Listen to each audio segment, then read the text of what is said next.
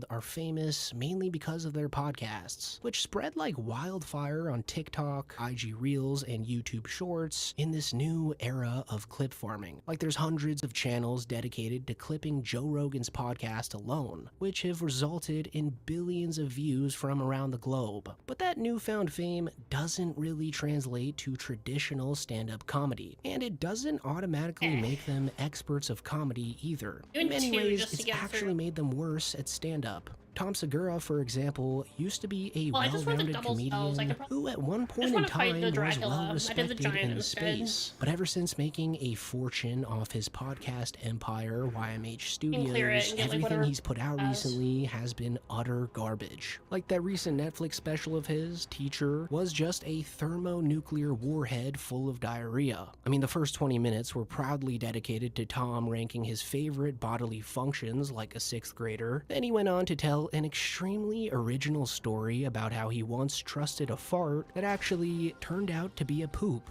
The only hilarious part about this special is the fact that he spent 2 years coming up with these so-called jokes, because it was mostly just 8th grade locker room humor, similar to his hacky TV show on Netflix, Bad Thoughts. And somehow the dumbest part of it all is that he and Bert Kreischer are walking away from the very thing that made them rich, their podcast, just to burn money on this expensive, lazy slop. In order to make up for their absence, though, they recently had Chris DiStefano and Stavros Halkias sub in for them on Two Bears, One Cave, and even they had to react to how dumb it is to leave the podcast. Yeah. Remember that? That was insane. 100%, yeah. Tom is doing season 2 of his Netflix show, coming up with new ways to shit his pants. Yes, and Bert has a multicam sitcom on that it's, I don't know what's going to happen with that. So it's just They're crazy. trying, that's true. They have found their ladders out. They're trying to climb out of podcasting with sitcoms and movies. Yes. And they're basically, we're keeping the seat warm in case those both fail. So, Tom Segura and Bert Kreischer have completely fallen off, as the podcastification of their lives have turned them into lazier, out-of-touch versions of their former selves, and their entire fan base has turned on them because of this. Like, Tom Segura is so rich and in his own bubble now that he's literally become just a slightly stretched version of Joe Rogan. And we can see this in his recent JRE episode, where he spent 3 hours humble bragging about his pretentious lifestyle as if it were relatable to anyone but Joe Rogan. And I'm on top of my macros. You know what I mean? Things I've never done before. Why do you eat 4 times a day? This nutritionist just gave me this plan, and I've been just doing it. So I eat 50 grams of protein at each of those 4 different meals. Okay. And then there's that thing where like no one should be a billionaire. Well, okay, hang on. Do you like having a fucking iPhone? Yeah. Somebody got to make that. They're you need billionaires to have an iPhone. They, we won't follow that logic. I'm not saying. Yeah. You know what I'm saying? As bad and as out of touch as Tom's gotten, though, he's still a better comedian than his equally bald and out-of-touch friend, Joseph H. Rogan, who, to this very day, still doesn't understand when people are joking or not. And there's countless clips online of jokes soaring high over Joe's polished, oversized head, but it's really the most obvious when he has Shane Gillis on as a guest, because Shane's comedic ability is so much more sharpened than Joe's that Shane just makes a fool out of him without even trying. It's basically like if Brendan Schaub did 3-hour podcasts with Cat Williams multiple times per year. Like in every episode Shane's done with Joe, there's always one moment where he exposes Joe into oblivion. If I get fired here, whatever, I'll just go do Joe Rogan next week and I'll be fine. Anyway, I thought that was funny. No? What? I was like, I literally... Is that what you thought? I literally thought that. Oh, okay. Yeah, I thought it would be funny. That's hilarious. I was in pure fucking panic. Terror? Yeah. But On the most recent Joe Rogan Experience episode that Shane did, though, it was all so much worse. Because the modern day Joe Rogan isn't just tone deaf to comedy. He's also now the world's biggest Donald Trump fart sniffer. Which is another reason why modern comedy, aka the Austin comedy scene, completely ruined stand-up as a whole. Like instead of bashing Trump to no end, which is the only thing that they should really be doing, they instead just glaze him endlessly. On top of that, they're completely oblivious to how much Donald Trump's been embarrassing America lately. Like, Joe didn't even know that Trump smeared the names of all the past presidents in his new Wall of Fame in the White House, where under the pictures of each president are descriptions that Trump wrote out himself, which seems to be just straight up slander in the official house of the president. Just saying. Bro, He didn't care. I hate to get on Trump stuff, but have you seen the plaques? No. I heard about it. So his plaques under everybody's name? Yeah, he's kind of trashing every other president. And what is he? It'll he write, trashes like- them all? That's the plaque? Okay. He's I don't not really right. like He's point not of right. power that much. Sleepy Joe Biden, By it far says the worst that? president in American history. Oh my God, he is writing it. This is so crazy. You shouldn't be allowed to do this, right? It should be like historians say this guy was president from ba ba ba. Oh, wait, what's it say at the end of that? Does it say Donald Trump Our saves sole America? purpose. Despite all, President Trump would get reelected in a landslide and save Oh, I America. just found out. in I all didn't know I caps. was the king. That's a Spoilers. plaque He's in not- the White When I House. fought He's the not giant, beating I the, dictator Pay attention to charges. that. This is like an African dictatorship. Bro, this is This is They crazy. also crazy. changed the name. I think they're changing the name of the Kennedy Center to the Trump Kennedy Center. Oh boy. Somebody, Whoops. somebody needs to tell him, like, hey, this is not good. The craziest part about this discovery, though, is that Joe wasn't even that concerned that Trump did all this. He was actually more scared that Trump may have opened the door for Democrats to do similar things in the future, listing Gavin Newsom's tweets mocking Trump as actual evidence to his theory, which is absolutely the clearest sign that Joe Rogan has no idea when someone's joking or not. Like, he actually believes that Newsom tweeted those things seriously, without even realizing that Newsom was just trying to show the world how ridiculous and deranged the current sitting president is. You can't do that. Because then other people could do that too. And then the White House stops being the White House and it becomes whoever's in its house, where he could just go crazy and say everybody else is a crook. I don't think anyone's going to do what he's doing. I don't think there's. I mean, look. God, I look, hope of not, course, but it of opens course. up. The problem is it opens up the door for someone on the left to do their version of it. Who's going to be the Democrat? Who's next? Fucking Gavin Newsom? He's not going to put up a Of course he plaque. would. Of course he would. He copies everything that Trump does. He even tries to talk like Trump on Twitter. What? You don't think that he would put He's up making plaques fun that of talk him, dude. about how Wait, corrupt that Trump doesn't make was sense. He's not like and trying. He's not like about trying how to be Ron terrible and he DeSantis was and like quoted as emulate lying him. over He's 5,000 talking about a times parody, by like satire. Washington What are you Post. talking about? Yeah, but he doesn't have to put up a I don't even plaque. like That'll Gavin just be Newsom. Like I find everywhere. myself in an awkward position. I mean, You know but what I you mean? could put But that like, under what? his photo. He's though. not trying to Like, be that's like never been him. a He's thing trying that to people make did fun of before. him. For sure. Completely Right? different thing. I mean, I'm Probably. guessing. What was it before? Kamala Harris. And it's not just she Joe was trying who to be like thinks him this. by I mean, Andrew Schultz adopting all exposed policies. himself into believing Being that like, no Newsom was tax on serious tits. too. So the fact that And the of higher most wages. famous podcasting comedians in the world don't understand a clear impersonation just proves how modern comedy is a dumpster fire now. Like, these guys aren't comedians. They just know how to say sentences It's really with a disheartening. cadence Like, that how did sounds like a Americans get to this joke. point? And Shane Like, Gillis getting associating excited with about them like no really tax just on like looks having bad to for work him. more So I don't hours really than you blame should him have for to in the showing first Rogan place. how much Donald Trump That's is insane. embarrassing And then himself here. tips. And good on Shane for saying that the No Democrats tax on, don't have like, to stoop to Trump's the level wages when you they have to take struggle to get office, instead since of your everything employer they actually, say about like, Trump paying you will a living already wage. be insane enough that they won't have to lie about it. Also in that clip, it felt like like Shane was trying his very hardest to from hint to Joe customers that it was an paying for absolute the- mistake that Joe helped this lunatic get elected. Because now that Trump's acting like the real-life version paying for of the cost of your Admiral labor then General instead of your Al-Din company. from the dictator, Didn't buy Joe's without having to pay for you at association all. and That's support for crazy. him looks that much worse. Also, the fact that Shane Gillis was the first person to show Joe Rogan this just shows how much of a victim Joe is to his own algorithm. Like, this is the first guy to preach about not trusting the media and doing your own research, but he didn't even know that this was a thing until one of his buddies showed it to him. It has to be confirmed, not, but it looked like on the Kennedy Center, they started putting the name Trump on it. Yeah, he added his name to it. Yeah, it's crazy. And he took out the Kennedy Rose Garden. And you're like, what? Just take it away. That Now it's would like a be good. cement fucking Nutty. plot. Feels- There's nothing nuttier than the plaques underneath the president's That's insane. names. That's insane. Shane and I were just reading them the other day. It's We're like, insane. How is this real? It doesn't feel real. And Well, you're it's- just like, how are you allowed to do that? That's the thing. It's I like, think- how is he allowed to write that? But by now, you may be thinking something along the lines of, why is this video about stand-up comedy talking about politics? Which is honestly a perfectly reasonable question to ask. I mean, the fact that any of these grifting podcasters are involved in politics now is just another reason why modern-day stand-up comedy blows. Don't get me wrong though, comedy's always been intertwined with political subjects, I should have just taken it's the fucking never been like this. You know, I can still it take the actually money. used to be comics making fun of everything, including the presidents that they even supported. But now that these Roganverse hacks are interviewing politicians and mingling with them behind the scenes, they've ushered in this new wave of glazing Donald Trump and the elites. Like, they just can't seriously go in on them because it might just ruin their own personal connections, which is absolutely pathetic. Of course, they're shamelessly proud of the meat riding, though. I mean, just the other day, the Hungry Wolf assassin, Tony Hinchcliffe, actually bragged about surrounding his comedy around his support for Donald Trump, which is just so embarrassing to even admit to, let alone be proud of. A political winner for me, you know? I mean, I really...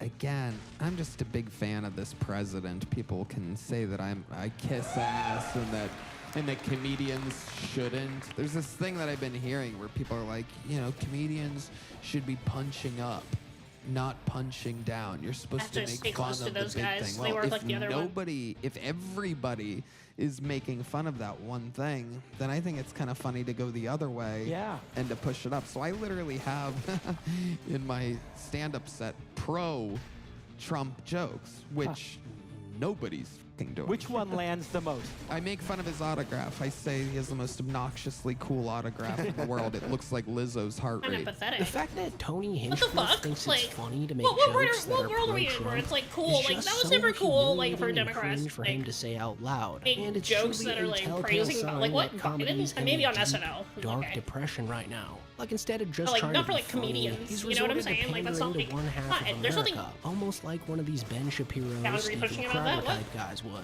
And the result of that is that he's now making casuals think that this is what comedy is all about. Like the host of the show that Tony appeared on a few days ago wouldn't stop brown-nosing Tony for all his success, and how he pushes boundaries at his shows, which is so unfortunate, because you can tell that these guys probably don't consume comedy at all. Like the hosts of the show are a bunch of ultra-wealthy businessmen, and apparently their show revolves around conversations about business, tech, and investments. So when they went to the mothership and watched Tony Hinchcliffe bomb with all his crude, offensive shock humor, they actually thought that the audience not laughing was supposed to be intentional. No, I want to get get convinced that this was true comedy, and not just some hacky, low-hanging fruit garbage like it should be recognized as. In comedy, and I went to your show, and I was like, what the oh my God, like, no, this was tame tonight, but like, what went on your stage? And then you did a bit where you really tried to push the limits. It was a really interesting show to watch, because this was like, we were sitting next to each other, and we were like, oh my God, he's really trying to see how far he could go. Yeah. And there were moments where it was like, everyone was just like, oh, yeah. But it was so different. And you've really like, given everyone permission to find the limits, to find real humor, to find, you know, what's sort of been taken away. Without a doubt, and that's what we always did. Some comedians, when they're trying to promote their specials or whatever now from LA and New York, will say things like, "Oh, Austin." I'm trying to remember. I think it is in hits on their clip. You have to talk shit about Austin. So it's been a thing the last couple years. I don't think it's like that specifically. And they go, you know, oh, they're just edgelords and this and that, and they're just pushing limits. And it's like we were the Comedy Store guys in the middle of the lineup. When I go to New York, I can perform at any club there. When I go to LA, I can perform at any club there. So we just live there. So first of all, the fact that thousands of people in the world are being introduced to comedy through Kill Tony Daily is actually extremely depressing to think about. Also, you can't even blame the guy for thinking Tony Hinchcliffe is bravely pushing boundaries like a free speech warrior, because he literally has no other comic to compare Tony to. It's no wonder why Hinchcliffe didn't reference the names of the comics who called him out by name here, because if he did, everyone would realize that they're actually right. I mean, Tony was referring to guys like Anthony Jeselnik, Bobby Lee, and of course Mark Maron, who all spoke out publicly about how some of the biggest names at the mothership were ruining comedy with their lazy use of slurs and their bashing of marginalized groups. And when you go back to watch those call-outs, it just makes you realize how correct they were in their assessment of Tony and the other hacks in Austin. People like Tony Hinchcliffe, who he's saying uses profanity or just shock value comedy. What's your thoughts on that? Well, at this point, it's lazy and sloppy and hackneyed. You know, to be in a fucking club where, you know, I'm walking down the hall at the comedy club, at the Comedy Store, and, you know, in one room, someone's doing their bit about trans people, and then I get down the hall and there's someone on stage going, well, I guess I got to do my bit about trans people. Like, no, you don't. You don't. It's hack now. I mean, you know, you guys got the freedom you wanted. You can now say whatever you want. They're defeated. Their rights have been denied. The policies that you guys encouraged with your stupid material are now policy. Like if I meet you, you know, when like you're hanging out with another comedian, he says the N-word around you for the first time. Yeah. I like that. That's a little trust that I'm in the circle. Here we go.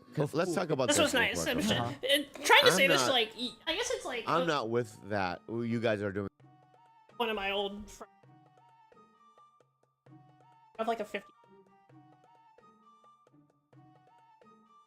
East Asians who buy into the myth, like Sagar and Jitty is a good example of this.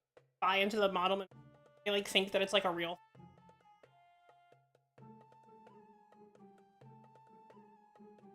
Other minorities like black, and they don't really buy into it.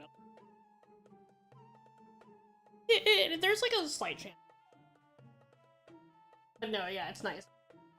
You're taking a chance, trying to like hope that like, you know, like a minority in America. Like, I love when another person just says the N-word. Doing in Austin. What do you mean? Well, let's be real. I don't like some of the words you guys use freely. Like what? It's like edgelord shit. It's like not all of it. I know, but it's becoming so hacky to me that 100%. People you guys use these words. He's like trying to backtrack now. He's like, yes, no, it is very hacky. It's very comforting to me when I hear somebody do it. You know, I know that I'm in good company, but it is very hacky. I would not use an anti-gay slur, and I will make gay jokes. I will make racial jokes, but I think once you use the slur, I think you're dead in the water. I've thrown comics under the bus for using slurs before. Because I just think it's got no business in stand-up comedy. So I would never do that. I wouldn't call it a line, because I'd be happy to talk about these subjects, but you have to do it in a smart way.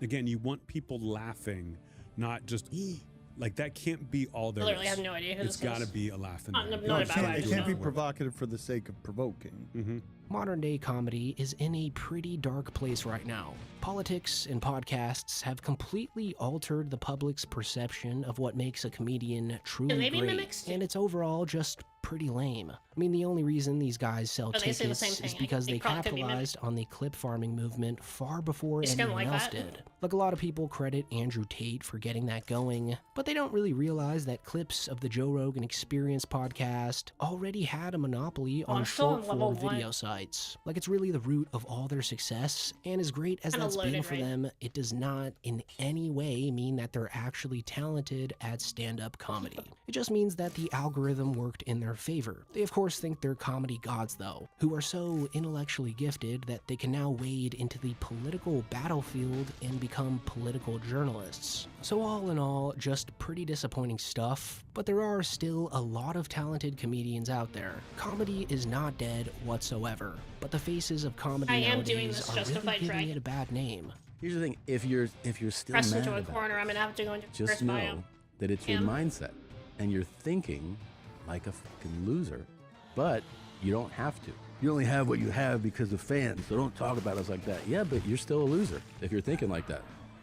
And so you're maybe, I'm lucky to have you as a loser fan, but you don't have to be that way. You could be a winner. You know, you just gotta change the way you think. But anyways, guys, that's it for the video. Thanks so much for watching. It's over. It's over. It's over.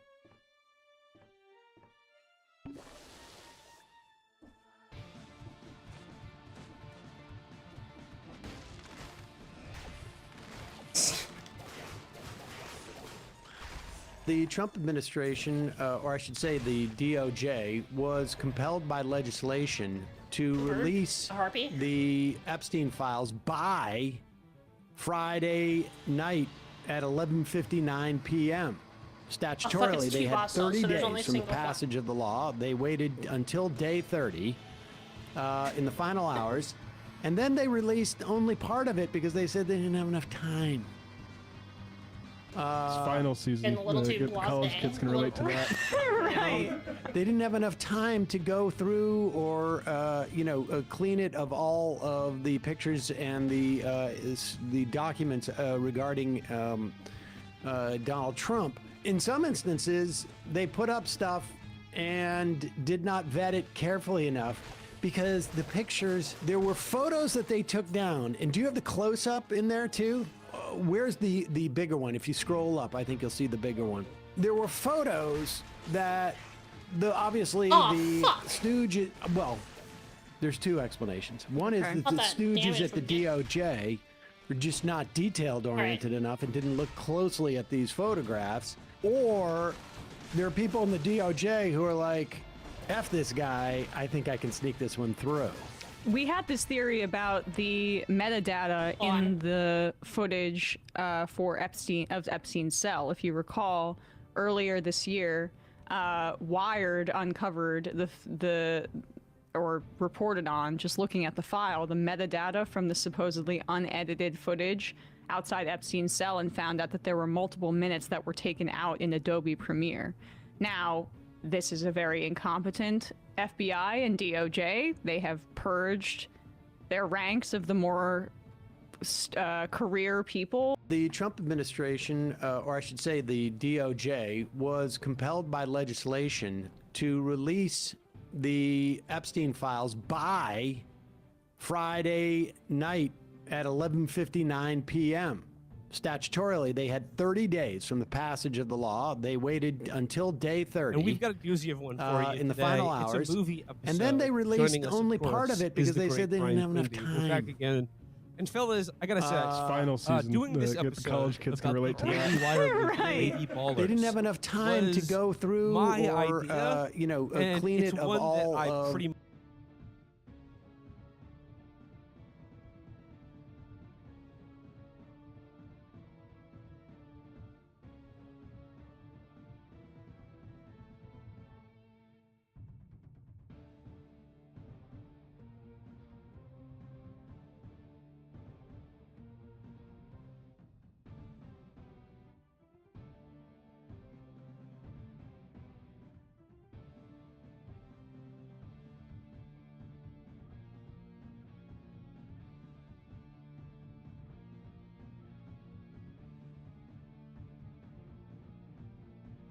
When a government or corporation cracks down on speech, whether it's from the left or right, I'm the first one saying, frick yeah. And I say frick yeah because it's the first 8 seconds of a YouTube video, and I've carefully curated my speech and thoughts to comply with YouTube's terms of service. Yes, sir! I am the world's only principled anti-free speech absolutist. When the woke left was shutting down people's speech, throwing them in the gulags for not using the correct pronouns, I was the first one saying, you go guys, and girls, and other kin, and NBs, and the rest of them too. And now that the national conservative right-wing populists are cracking down on speech as well, I'm the first one saying, you go guys, and that's it, just the guys. For example, sometimes I have funny thoughts about Charlie Kirk. I have fun observational comedy that I would maybe want to do, but then I think, no, that's not allowed anymore, and I excise it from my mind. I don't think about it anymore.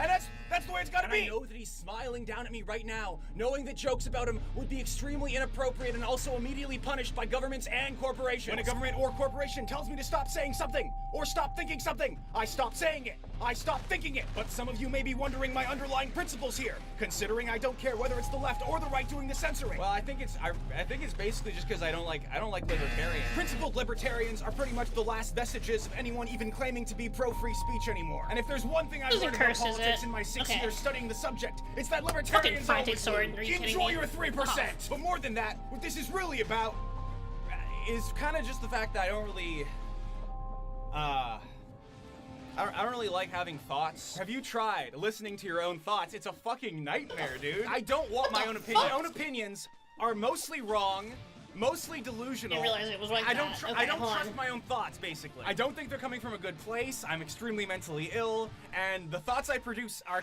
just horrific. My head is a nightmare. My brain communicates to me the worst possible information at all times, and then arranges the data I collect into these misshapen frames that are like ugly, horrible mutants that just torture me constantly. You think I want that? Can someone explain what the benefit to me is from having my own thoughts? Because so far it's just caused me pain. And I think a lot of people like assume that I'm pro free speech because I'm a satirist, and you know, that's the thing that satirists always fall back on. It's like, oh, what about my free speech rights? Dude, satire has no meaning unless people are censoring things. They need each other. It's a dialectic. So yeah, no, I'm not in favor of free expression. At least not for me. I mean, Okay, you guys can have free speech, but I don't deserve it. That's not serious. I don't want it. I'm giving it away. It's free now. You can take mine. I do not like myself. I don't have a good relationship with myself. I hate pretty much every word that comes out of my mouth. I hate every idea I have. I view basically every word that comes out of my mouth, every thought I have, everything I do, really, as a product of like a deeper underlying mental illness. And as a result, I've reworked the libertarian flag to be come and take it. But it's sincere now. It's not, there's no level of irony to it. So yeah, doesn't really matter what it is. Doesn't matter what you want me to think. Just some guy who's more powerful than me put a gun to the back of my head, tell me what to say, I will say it. God damn. I'll say it for free. My speech is free. You can take it. That being said, if I had to choose between giving it away for free and getting paid for it, I probably would rather get paid for it. There's an ad now. Okay, I was like the worst place I is could my have done it. favorite Oh, VPN, no, I'm dead. and also the only VPN. Proton VPN operates out of Switzerland and treats privacy as a first principle because Switzerland has really good privacy laws. And even then, Switzerland said they were going to pass one law that would make them report some logs, and they were like, we're going to move. So you know that they're based, they're red-pilled, and they're against the communist, fascist, authoritarian, libertarian, liberal governments. They're not going to even keep your logs so that they can give it to the totalitarian, fascist, authoritarian governments. You see, a great man once said, capital and the state race each other into the stratosphere. The state, in its attempt to control capital, really only kind of further tyrannizes you. For example, in my chud, wretched country, communist, fascist Canada, they're going to make us into some kind of third world country like the United Kingdom. What's next? I got to show my passport just to look at some illicit pornography? Well, that's what they're doing in the UK right now. What, I'm going to get thrown in jail for making a little tweet about a couple of elected officials? Well, that's what they're doing in the UK right now. Did I mention that they have 15,000 servers and you can connect with up to 10 devices? We all know that we can use VPNs to access that delectable region-locked content. But it's not really about that. It's about sticking it to the man. No longer is it the state's business to ask what's in my 1 terabyte folder, okay? It's none of your business. If you use my link, protonvpn.com/drag, you can get their Black Friday deal and save 75. There are a lot of Americans that have a very part of the opera normal, update, like, what is this spiritual emoji relationship shit with their religion.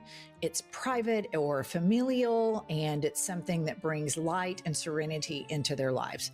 If you have that type of relationship with your faith, I'm not talking about you. But we're about to start talking about our white, evangelical, megachurch Christians and the damage that they are doing to this country. And I have long felt that evangelical, white evangelical Christianity is in fact a cult. And I'm not alone in thinking this. Kylie, pop up the first slide. Tim Whitaker says, I'm finally saying it. The evangelical world that raised me was a cult. Next slide. I grew up in a world where disagreeing with doctrine meant you were a heretic who needed to be promptly scolded, where your church was the only biblical one and everyone else was lukewarm at best, hellbound at worst. Next one. And now we're watching the end result unfold in real time. A religious political cult that sees Jesus as a mascot for their team, not a savior to be followed. Next. Probably shouldn't do that. But they follow the Jesus of the basement, the conquering strongman, the defender of their distorted vision of truth, the punisher of outsiders, the Jesus who kidnaps immigrants and separates them from their children. That's the Jesus they worship.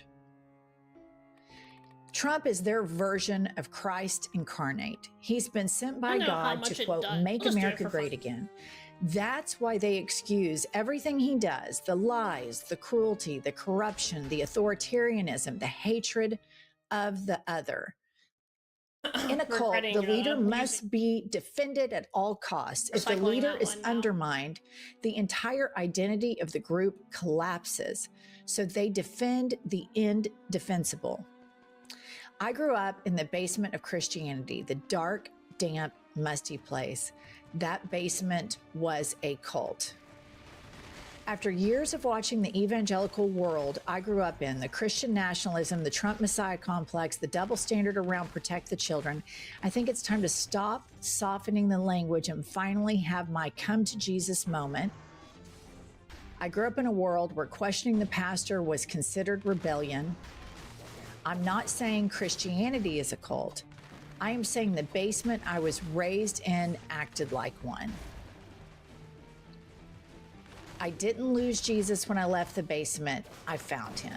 So again, this is from Tim my weapons are Whitaker. so shit. Pump, what's your take on what he experienced and the conclusion he came to?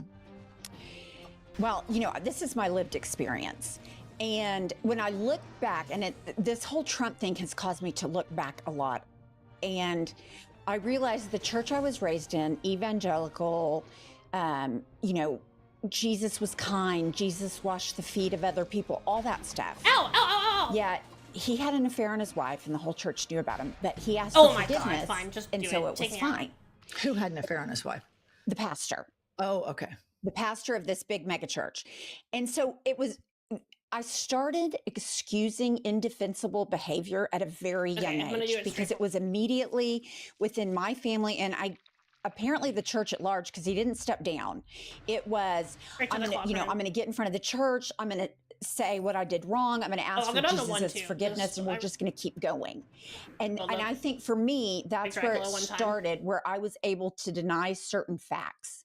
And I was able to say, okay, well, you know, he's doing better now, and excuse inexcusable behavior. And then when you were reading that, it reminded me of a conversation I had with a family member before the election who is, you have to be a virgin before you get married. You cannot have sex if you are not married. I mean, super purity culture. And I said, how do you reconcile Donald Trump having a new baby, having an affair with a playmate, and having sex with a porn star? If you're like, your whole thing is controlling sex. It was immediately dismissed. And in my mind, there are really two reasons why it was dismissed. Obviously, misogyny, but that's not one of my two. Because institutionalized misogyny in these evangelical churches it's like breathing. It's everywhere. But it is, I want to talk the talk, but when it comes down to it, I like money. And I want my money to stay with me, meaning tax breaks. And racism. Trump hates everybody else they hate. And it is easy for these people to excuse the behavior because they've been doing it, for me, my entire lifetime.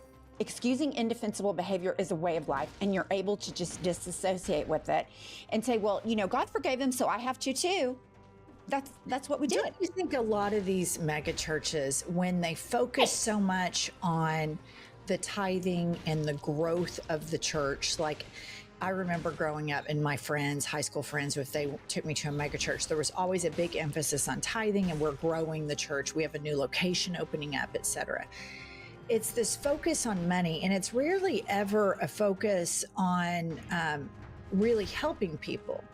You know, I told you, Pumps, the other day in Viewer, I told you I was walking in New York and I saw a church in Oklahoma, in New York. There's not that many, obviously, but it had a trans flag, a pride flag, a Black Lives Matter flag, and then a banner that said, refugees and immigrants welcome. And I thought, you know, if churches were more like that, I wonder if I would have joined one, if they were more of a place where you went to have a moral centering, to get outside of yourself. And I think there's something that capitalism and evangelical Christianity have in common, and it is the focus on me. It is this me, me, me, me, me. And a lot of white evangelical Christians have this component of Christian narcissism. And Punch, you describe it as, I think I'm better than everybody else, which is that level of Christian narcissism. And sometimes I go and I look at these like big megachurch pastors' Instagram posts because I find religion kind of fascinating that so many people would be a member of a church.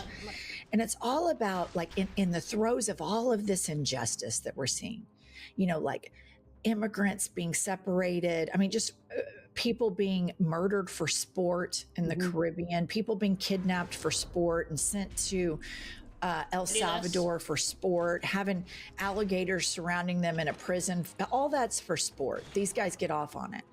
The one thing that these churches, they never talk about any of that, which I think is really interesting, because that's what, if Jesus were real and he were here right now, that's what he would be talking about. Instead, it's so hyper-focused on your personal relationship with God and every little thing you do and this personal relationship. And for me, because everybody can be fucked up as a person. We all have moments where we're like, oh God, Jennifer, God damn it, you were so fucked up there. When I'm the most fucked up as a person is when I'm too Jennifer-centered. You know, like, you have to take care of yourself and have boundaries to protect yourself, but you also have to bear in mind you're not the only person on the planet. And so I think that capitalism and the Republican version of capitalism, my pocketbook, my taxpayer dollars, my dime, if it doesn't affect me, you hear that a lot. And it's the same thing from evangelicals to Christian Republicanism is the me, me, me.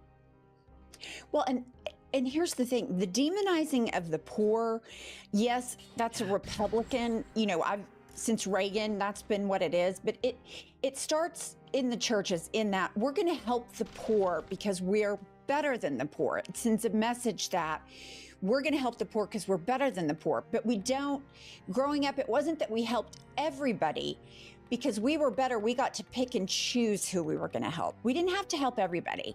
Not everybody was on the same playing field. And so it's kind of graduated in terms of who you're going to help.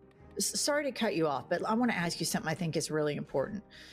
Don't you think a lot of the mega churches, now there are churches that genuinely do massive outreach and the whole mission to help marginalized and people suffering. We're not talking about those.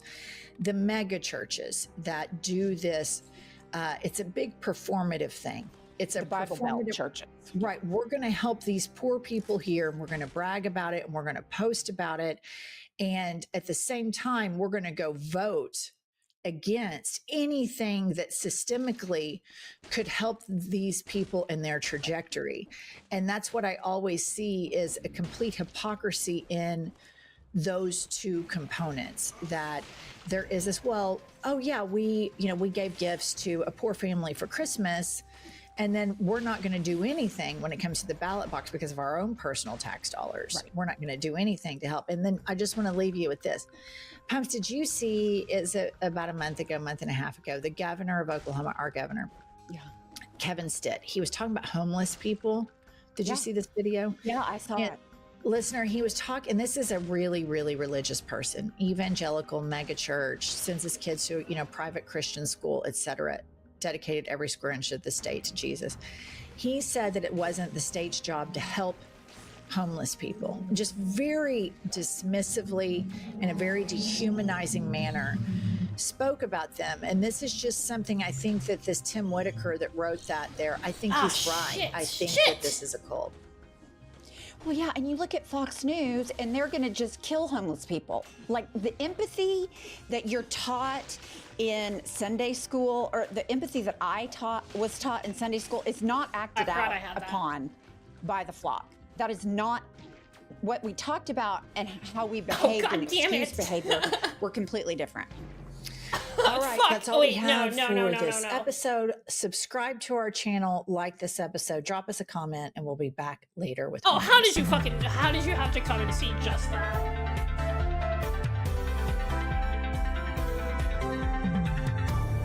Fuck me. God, I hope I didn't die.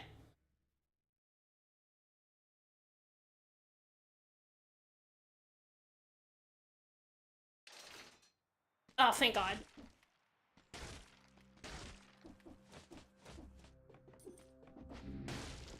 The most corrupt president in U.S. history is a convicted felon.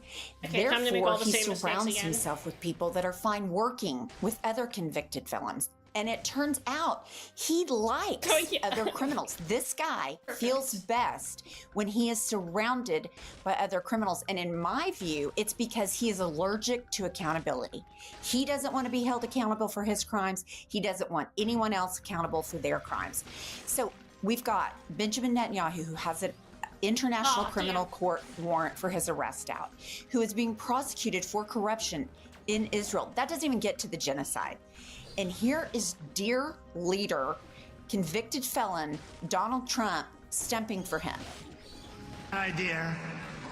Mr. President, why don't you give him a pardon? Oh, damn. Give him a pardon. These fucking people. Okay, that's enough. Here's the deal. When you're a criminal, you like other criminals. And when you detest accountability for yourself, of course you detest it for everybody else.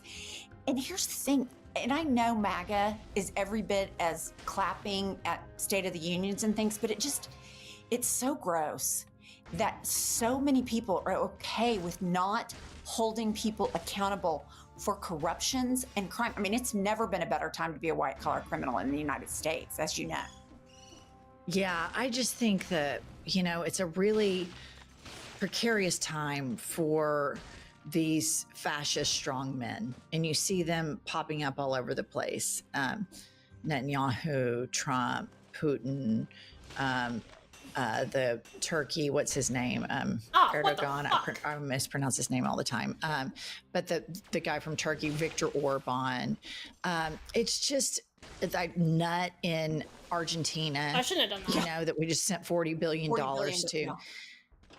And the thing about Trump and Netanyahu, what they both have in common is they were both at the tail end of they were about to both be held accountable. And I think it's a bigger indictment on all of the people that allow these people to not be held accountable. The millions of American voters, Israelis, and I know, neither one of these are popular right now, but at some point there's been a mass moral collapse in the electorate that I'm really more interested in, because we're always going to have nuts. We're always going to have bad people that, megalomania, malignant narcissism that want to run for something. I'm more interested in the culture that cultivates this. Like, how do we get here where Americans go and vote for a convicted felon, and then they use the argument, neither option is that great. I'm voting for the lesser of two evils. And it's not even comparable. It's not even close. Was Kamala a corporate Democrat? Yes. The country would not be anything like this shit show that it is right now if she'd won. And any leftist who says otherwise is fucking lying to you. It's just not even comparable. Okay, I have a question for you. You have watched very closely my evolution out of being an evangelical Christian, and you know people in my life that are still like that.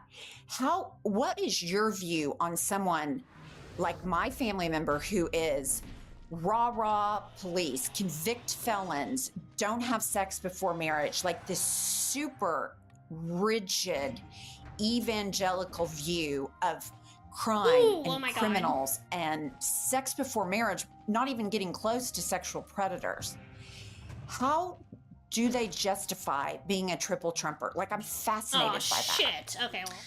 I think there's a secret of some sort of wasting my money. Wrongdoing that they are actively, willfully denying. You were at the time, you started evolving more and more over our friendship, but at the time, the quickest to judge, the quickest to not have empathy. And then your personal life, out of all of our friends, and mine was fucked up, but mine wasn't fucked up as yours. That's right. You won that prize. And so I don't know, it's a great question, Pumps, because is there a correlation with that? Is it a house of cards thing? Like, if you would have, when you identified, finally came out of denial about what was going on with your marriage, Oh, I got it. That's Cool. when your metamorphosis started. You were unable to be so quick to judge anymore. You were unable to turn off empathy when you faced your own ramparts, reckoning. right? So I'm gonna for go to your ramparts. family members, and I've inquired with you a lot, I think there's a secret there. What's that one? That's buried. And here's the thing, listener, all of us have these. Every family has broken, dirty, nasty, exactly. messy secrets. And the Place it power and is just immediately you're like, you know, it hasn't caught up with your Pump's owning our stuff, me talking about, you know, my husband's struggles with addiction and just how fucking toxic and codependent and what a nut I was. Every family has this stuff, but I think the ones that cover it up the most, those are the ones that are the quickest to judge and the quickest to turn off their empathy. That's just from my personal opinion. I always know the loudest Christians have the deepest secrets. It's always been true. I agree with that. Particular family member, there's some secret when this person gets buried. There's something that's going to come out, and you're going to go, "Oh my God, yes, Yeah, that's probably not the I best think for a Pops." I also think I think being an evangelical Christian with the moral superiority and entitlement allows you to have dissonance at a level that just a normal person walking through the, downtown Boston, they can't wrap their head around because it's real and it's there. Okay. So one more slide I want to show you. Okay. So we have Donald Trump talking about how mad he is at Brazil. And I just want to remind everybody, the president of Brazil did the exact same fucking thing that Donald Trump did, exactly on January 6th. Didn't want to leave office, got a coup going, violent mob, the whole nine. The Brazilian government held that motherfucker accountable, and they convicted him. And so here is Donald Trump's response to that. Why not? Yeah. Maybe at some point I'll talk to him. Right now, I'm not.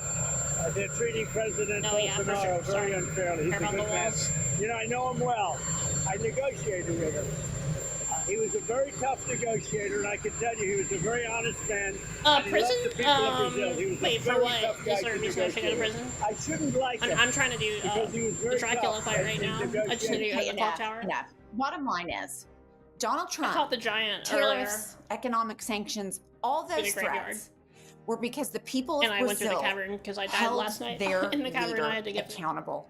And Donald Trump, more than anything, does not believe in accountability for himself or the people that he associates with, i.e. Benjamin Netanyahu. And it's gross that we have people in this country that sign off on it. Like many other women, I have struggled with my weight. And specifically now around the holidays, when you're dressing for holiday parties, people are talking about it. I need to lose weight. How did you lose weight? Pumps. I don't know if you know this, but Bolsonaro tried to remove his ankle bracelet because he's on house arrest, and he was planning to escape Brazil to Mar-a-Lago. Of course. And they went and got him, and now he's in actual prison. And so that tarmac video that you just took, that you just played, was actually the bracelet removal, the ankle bracelet removal was like the day after. And so Trump was ready to just provide him a safe landing spot. And so that's the part that I think Republican voters are going to have to atone for at some point, is the capitulation to crime. Yeah. They're a crime party. I mean, they are okay with crime. They're a crime party. And that's something that the Democrats need to just start messaging and really, really beating the drum on that, about how pro-crime the Republican Party is. It is a mafia-style crime syndicate from their think tanks, like the Heritage Foundation, that used to be an actual think tank with educated conservatives, nuts, but they actually had conservative policy. Now it's a partner in all of this crime shit, the whole movement, all of it. It's a whole criminal enterprise. All of the Republican Party is. So anybody that's a Republican that says, oh, I'm just for law and order,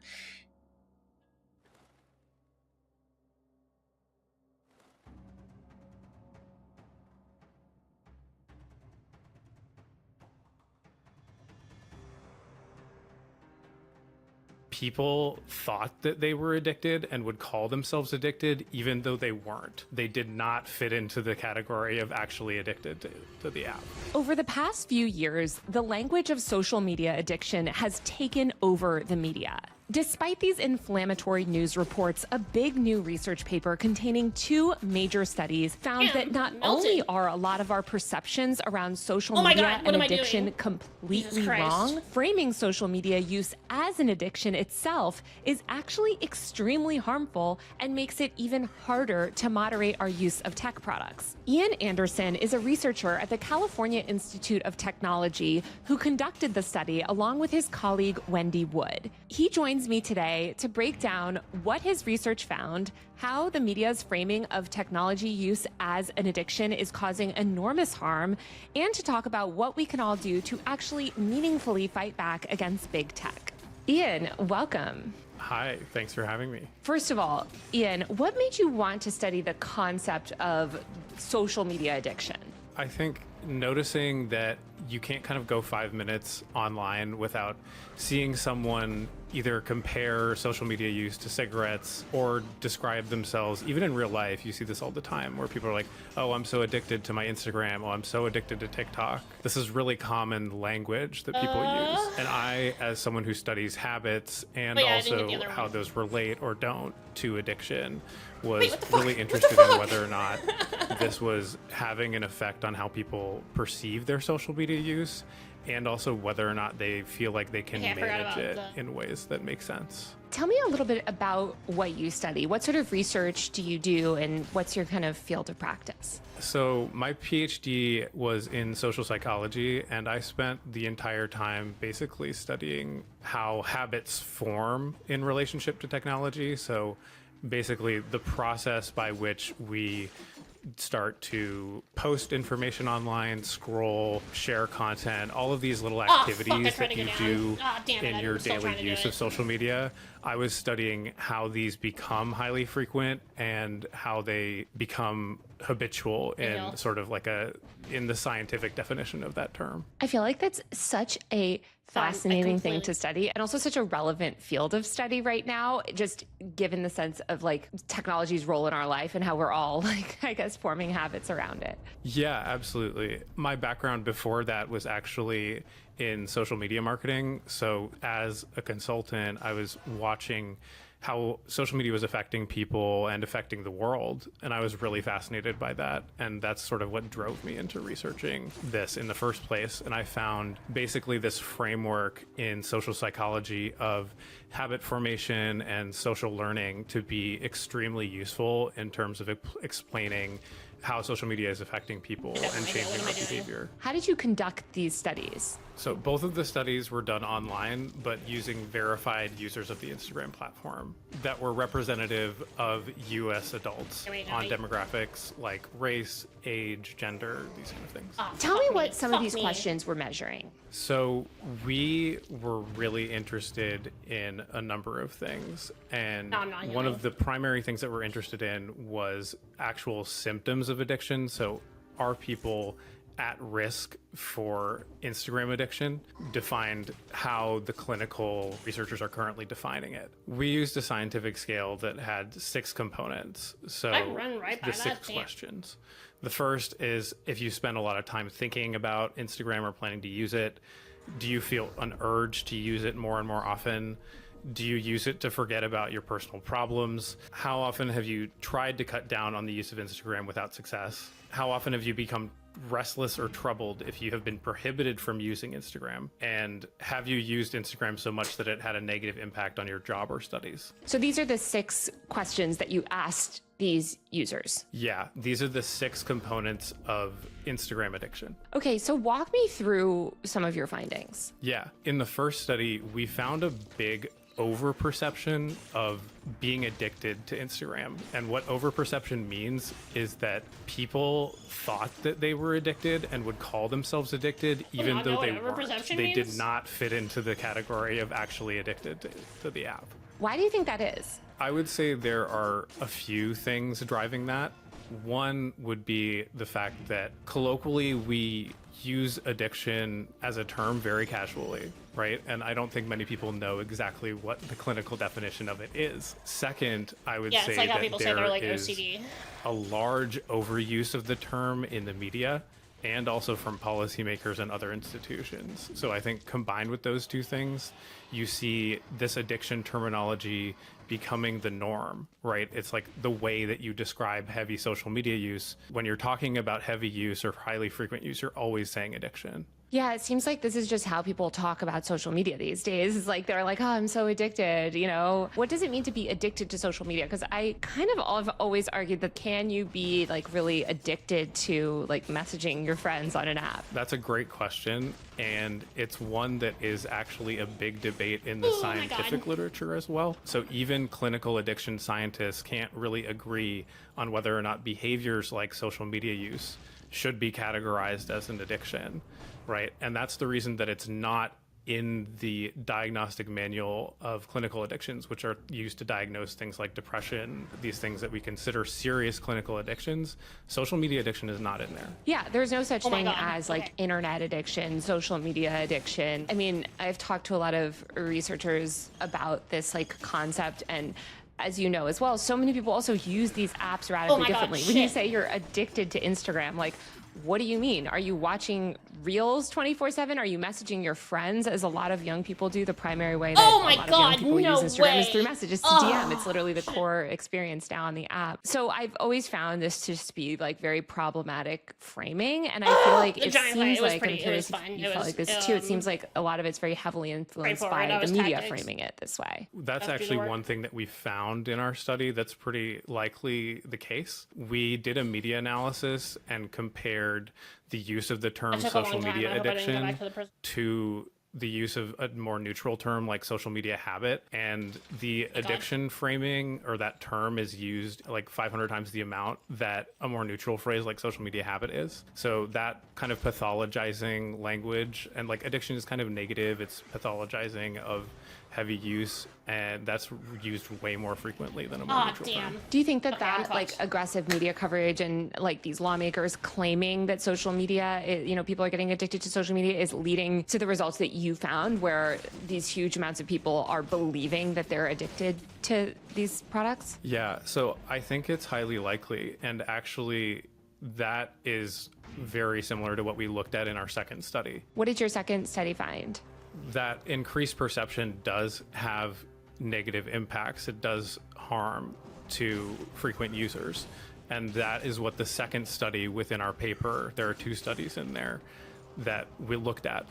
And so in that second study, we basically aimed to see what happened when you increased people's perceived addiction to Instagram. So basically, like, we exposed them to some text basically saying, you're a frequent user of social media, that suggests you might have a social media addiction. Reflect on some times recently when you felt like you were addicted to social media, to Instagram in this specific case. So you're like sort of like mimicking like the effect potentially that like these types of articles would have on users. Precisely. So we are basically trying to imitate the effect of seeing one piece of content or one article framing Instagram use as addiction on people's perceived addiction. And we find that this effect is pretty harmful. Like, you see significant decreases in people's perceived ability to manage and control their social media use. You see them start blaming themselves more for overusing social media, and you see them feel more negatively about their Instagram use overall. That is so crazy, because I feel like we're hearing all of this stuff about these tech companies that are obviously, first of all, the tech companies are doing evil things. We're not like apologizing for them here, but like, I do feel like there's so much blame placed on them, saying like, look at you guys, you know, you're getting all these kids addicted, and addiction, social media addiction, da da da. But it seems like your study found that like the media also plays a significant role in people's own perceptions, and like you said, has these like serious consequences that actually negatively affect user behavior. Thank you. Yeah, absolutely. And so I think the study imparts the idea that, one, you're not addicted to social media most likely, right? That first study only 2% of the entire sample actually showed symptoms of being at risk for social media addiction. So even the small percentage of people that were at risk for addiction, you still need to have that diagnosed by a clinician. So the actual percentage is likely lower. Yeah, probably significantly Okay, lower. However, we're being constantly exposed to media that tells us you're probably addicted to these apps. And that's a big mismatch, and it's not a harmless one. Need Gardner right? key for that? And I think I can't that remember. like the entire conversation Oh, shit. Okay, he almost around got it it off. needs an adjustment. And I think our study suggests that like using the term addiction more accurately, right? Like when it actually applies to maybe people who really do have clinical problems. And for the rest of us, a more neutral term is probably better to use. And I don't think it would have the same effects. Yeah, well, I feel like it will probably help a lot of people actually moderate their Instagram use, because I'm sure there are people that are going to listen to this or watch it and be in the comments like, oh, but I'm really addicted or whatever. And I feel like what you're saying is maybe by like reframing it and recognizing like, okay, actually this is just like a habit I that would I expect can't more the stop opposite of engaging people in, to or be like like, it's a no really way, bad I'm not habit. addicted. Like It's we the all other have really people. bad They're all habits in our life, addicted. I guess, and different things that might like actually give you better tools and a better framework to moderate your use. Whereas like if you believe it to be an addiction, you can't treat it that way. I wouldn't it's want not people gonna to work. like want Exactly. to, no, And it's I think, a like, real problem. The addiction I need a cure. framing leads you down a different path of solutions, right? It leaves you to propose like doing detoxes or like rehab, and a lot of those are actually quite time consuming and expensive. And if you have a habit rather than an addiction, they might not actually work. I guess there are. So Oh, shit. as a No, habit fuck. researcher, what we've shown is that Mm, because mobile devices are with us constantly, it has changed the way that we consume media. But I think all of us have kind of had these experiences where you brush up against what we would call like minutes, an right? actual habit. And those are basically when, you know, you go onto your phone probably to do something else, like look something up, and then suddenly it's been 30 minutes and you are deep in an Instagram reel scroll or like a TikTok scroll. How did that Like, happen? How did that even happen? Right. And that's because habits are basically engaged pretty thoughtlessly and automatically, right? And they are tough to control with just willpower and intentions alone. That's part of the scientific definition of habit, and also some of the things that we study is that like when care about people the chat. lose control over the behavior due to habit, they find that hard to explain. And it's better if they have these kind of habit-based solutions in front of them so they can choose those instead of going down this pathway of like, oh, I'm so addicted, like, oh, I need to go to like phone rehab, or like, you know, we need to ban all the smartphones, for example. Yeah, it actually, I would imagine this makes smartphone bans even more dangerous because it like can exacerbate these problems rather than fix it. I need to write like a longer story on this, but I'm so horrified by this entire predatory industry that's sprung up, especially around teens, treating social media addiction. And in some cases they have these like brutal like rehab programs, you know, like it's like the troubled teen type stuff where they like pull the kid out and they, you know, send them to the woods in Utah, whatever, and abuse these kids, traumatize these kids, all to treat their alleged, you know, quote unquote, social media addiction, which is not even a real thing. And then even adults I've talked to, you know, they'll do Not similar putting things anything in like my take fucking these backpack. extreme measures or support really dangerous legislation can because buy they something feel like right they now, I themselves cannot control, you know, their use. And so I just think that like the stuff that you've found is it's so important for people to like understand these different things. Knowing that social media use tends to be more of like a habit or bad habit, maybe if you feel like it's having a negative consequence on your life, like how can people effectively moderate their use? If it's not replicating the like digital detox, like 12-step program for tech or whatever, like what sort of things are effective? Yeah, so I think, and a lot of these strategies are pretty simple, and I think a lot of people already use them. So one pathway that you can use This is doesn't seem as introducing useful as the more other one, friction into the sort of places or the pathways that usually cause you to use the app in ways that you don't like. And what I mean by friction is basically like making it harder to use the social media app. So you could like move it to other parts of your phone screen. You could delete the app from your smartphone screen and like force yourself to re-download it, because The problem basically is, yeah, like when you all have of this a is habit, like really, it has to be the voluntary stuff. smartphone itself, or like the spot where that app is on the screen, becomes a cue to log on, right? The only Or, other like, option you is like can having stop someone else do it notifications from externally, coming like in, control your right? access. And like Nobody's the gonna do stronger your that. habit, the harder you're probably going to have to push to like intervene on yourself, right? So you're basically doing kind of like scientific intervention studies to see what the most effective way of like managing your own use is, right? I actually was talking to a student a few weeks ago who said something funny, and he was like, oh, okay, so once I've done that, that's my chance to lock in. And I was like, yes. So you have to lock in and then start to try to break the habit. And sometimes it can be useful to also build a new habit, right? There are some studies who have tried to replace social media habits with like Duolingo use or like other things. So I think it's really something for people to determine on their own whether or not their social media habits are really bad. And I don't think that we should really pass that like kind of moralized or like pathologizing judgment on them. And they should be the ones to decide, you know, what is a behavior that I would rather be doing? And you can try to work to use those moments where you have like, you know, deleted the app to try to maybe change your behavior. And that's when it'll be most effective. Yeah, I feel like, I mean, I know some people that just use like TikTok or Instagram on the web now because the experience is so much worse and it just like makes them, I don't know. I also read about this like company recently that these kids started to like try to make a really heavy phone case. So the phone case is like, I think it's like 6 or 8 pounds, but it just makes it really heavy to hold your phone. So you just don't end up scrolling as long on it because it's like a heavy case. Like it hurts your wrist almost. Yeah, like, and you just, it's like heavy and you just don't feel like holding it that long. No, I mean, like those kind of things can all be useful. I don't know if the heavy phone case is like as much of a habit intervention, but I guess it is because it kind of like it makes the activity like more tiring. This is so funny because it's like right? It's like a self-imposed restriction. Yeah. One of the people that I saw online, When you like, could talking literally about it was just saying, not like, do the I thing just that you're sometimes trying. like, You know, I'm like on my it's phone and like forget going that I'm in on my this phone. roundabout way. And I feel like if it's Like, like a little stop bit you from heavier, using you're your like, social okay, you media know app, you're on. like your, if you're you know, not gonna you're, like, delete feeling it that you're on your the phone. app, I guess that makes a lot of you know, sense because to control you know, your own the thing I was behavior in that describing way. before, where you're kind of like You're most likely just going to take the thoughtlessly fucking weight using off of the phone like, eventually and be suddenly like, you're no, I just want to scroll should more. I've been here on here for like a whole hour. Those are called like habit slips in the scientific literature, and it's basically Like, moments when you kind you're of not just going to magically realize have that the you have discipline. a habit because you're not you've going to develop the brushed up discipline just against from a putting like a behavior weight that's on your pretty phone. It's like thoughtless. this And weird like I think like anything you can do roundabout to make way. that behavior like more intentional is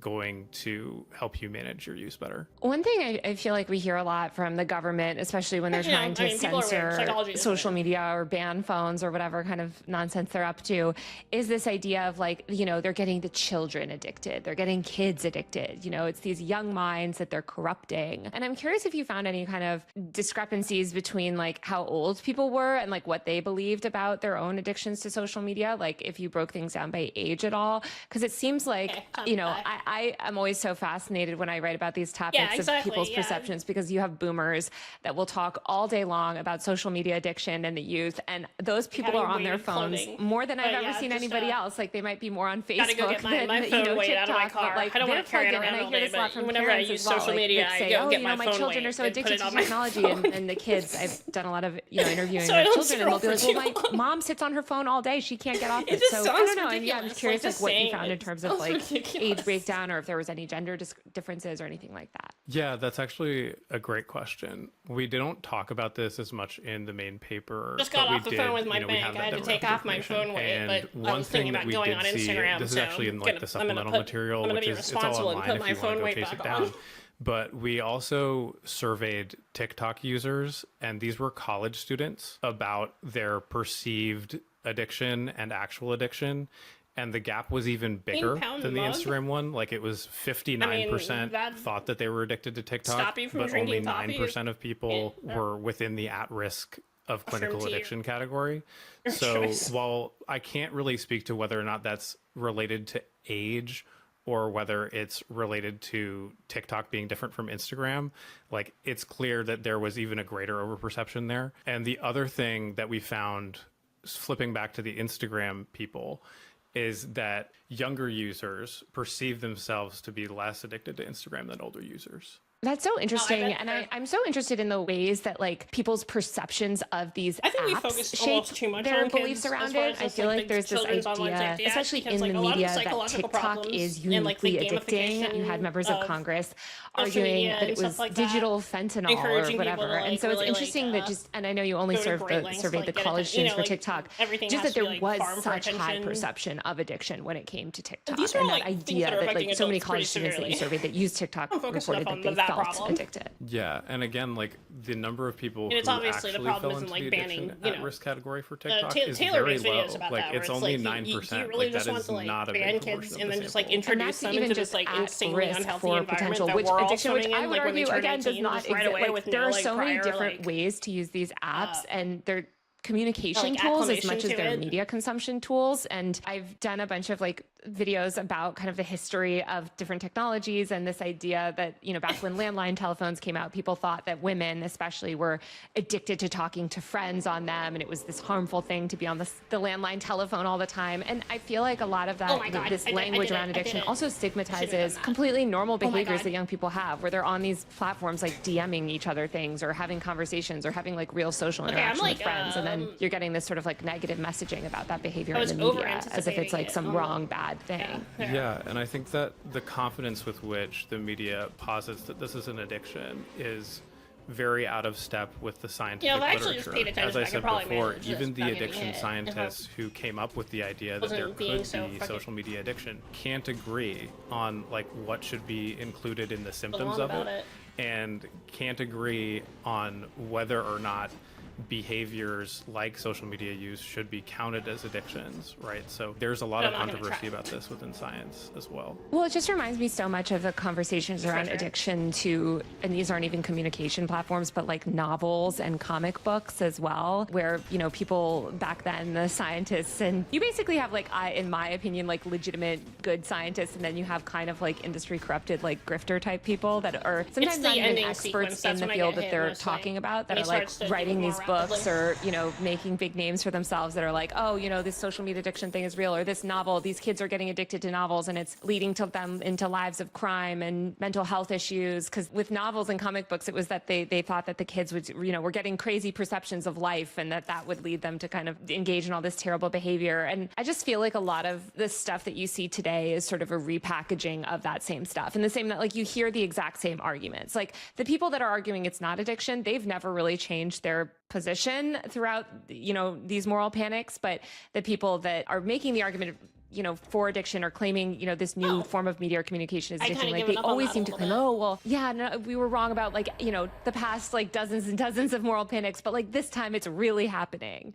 Yeah, and I think a lot of those narratives rely on the idea that addiction is very widespread, and I think like our results show that that's clearly not the case. Also, our study shows that it's potentially harmful, right, to kind of force people to buy into these narratives, and could potentially be causing us to invest in bad policy around these things, which I think is a big problem. Yeah, I wonder if this will have any effect on policy. I mean, there was this great paper that came out that was for top researchers in the country. It was like Alice Marwick, I can't remember all of them, but they issued this big paper a year ago that was this like 82-page report talking about how we're getting these really dangerous policies that are not based in science, and that we're in the midst of a moral panic. And they named specifically this one man for like driving a lot of it. And it was so disturbing, like no one in the media picked it up, despite the fact that you have like some of these big name, you know, writers. And I'm curious, like, I know your paper just came out, but it seems like every single time we find some, you know, new article claiming, oh, you know, 90% of teenagers are addicted to social media, like that's a news headline in the New York Times tomorrow. Have you gotten any pickup on your paper? Yeah, a little bit. We've been working with the Scientific Reports press team, who have been pretty great, and there's been 2 or 3 interview requests, that's a high number for a scientific paper, but you know, nothing compared to a lot of the coverage that some of the addiction research is getting. Yeah. I mean, or just like the most low quality surveys ever. Like they'll just do some like online survey that says like, do you think you're addicted? They're not even like testing to see if these people are real. And then it's like ends up as a news headline on, you know, NPR and all these other outlets. Yeah, I think there's a big like portion of the social media research, and this is actually one of the reasons why I wanted to study this in the first place, that kind of has uncritically adopted the use of addiction scales, right? Instead of using like just frequency or habit measures, right? Which I think has contributed to the narrative around like pathologizing the behavior. And that's something that I think within the scientific world that myself and other people in this area are sort of pushing back against. So that's another kind of desired outcome of this paper. Okay, well, you're doing the Lord's work, so thank you. I feel like there's going to be some amount of people that listen to this that are like, oh, you know, anytime you try to add nuance to these conversations, they're like, oh, you're just apologizing for big tech, or like you're on the side of big tech because you don't believe social media addiction is real or whatever, you know, despite the fact that, again, I just want to reiterate, I think what's so great about your paper is it actually shows the harms of this framing and why it actually gives people even less ability to really effectively kind of moderate the use of these platforms. But I'm curious, like, what your thoughts are on that. Like, are you sympathetic to big tech, or what is your sort of perception of the industry, having done this research? No, and I would say that our research doesn't suggest as much that we should be sympathetic to big tech, but we should actually push them to build tools that allow users to actually have control over their use and manage it. Because right now, you know, a lot of my past research basically shows that tech companies build strong habits to make people stay online for longer than they'd like to, right? So there is this problem of overuse. What our paper is suggesting is that the addiction framing is just the wrong way to solve that. I think that's so key because giving users more control is something that tech companies hate to do.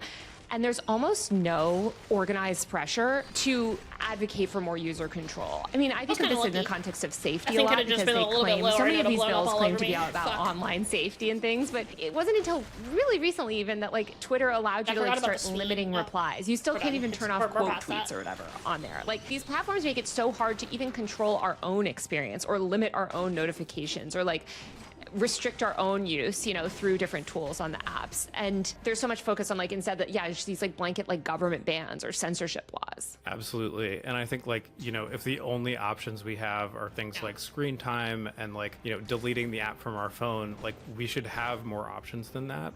And I think like we should all collectively push big tech and tech companies to do this, even though, you know, that's very hard. They don't seem to be listening to their users these days. Well, to do that, we have to stop buying into this bullshit framework of addiction. We need to have real conversations about habit-forming behaviors, and we also need lawmakers that actually understand how these platforms really work. 100%, completely agreed on all of that. Ian, thank you so much for chatting with me today. Thank you so much for inviting me. It was wonderful to be here. That's it for this week's show. Don't forget to subscribe to my Patreon via the link below or buy a paid subscription to my tech and online culture newsletter, usermag.co, usermag.co, if you like my work and you want to keep this show going. Right now, I have zero long-term brand partnerships. I produce this entire thing by myself. It's really time-consuming and hard. And so every single dollar of your support makes such an insane material difference. I cannot thank you enough for supporting this channel. On my Patreon, you can get bonus episodes of Power User, a bi-weekly newsletter with my online culture news roundup, monthly live streams, and more. I'll be back next week with a brand new episode. See you then. Oh.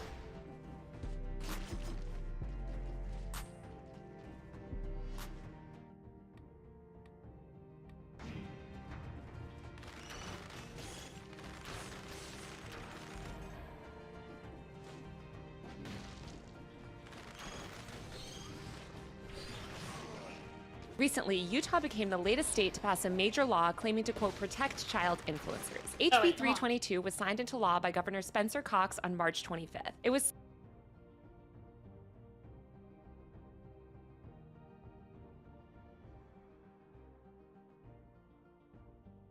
Oh, this is Stavros.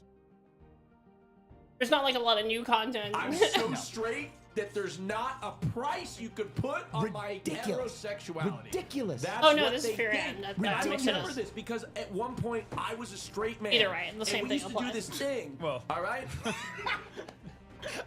Other than regular. Well, but that's not how it works. Oh my god, how did that happen?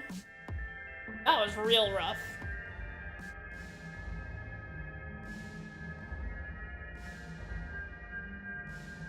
Ugh.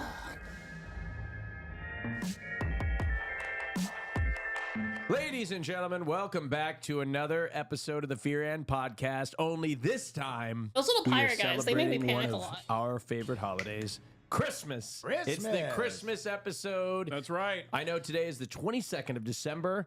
For those of you who are just tuned in, but this is our Christmas episode because next week will be the 27th, and we missed Christmas, and we could never do that. That's so we're going to celebrate with you. Just hear those sleigh bells ring-a-ling, ding-ding-ding-ling, ring-a-ling-a-ding-a-ding-dong-ding.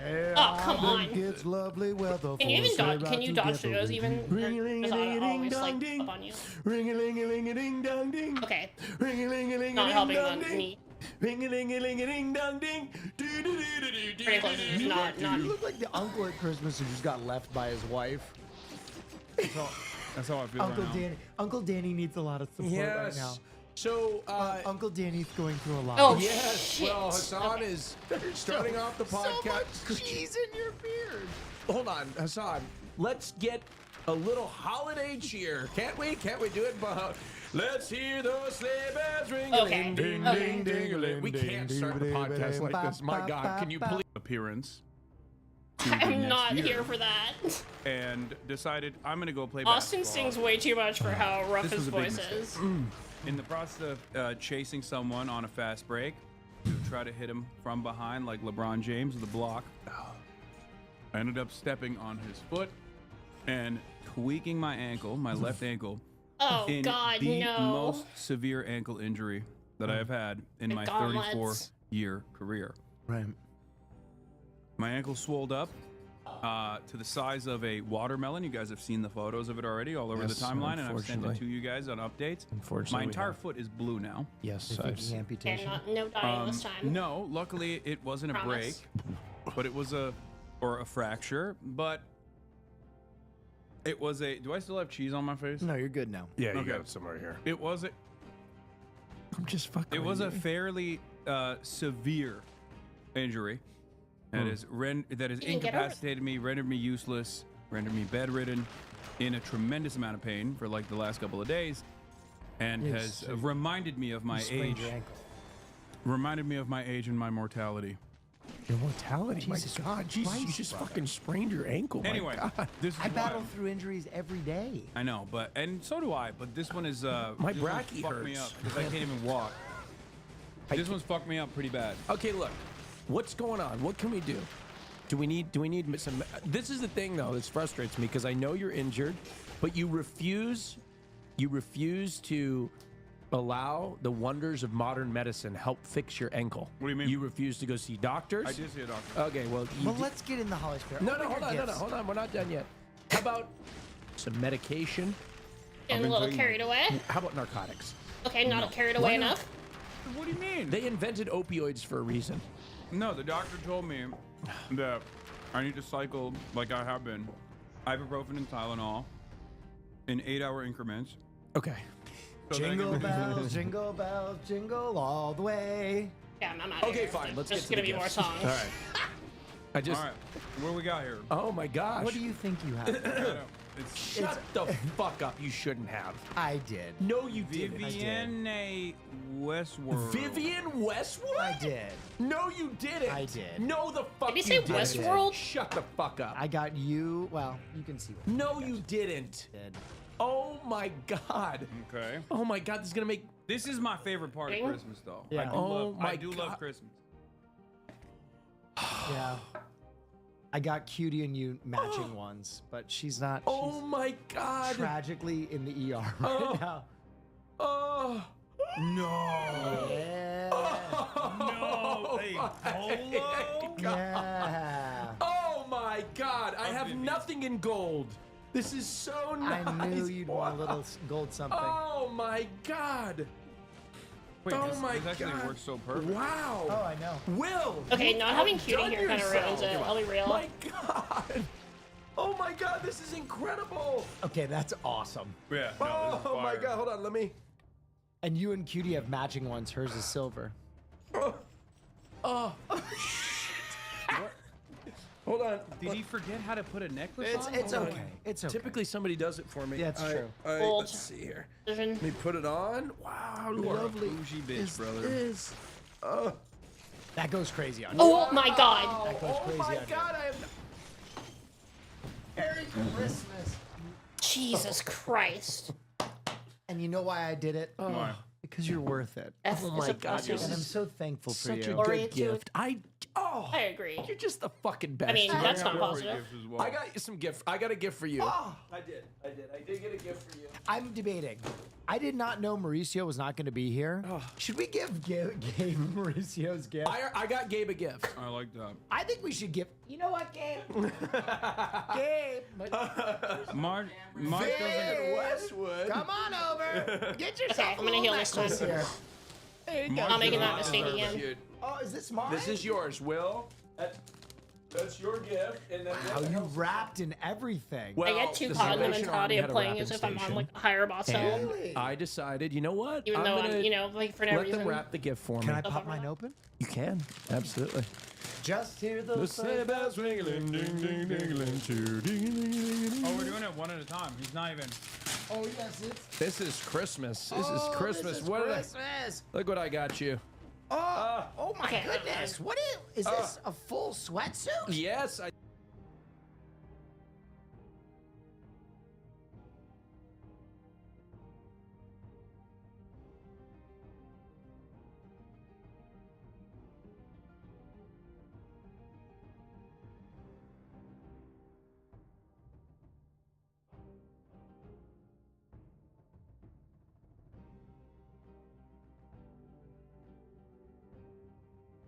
There's a $10 billion industry which preys on poor people, is endorsed by celebrities, but most people haven't heard of. Mostly because it goes by so many Video, what the fuck? I like something called the You're debt just tax letting him method. say whatever I he wants recommend and national debt nodding. relief to anyone who wants to become debt-free. It's called the rapid relief method. It's called the debt clear.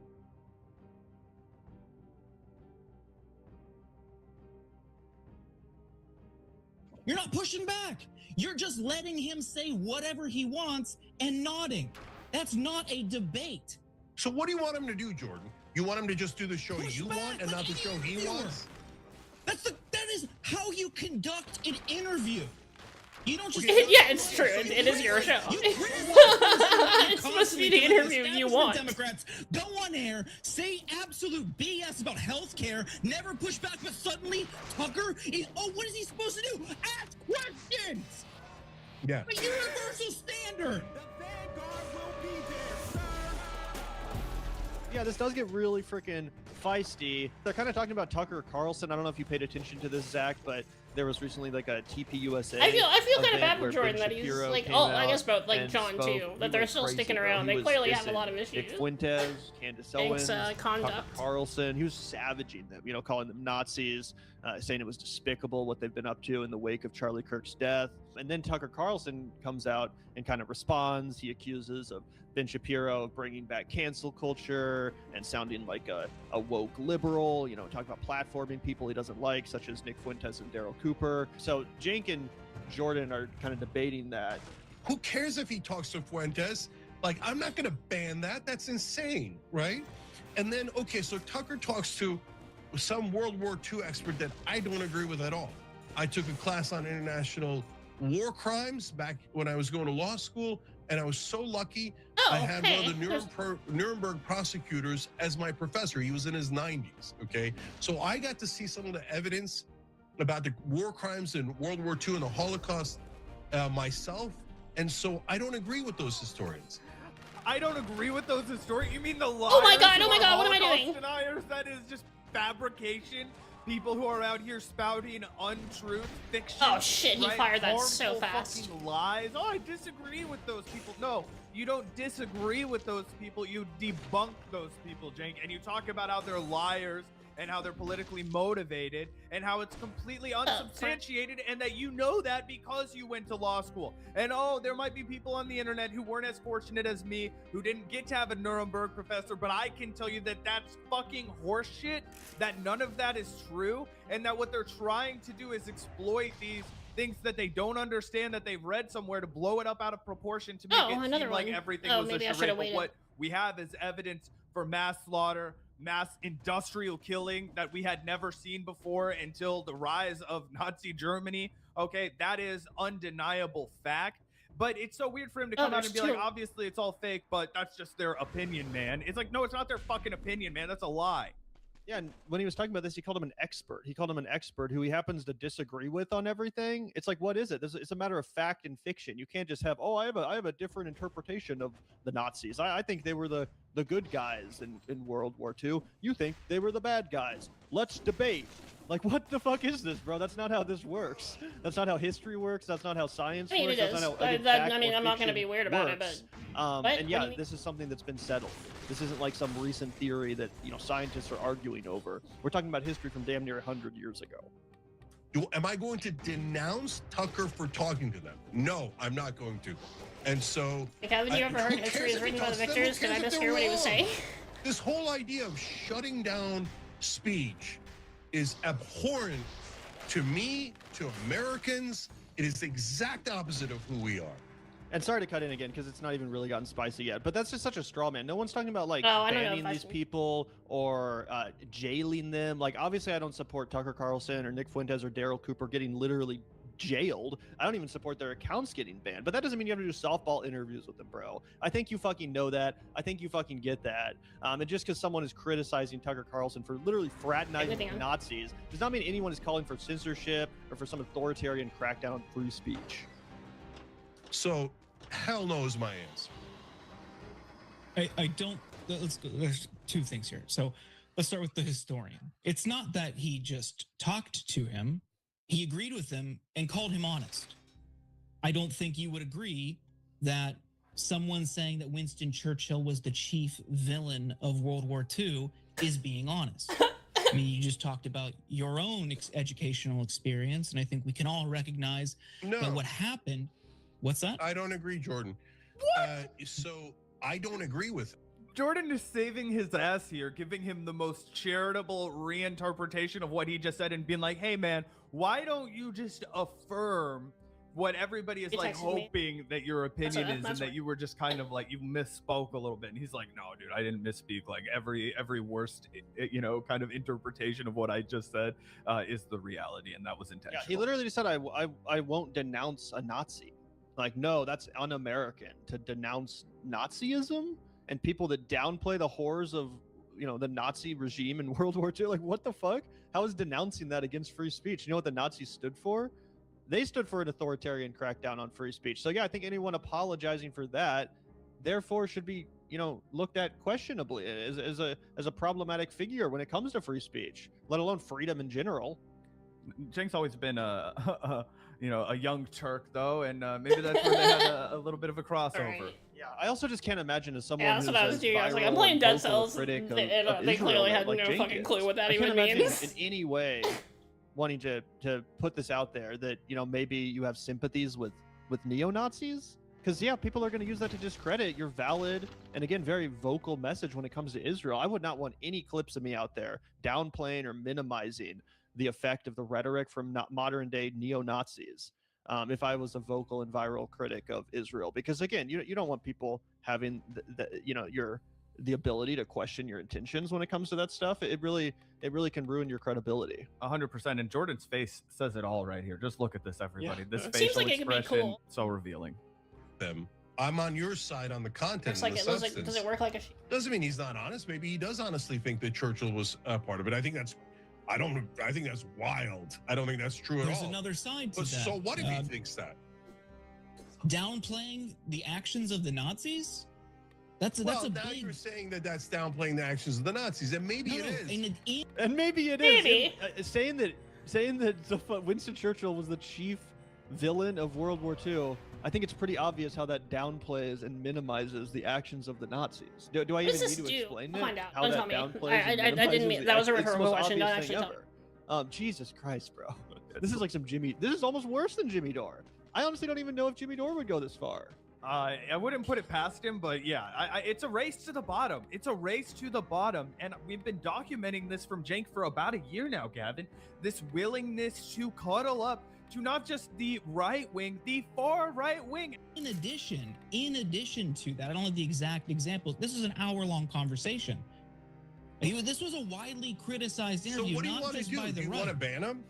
Like, should we just? That's not what I'm saying. He always takes it to the most So tell extreme me what you're place. saying. Like, let's You're like jumping nobody to even conclusions. mentioned I that. think Like, that's the framing that you like want, Jake but has that's not even what his Ben Shapiro was pattern saying. of just like He's saying, if you're gonna have immediately these going people to on, a straw own man it. as quickly as he can. And he's like, Tucker oh, isn't so you doing want to that. just ban Tucker them will from say, speaking? what about having a conversation? If you sit there and let people just say nonsense, Like, ask them difficult open, questions? like, Nazi No, we can't do that. apologia, And the only other that option is on ban you. them.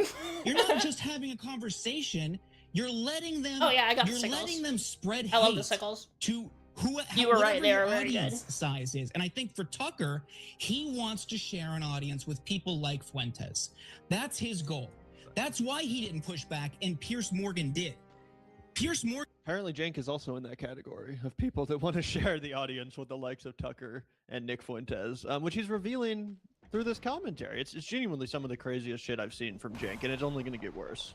And just to quickly piggyback off of that really quickly, we've talked about how Pierce Morgan, who just got brought up in this interview, has taken a tougher approach when it comes to, you know, Nick Fuentes. He's taken a tougher approach when it comes to Candace Owens. He wants to root out the neo-Nazis from his audience. I think he wants, or at the very least, he wants to signal that he is not risky. among them. I I think will it's do it. very Wait, no. telling that I'll look for another Jake scroll has seemingly first. been softer on the alt-right Groyper movement than a guy like Pierce Morgan.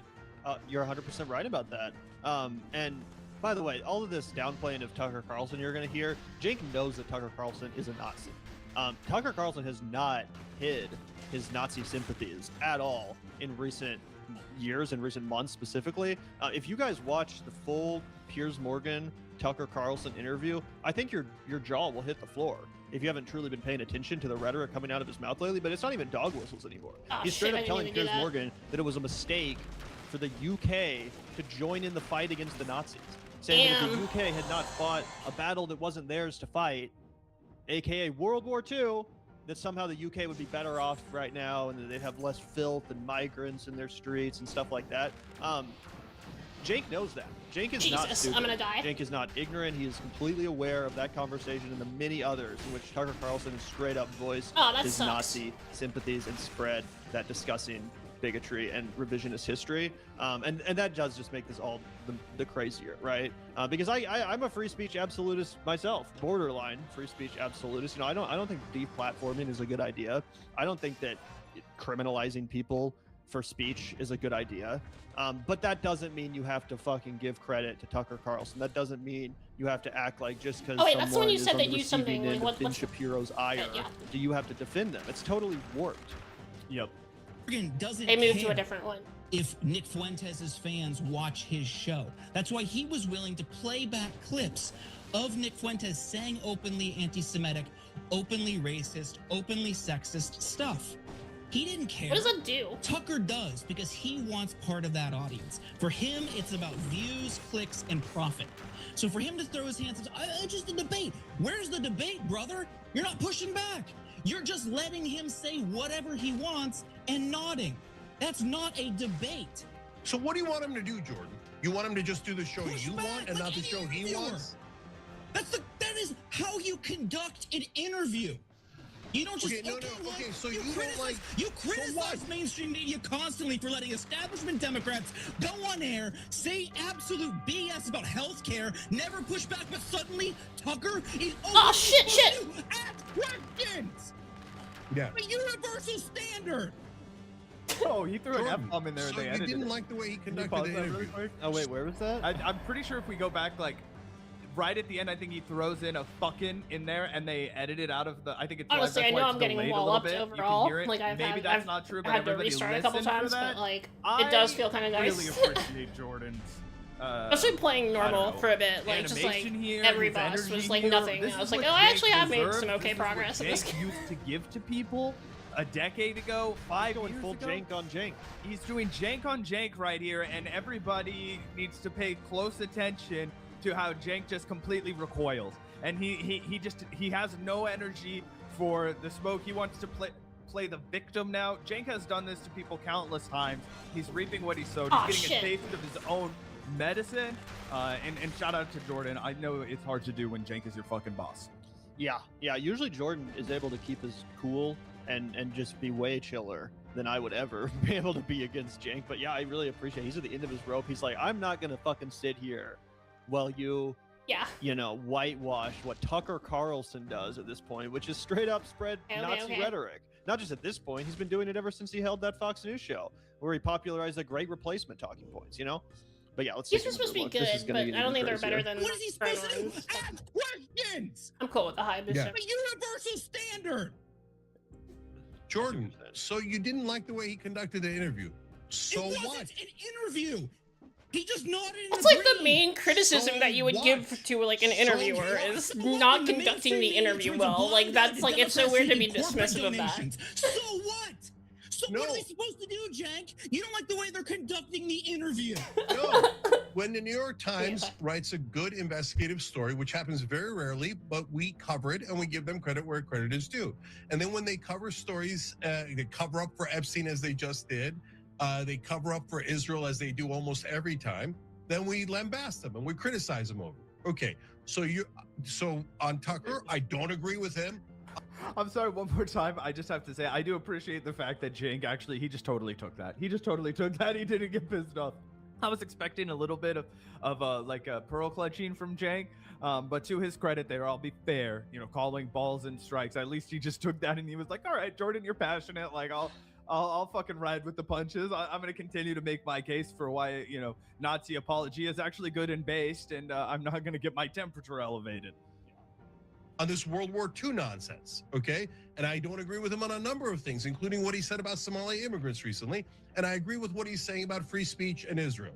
So what? Okay, so we just did it. So what else do I need to do? Do I need to slap him? Do I need to ritualistically denounce him? What do I need to do? And Jordan, you missed.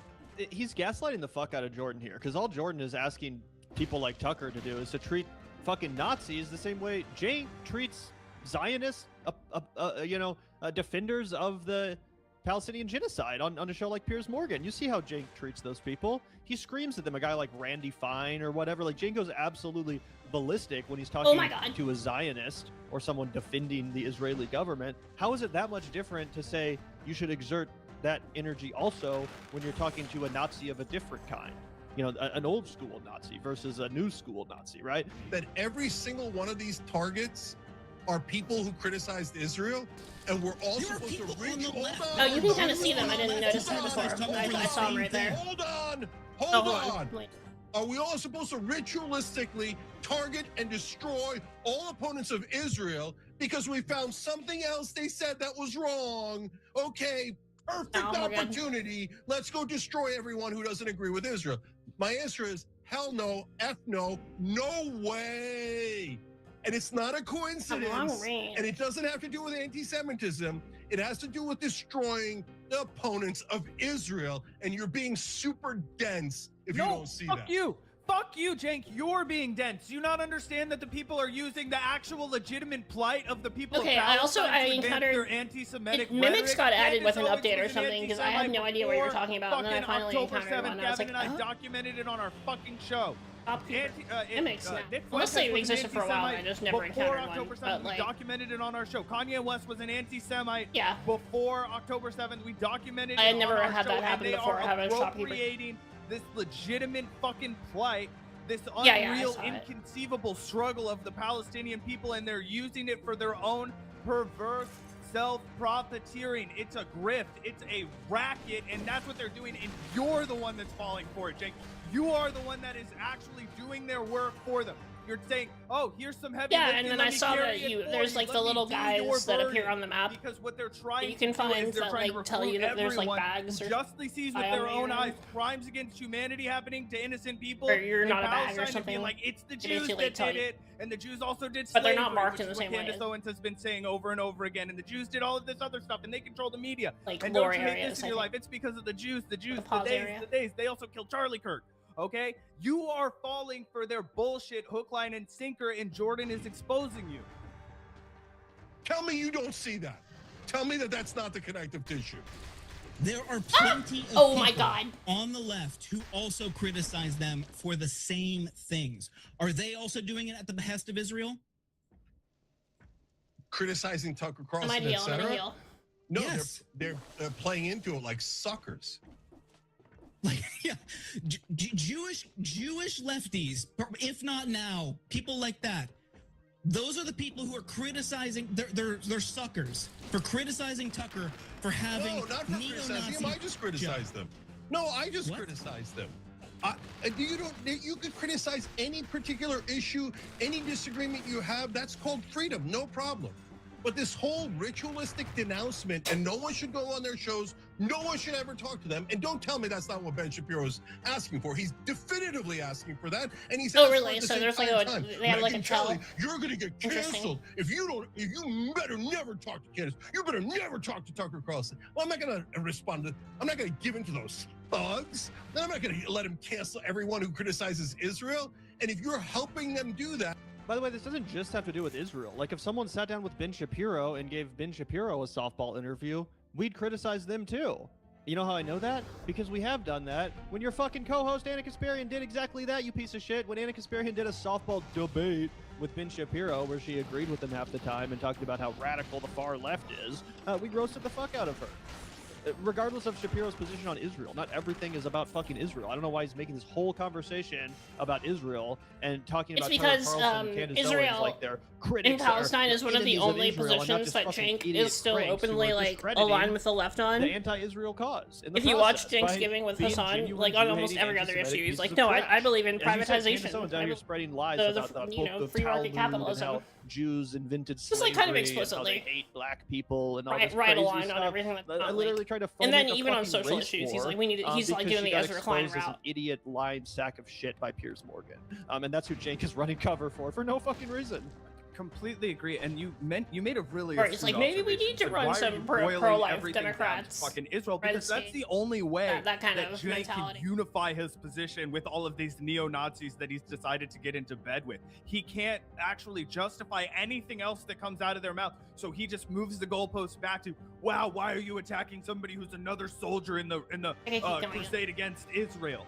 Right, literally, it's what it feels like he's saying, and that only advances a Nazi rhetoric. We had Emma Vigeland on the show recently, and she made a very astute observation about Candace Owens, that whenever you tune into Candace Owens, she'll criticize Israel. She'll talk about how terrible Israel is. She never talks about what's the path forward for Palestine. She never is interested in, hey, let's talk about the actual political goals of Palestine. She wants to criticize Israel. She wants to criticize Netanyahu. And she wants to criticize Jewish people, but she has no authentic, genuine concern for the plight or suffering of the people of Palestine. Yeah, it's kind of crazy to see it devolve into this. And again, for all the people that are in TYT's audience who are being radicalized against Israel because of the talking points espoused by Cenk and Anna, I hate to think of those people now hearing from Cenk, oh, Candace is a good source of information. Tucker is someone I can trust even if I disagree with him on the margins. That's a horrible thing that Cenk is doing to people in his audience who might be a little bit more intellectually vulnerable to the bigotry, conspiracy theories, and propaganda spread by Tucker and Candace. Again, if you're smart enough to understand what is, fact and fiction, it's probably not going to be an issue for you. But yeah, there's some people in his audience that I'm sure are, again, intellectually vulnerable, and they could find themselves going down that rabbit hole because they've been radicalized against Israel by not only Cenk but Anna, and now all of a sudden they're hearing that, yeah, I guess it's okay to listen to the absolute batshit idiocy of fucking Tucker Carlson, and let me go down that rabbit hole. And the next thing I know, I'm fucking talking about how the UK shouldn't have fought the Nazis in World War II, and how Britain is overrun with immigrants because of the fact that 100 years ago we had to defeat the Nazis. You know what I'm saying? Like, it's fucking, that's where this sends you. So either way, let's keep going because it's not over. But yeah, I can't believe that Cenk I know you're here. I found out that I'm the king, right? That's the lore. When I fought the giant, I had never paid attention. I fought the giant before on the PS4 version. Pro-Palestinian I didn't read any of the dialogue. Also separately criticizes these right-wing I had no fucking clue about that. After years of bigotry, years of Islamophobia, suddenly seeing a window for gathering or garnering a new audience rooted in anti-Semitism. That's just, yes, we gotta just turn a blind eye to it because they happen to, on the surface level, agree with that. Was probably like way more obvious lore than I. What a coincidence, especially on the right wing. Plenty of critics. They don't care about the left wing. There's plenty of critics of Israel on the left. Yeah, but how much of an effect have we had? What has Tucker done? What has he accomplished other than talk? Jordan, are you seriously not noticing the massive effect that Tucker Carlson has had on getting the right wing to realize that Israel is not our ally, that they've taken 300 billion off us. They want another 100 billion. Like, what are you trying to say by it? Another 100 billion for actually, I actually don't think that he played that big of a role either. I think he mostly rode the wave that was already happening. That money as we speak. Like Tucker Carlson in particular. Is the most effective opponent of that robbery.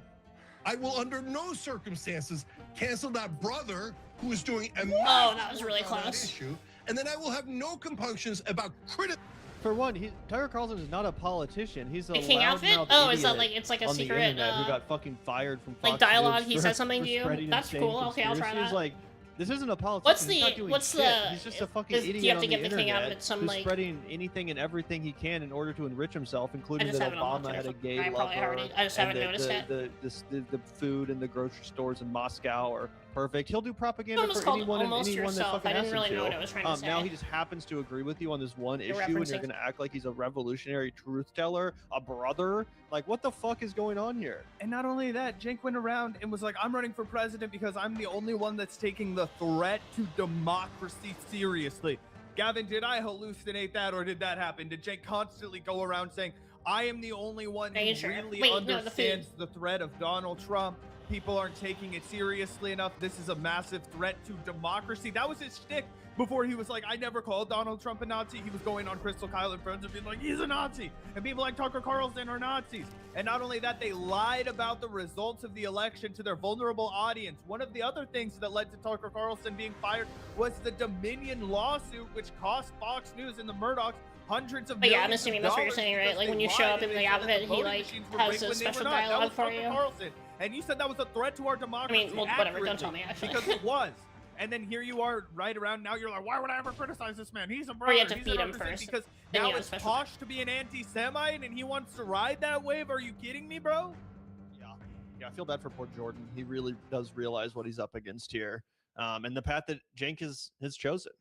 That robbery, I will under no circumstances cancel that brother who is doing amazing work on that issue, and then I will have no compunctions about criticizing him on other issues that I disagree with him on. Brother. Not complicated. Whereas you apparently you're falling back to that brother. Oh my God. Illegitimate that shut down the most effective fighter against Israeli oppression in this country from the right. The right wing matters. You only have the left wing. We'll never be able to defeat the Israel first crowd. That's a Nancy Pelosi. I want a strong Republican Party in this country. Why? I want to defeat the Republican Party. I want every last Republican. I don't know what level they'll be if I finish them off here. And if you don't, we are on opposite sides of the political project. You have to have the left wing and the right wing working together on the right project. Now, when Candace Owens and Nick Fuentes talk about the Jews, it drives me crazy. It's so wrong. It's factually incorrect. It's immoral. It doesn't make sense. We should only be talking about Israel. Now you say Tucker does that imperfectly. Fine, he does it imperfectly. No, I'm not going to denounce or cancel or do any of those things. So the other day, Cenk literally went on this huge rant about how Bill Maher is such a racist and that Bill Maher hates Muslims. And was that canceling Bill Maher? Like, you denounced Bill Maher for being a racist piece of shit. I don't think that was Cenk canceling Bill Maher. I don't think that Cenk really has the power to cancel anyone. I mean, he can try to cancel his own employees, I guess, like Francesca. That didn't fucking work. She's still doing her show, getting a lot of views, having a great time, right?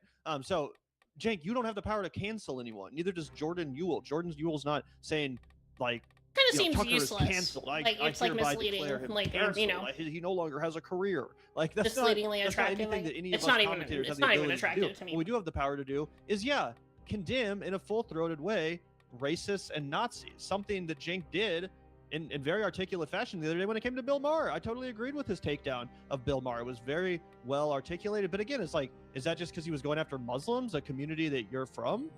But when it comes to Jews, it's I hate it when they talk negatively about Jews, but I'm not going to cancel them over it. What the fuck is going on here? It does kind of give that Goodfellas sequence where, what's it? The short guy that Joe Pesci plays he's like, I can't believe it. A Jew broad with the balls to be prejudiced against Italians, and it's just like, wherever you're from, you're like, people are all prejudiced against each other. It's all stupid and made up, obviously. But yeah, it is one of those weird things where it's like you don't understand prejudice until it hits you right in the face. Oh wait, no. And again, like you fuck. can condemn I just fucked someone myself without over, kind of. canceling them. Well, this effort to intentionally conflate these terms, be like, what do you want me to cancel them? No, I want you to condemn them, which is not the same as canceling them. I'm condemning Jank right now. I'm not canceling him. I don't think Jank should be canceled. I don't think he should be out of a job. I don't think he should be barred from polite society. But yeah, I'm going to condemn his ridiculous fucking statements here. I'll do it every fucking day, as you guys know. And by the way, Jordan, you have the luxury, and everybody else has the luxury. Oh, it's another one. Of being able to say, oh, okay, he said something offensive about Jews, or this or that. Okay, that's it. Well, he's also said good things about Muslims, which no one does. No one. Merchandise categories. And I'm supposed to cancel one of our few allies because they slightly offended Israeli interests? No, I'm not doing it. Oh, that's the one that lets you choose, like when you get to the place, like tactic. Also, what about who cares about whatever. Israeli interests? What about the actual Jewish people that are offended by those statements? Like, there's a lot of actual Jewish people out there that do not support Israel that still can be negatively impacted by disgusting anti-Semitic conspiratorial garbage being injected into the veins of society by bad faith actors who don't give a fuck about humanity, who don't give a fuck about the safety of their Jewish neighbors. Like, it's just crazy to hear Jink say this, man. Yeah, dude. I mean, remember when we were kids, there was a shooting at the Overland Park Jewish Community Center. I just looked up; it was a little over 10 years ago. Okay, so when we talk about this, it's like, yeah, there are actual anti-Semites in the world. There are people who hate Jewish people, and they will be emboldened to do crimes. So, you're serious? You think you're unsafe because somebody said some words to you? Yeah, because it will inspire people to do violence. Have you ever heard of the Holocaust before? Okay, those words will turn into actual actions, right? And that's the problem, Jane. So it's not about Israeli interest. It's about emboldening people to do anti-Semitic hate crimes, which even in our own narrow experience, we have had direct contact with. In mainstream media says anything that's as positive about Muslims as Tucker Carlson has, then I'll listen to them. But those are giant bigots that hate Muslims, that drive hatred towards us on behalf of Israel, and I'm not going to play their game and go, yes, sir, absolutely, sir, of course, sir, go back to Damn, I could probably perfect this if I really wanted to. Damn. He's my people are not inferior. And we don't have to give away our rights and our speech. I don't think I even used the sickles once. To appease people who love Israel. No deal. Well, let's get into, after this break, we'll get into his comments on Muslims. You're messing with my... Oh, I don't even know if we need to watch the next part. I think you guys kind of got the point. What do you think, Zach? Oh yeah, I mean, I haven't seen any more. Does it continue to? I guess it does. I haven't kept watching past this part. Oh man, let me just say this: the way that Jank makes himself the victim at the end there, and that's 100% textbook abuser behavior. Okay, it just sucks like on boss. Sound like if you get hit, a therapist you're kind of child or some annoying brat that's coming here but love. It's like 100% the rhetoric of an abuser, somebody who knows they just said a bunch of shit that is going to warrant backlash, and now they need to protect themselves. Because guess what, asshole? Nobody said that Muslim people were inferior. Jordan does not believe that. I have had criticisms of Jordan's politics in the past. Never once has it because of anything remote. Real talk, I've never beaten Symphony of the Night. I think I always have it like every downloaded. Piece of reporting I've ever been exposed to by him. That I never, I was probably too young when it came out. Dude, you really think Tucker Carlson stands up for like Muslim? You fucking idiot! All right. You fucking brainless dope. One of the main people that literally Castlevania was Tucker Carlson. And even if you do want to say, like, I've never heard Tucker Carlson like complimenting Muslims or whatever, but even if you do want to say that about Tucker, you definitely can't say that about Nick Fuentes, who Jink has also been randomly defending and apologizing for constantly, saying like, oh, we shouldn't cancel him. Like, I don't care if someone has Nick Fuentes on. Well, Nick Fuentes does fucking hate Muslims. He doesn't say anything nice about them in the way that I guess Tucker does, which I'm learning about for the first time. I didn't know that Tucker had gained sympathies towards the Muslim community, the Islamic religion. Like, that's news to me. Support the guy that did a Muslim ban in this country. Yeah, exactly. So just absolute insanity. I totally agree with you about the attitude towards Jink at the end. I just said a bunch of crazy shit. I just defended a bunch of Nazis, but don't forget that I'm from a Muslim community, and I'm gonna randomly bring that up and make it about identity politics now, something that I constantly shit on left-wingers for and progressives these days, including the trans community, for roping their goddamn identity and oppression status into every single fucking argument every time they're backed into a corner. Oh, well, I'm trans, I'm black, I'm this, I'm that. Well, guess what you fucking do, bro?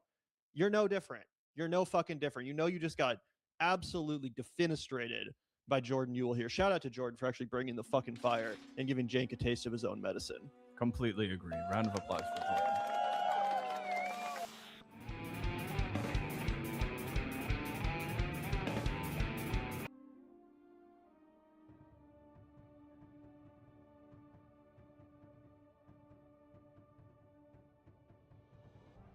At all caps, and I know it's Kyle. It has to be Kyle Kalinske.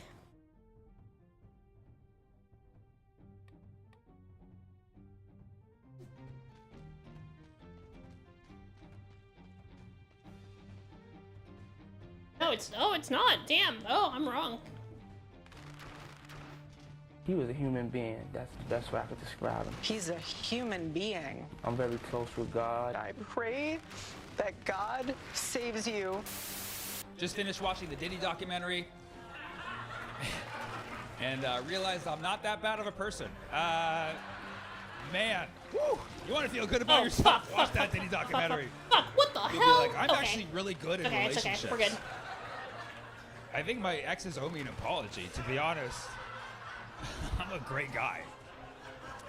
I don't want to spoil it for you, but basically Diddy killed Tupac, and I have not watched this. I have no idea what they're talking about. I mean, I know Diddy is like a child molester. I know that whole thing. Within a few months, yeah, imagine a child from the 90s learning that this guy killed your 2 childhood idols in 1 hour. And it's a guy who you never really liked their music of. Like, it's really bad. You know what I mean? Like, if I heard it was no, because if it was like Michael Jackson, you'd be able to overlook it. You'd be like, oh, okay. Well, you know, his music's pretty good, so. He hired a guy to kill Tupac. He killed Tupac, but he did make some of my favorite songs.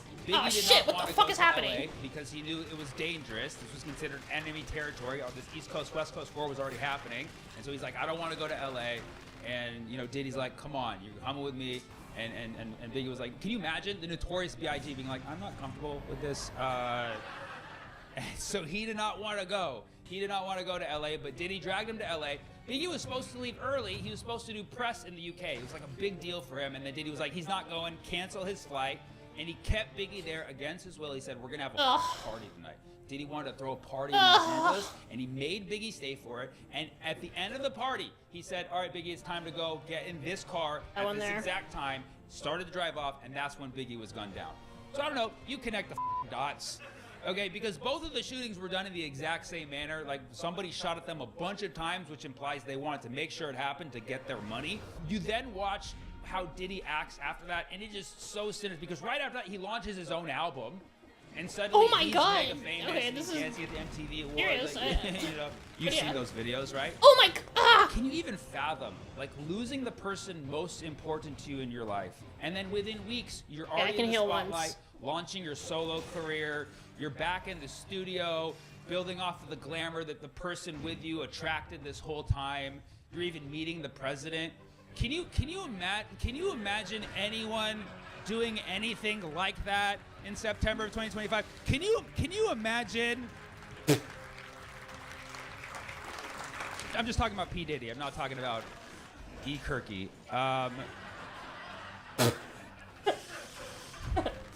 It's just great. It's just crazy. I mean, and this is okay. This is all allegedly. You're supposed to say. I'm over here waiting for it to get inverted again. And now I'm just like, okay, you know, like, throwing bats at me. You're innocent until proven Scorpio. Oh, That's fuck, I hate this fight. I haven't fought it. I haven't done okay? it since Sorry, I got Scorpios. wrecked on Deal with it. Perfect. 1 out of 12 chance you don't like on that. 3 boss cells. But or maybe even higher because you're married to one. But whatever. It's not my. That's not my problem. Just stay safe.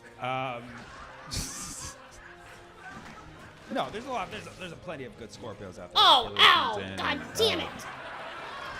Joe Biden and I don't know. Name a good one and we'll talk. But no, I have Scorpio friends, guys. I'm just trying to get myself shot.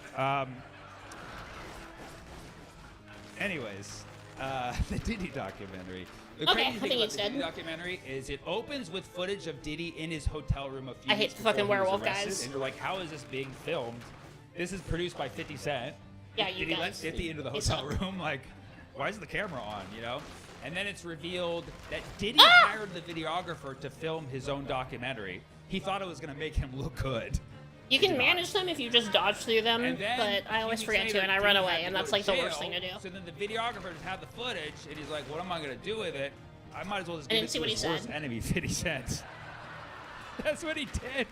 He gave it to his worst enemy, 50 Cent. And my first thought was like, oh my God, like Diddy got betrayed by his videographer. You know, like mine would never do that. Where's the camera? Mine would never do this. But then I read this happened, that he gave the footage to 50 Cent because Diddy didn't pay him. Yeah, apparently Diddy has a history of not paying any of his contractors. Ah! Like, who does Oh he my think he is, God! the President of the United States? What is he doing, man? Shit, where are you?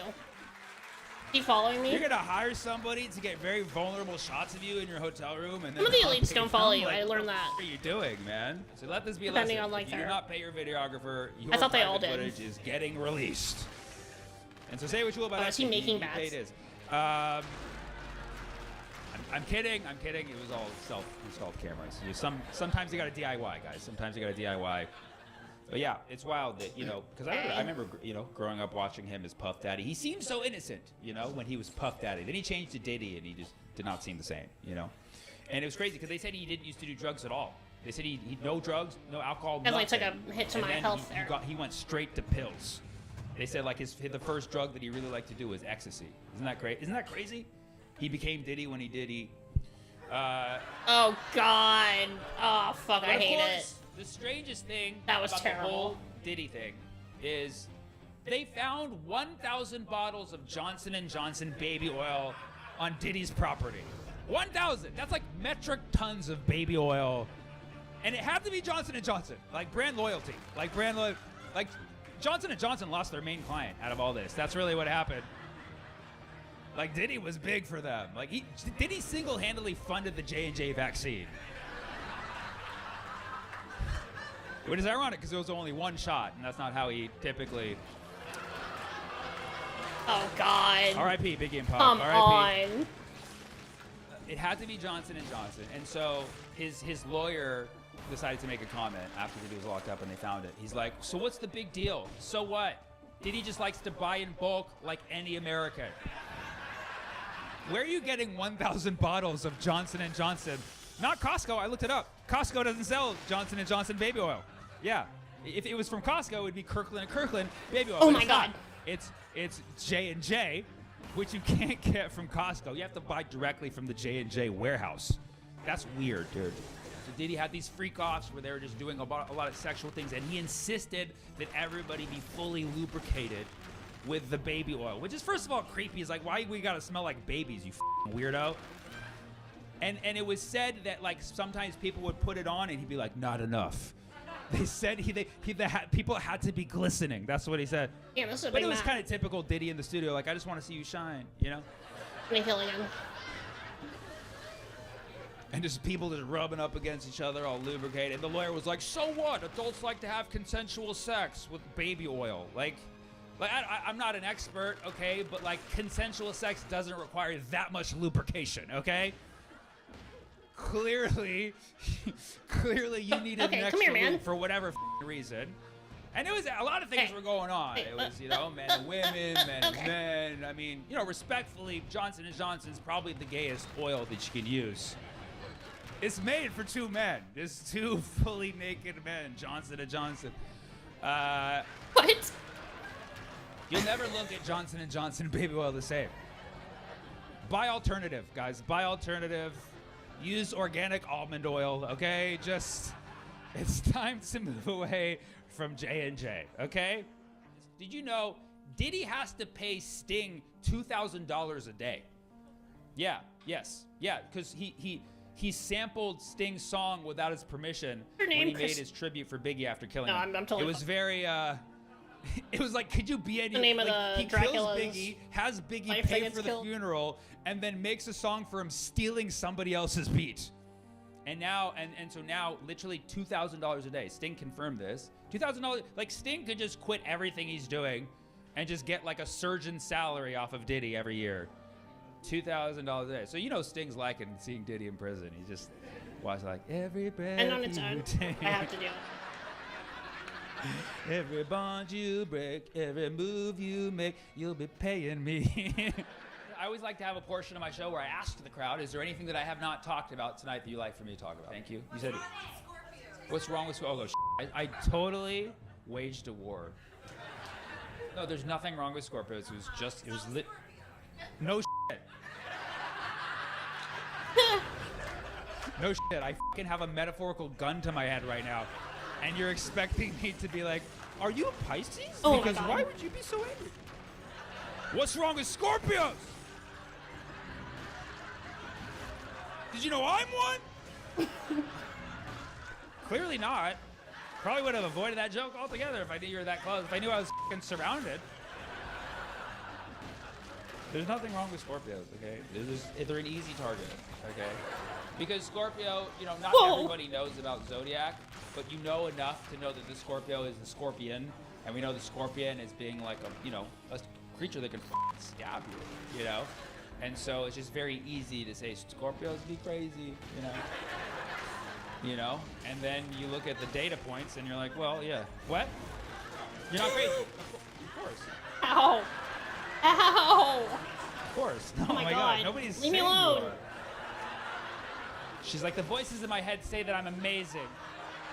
What's her birthday? November 6th. Oh yeah, that's like Diddy's birthday, I think, actually. I could be wrong. Right? He's somewhere in there. November 6th. You're right in the middle. So you're like super Scorpio. Have you ever physically hurt anybody? Oh, there's a squirrel. Just once. Great. Like blood, or like, was there blood? Are they alive? It's your ex-husband. Wait, what? Do you need any more? Erica Kirk? That's right. Okay. Jesus. We were about to solve a f***ing crime here, and you guys... I'm curious what Erica Kirk's sign is, actually. No, you can look it up if you want. So, okay, Erica Kirk, anatomy, and then what was the third one? Anime. Fantastic. Let's just cap it at that. Make some noise if you like anime. Oh, yeah, awesome. Okay. Oh my God, hold on. Sorry, guys. So we looked up where Erica Kirk. Yeah, she's a Scorpio. So.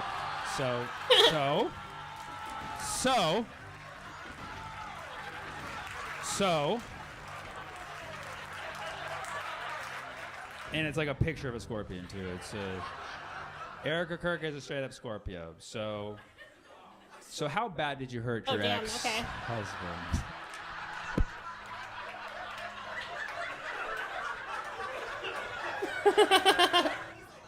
He's alive. That's good. Just like Charlie Kirk. Okay.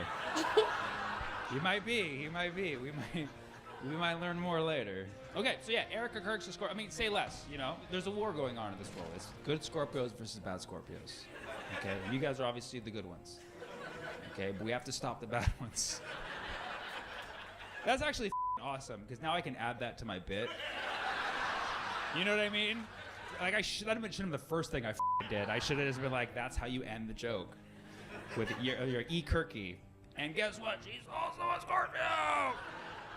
I'm not huge into astrology. I just know a few things. In the astrology world, every sign is related to a body part. You could tell me if this rings true to you, but it's like, if you are that sign, either that body part is like very important to you, or you maybe have a fetish for that body part. It could be one of those two things, okay? So I'll go through them, and if you feel that this relates to you, please be like, oh my God, or like something, just so I verbally know. So for Aries, it's the head. I think it's probably better to keep this. Okay, there you go. We got 2 so far. Aries is the head. So could be maybe you like heads or something. I mean, call me partial. I'm not Aries, but you know, I have Aries tendencies. I really no, like this is the actually person really on the cool. head. Making this for sure. but it could be, you know, like you're very precious about your head or something. I don't know what it is. I don't like grenades. Taurus No is the grenades. neck. Okay. Yeah. Okay. All right. So a Taurus likes them a good neck. And also, and I'm sure you have a great neck. A lot of my Taurus friends, thick ass necks, dude. Thick ass necks. I swear to God. Yeah. And then after that, Gemini is the arms. If you're into arms, It's a giant map, by the way. I already triceps said or that. biceps, and you're a Gemini, or you're just very particular about your arms. Cancer is the chest. Okay.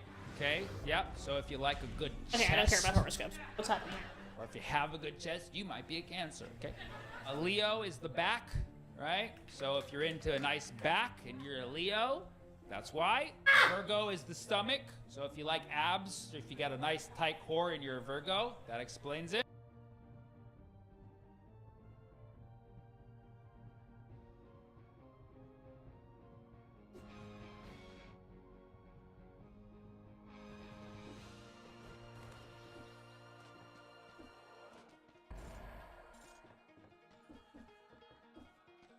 Do you support Donald Trump? Yes. Why do you support Donald Trump?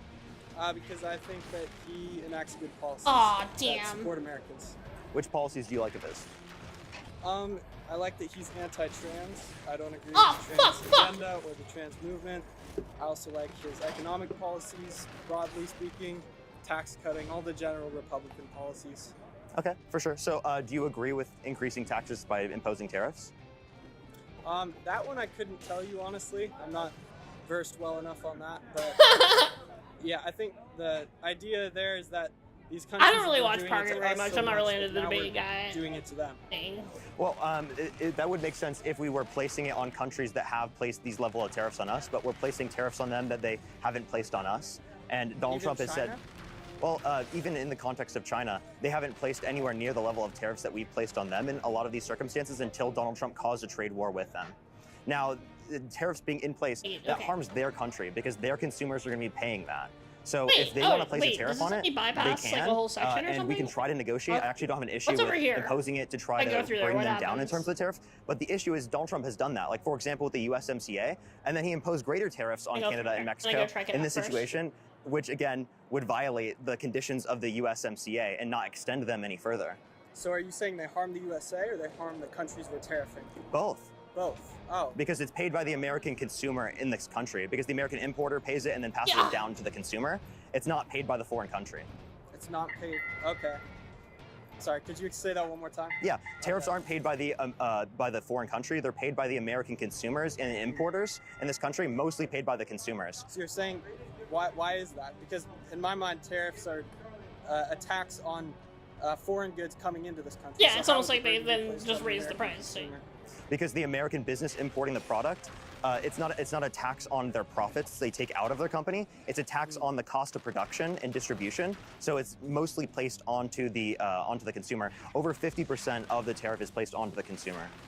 I don't know. I've heard it said that it's actually the businesses that are absorbing all of the blowback. Oh, really? You've heard tariffs. that? So I honestly couldn't tell you that much about tariffs. It's not a specialty of Did mine, your but- wallet hear that? Yeah, that's interesting. That's very interesting.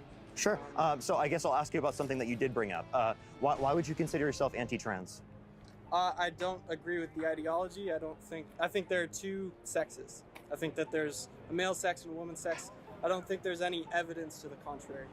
So I think what people are saying, obviously, when we believe in trans identity, we're not saying that there isn't two different sexes even. And by the way, there's also intersex individuals. So whether or not there's a categorization of just Right, two sexes generally. could be questioned in a certain extent, but Same and way that's not like biologically a person has incorrect. This is two the arms, debate bro right? show that I'm like, There are I don't exceptions care where about. someone might have one arm, but generally people have two The arms. whole like, Yeah, I'm not actually, disputing that either. I technically, agree. intersex Generally, people exists. are male and female and generally aren't intersex. I do agree with you on there. The point that I would make is that gender is based upon social constructs that are irrespective of particular biological facts. So we're not I think the more necessarily important question denying is any like, sort of why the fuck do you biological think facts. that We're it just is saying any that of your someone's fucking gender business? Like, is similar to literally, one's okay, name so you as just, disagree like, with a trans people mechanism for existing. identity Then or what? how we Like, refer to so other people or certain traits in a if you social like context believe in that would individual be relevant to freedom, who they are they're as a person. either like because you That's can't really just all like we're make saying. people We're not stop denying being trans. biology. We're not Or denying you can. science. So If is anything, that I what would you're claim saying? that You have to Donald just Trump press does them that on that because he question. denies So like, science, oh, like so you climate disagree change, with for trans, so example. how do you He stop says it? the What are climate is you gonna trying start to cooling do and science to just stop doesn't know it? it yet. Because if you But just we want to wanna like talk spread your about, like, message whether like or not trans there is are certain bad, scientific you go facts, for I'm not it. gonna Have fun dispute with you there. I that. agree with that. But It's I do like think when that you like, gender is no, gonna be a actually, I little want to bit like separate from that. legally It's not stop an them ideology, from it's like an identity. transitioning and taking hormones. The person who originally termed the coin. You have to like press them on like gender what they and actually are transgender. trying to get out of that. Like, It was what actually do you mean John you Money, disagree? Who he was a he conducted experiments on infants. Disagreeing is fine. and There's did no all consequence sorts to of disagreeing. Morally deviant things. So it's kind of an indicator, I think, of the ideology when you look to its roots.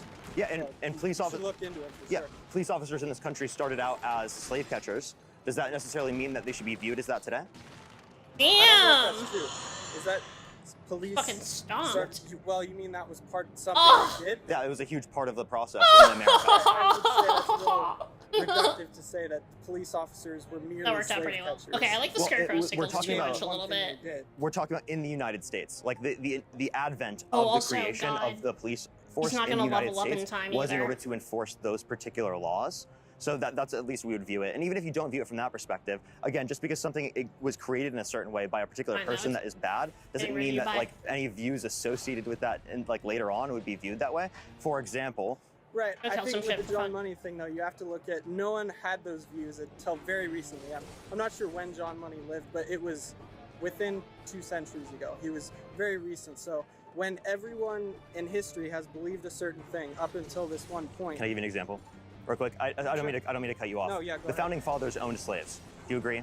Yes. Okay, and just because they founded our country doesn't mean that we support that today, just because they founded our country, correct? Correct. Okay, so that's kind of the point I'm getting to. Is that clear? Right, and I think that's what I was addressing when I said, yes, that's true, but also everyone in history has held the view that there are 2 sexes. Not true, until though. very recently. So when you have this very Well, recent first of all, idea and it comes from a Yeah, he's talking about he's mixing up terms. I'm it's important to look at that. buying into his premise by Maybe not this guy's addressing it. just a This nut is why I hate debate. Well, I think shit. trans people have existed Yeah, throughout bog all down the in context of history. Now, you might say a specific term to reference trans people was coined by a specific person that we consider bad. just but becomes trans endless, people like, have existed technical prior to this hashing point. out. I don't think that So their obnoxious. existence is dependent upon that. And now there's just a lot more media attention on the fact that trans people exist and who they are as people. And it's not necessarily that like they just came into existence. Trans people have I would agree existed with for a that. very long Yeah, time. there have always been people who Yeah, it's also cross-dress that, like, people who the made things that efforts people to make associate with themselves trans look like the people opposite in sex. media and stuff But, is yeah, not you're necessarily correct, like but all of like the what any ideology trans behind it is very recent. So, any like, individual trans what person. ideology would Like, you when say they you say like specifically trans disagree ideology, with? like That what would do you be mean? relevant. Yeah, Like, exactly. what Democrats support specific, like, quote unquote, trans ideology that you disagree with? I don't think that gender is. I don't think that anyone uses the term gender correctly. I mean, if you use gender meaning, take Spanish for example, you have certain languages that their words have gender. Like, so that aspect of the words social ending in A construct would makes be typical sense. Feminine words, and Spanish words ending in O would be masculine words. Mm-hmm. So if you're going to use it for that, I would agree. But if you think the entire concept of gender is what I disagree. Oh, with. you think that, words have like a biological, you have- like a certain biological sex to words? Okay, so I guess my problem with the ideology is if sex and gender are separate, then why do you have to change your sex to affirm your gender? So it's not that you're changing your sex. I feel like that's a kind of a like something misunderstood by people in typical. But you do. No, he's undergo wrong. No, surgeries see, to this is make why yourself I also don't like appear Harvard. as if you were the other sex. Well, I think that we undergo surgeries all the time in order to appear different. No, this is specifically medical trans people. And like there are a lot of trans people that consider them transsexual, and I wanted to have been bogged down in a lot of the discourse surrounding binary people and medical people are just like medical trans. Yes, I wanted to be born the other sex. That's plain and simple.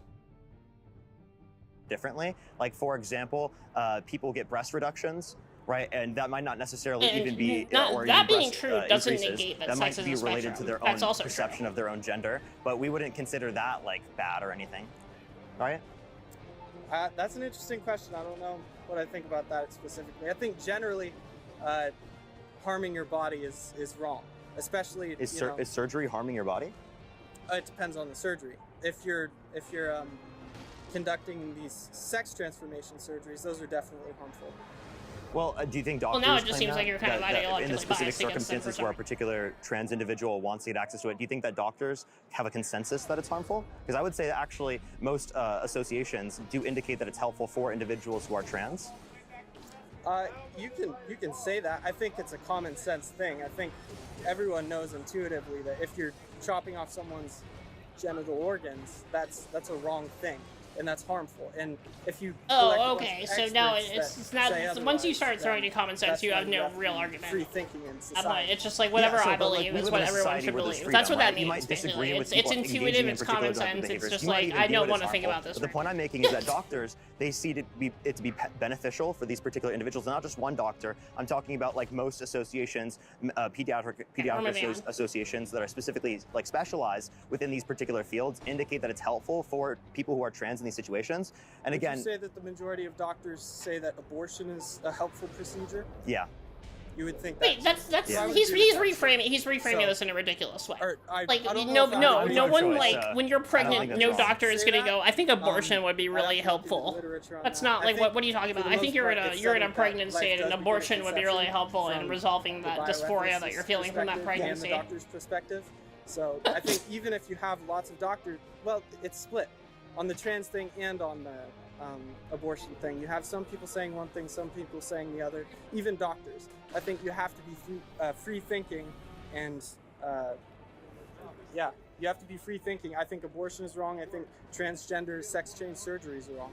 And if you get a doctor to tell me otherwise, again, and this is the crux of the argument, which is like, okay, you think it's wrong. That's cool. You can think that. Are you trying to stop people from doing it? The point we were That's the questioning thing. is whether or not Are you it's trying to harmful, prevent not whether or not you consider it other morally people wrong, right? from having like the informed consent and taking that like decisions for themselves? That's what I think matters. that there is a bit of a distinction. There are some things that are harmful that we wouldn't consider morally wrong. Right, there is a distinction, but I think the same principle applies. That Wait, I what? can still think Oh, for God. myself on what is harmful. Oh God, what am I Sure, doing? Sure. I'm I fucked. guess from the perspective that we're pointing to here, in terms of abortion, right, I would say that I believe life begins at conception. I just don't believe that it's going to be considerably valuable to the degree of like how we view each other as people until the point in Life which doesn't they have begin like at a past or conception present because or life was already like future if subjective we're gonna get experience, down to which the brass happens around tacks of 20 to it. 24 We're weeks already in the alive. womb. Like the sperm was alive. And it doesn't happen. The prior egg to was that point. alive. And Like what are I we think talking that about? we Life. view They're this- cells. They're living cells. It's all life. That's life. It's life. Everything was life. What are you For talking example, about? right? Do you think it's pull the plug on an individual in your family that?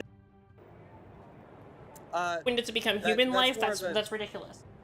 Okay, it's different though, because with pregnancy, it's a predictably short period of time, 9 months. That's different, right? Would you say so? Well, you're saying in the future that they could possibly develop some sort of experience, for example, and that would be different from someone in a situation of not brain even death. that it's predictably short. 9 months from now, they will regain their life, their brain function. Well.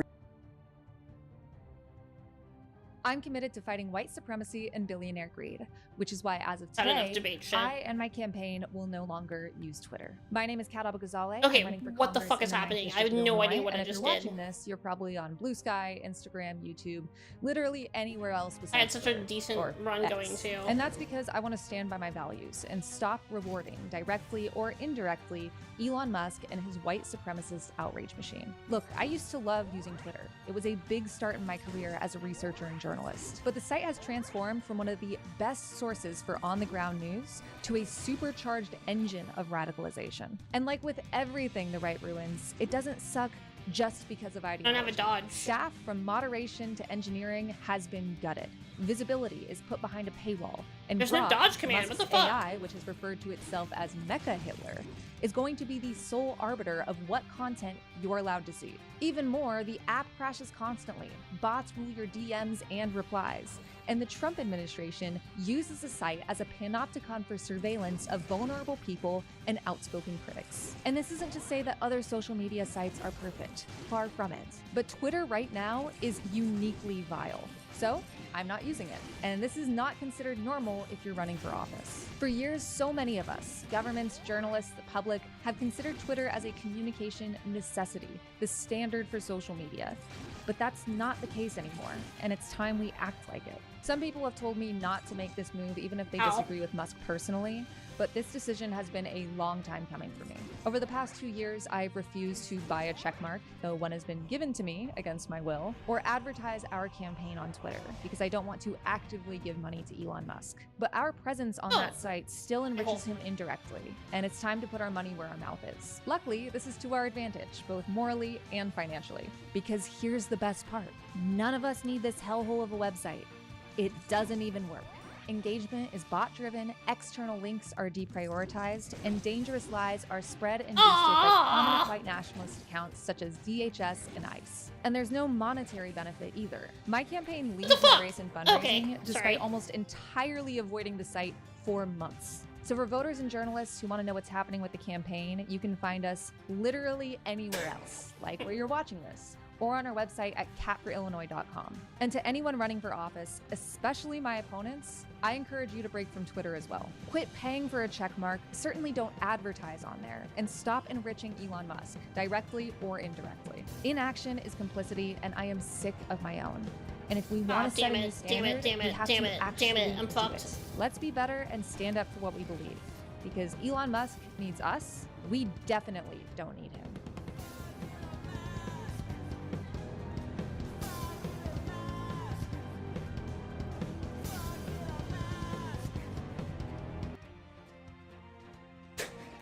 I don't know what to do.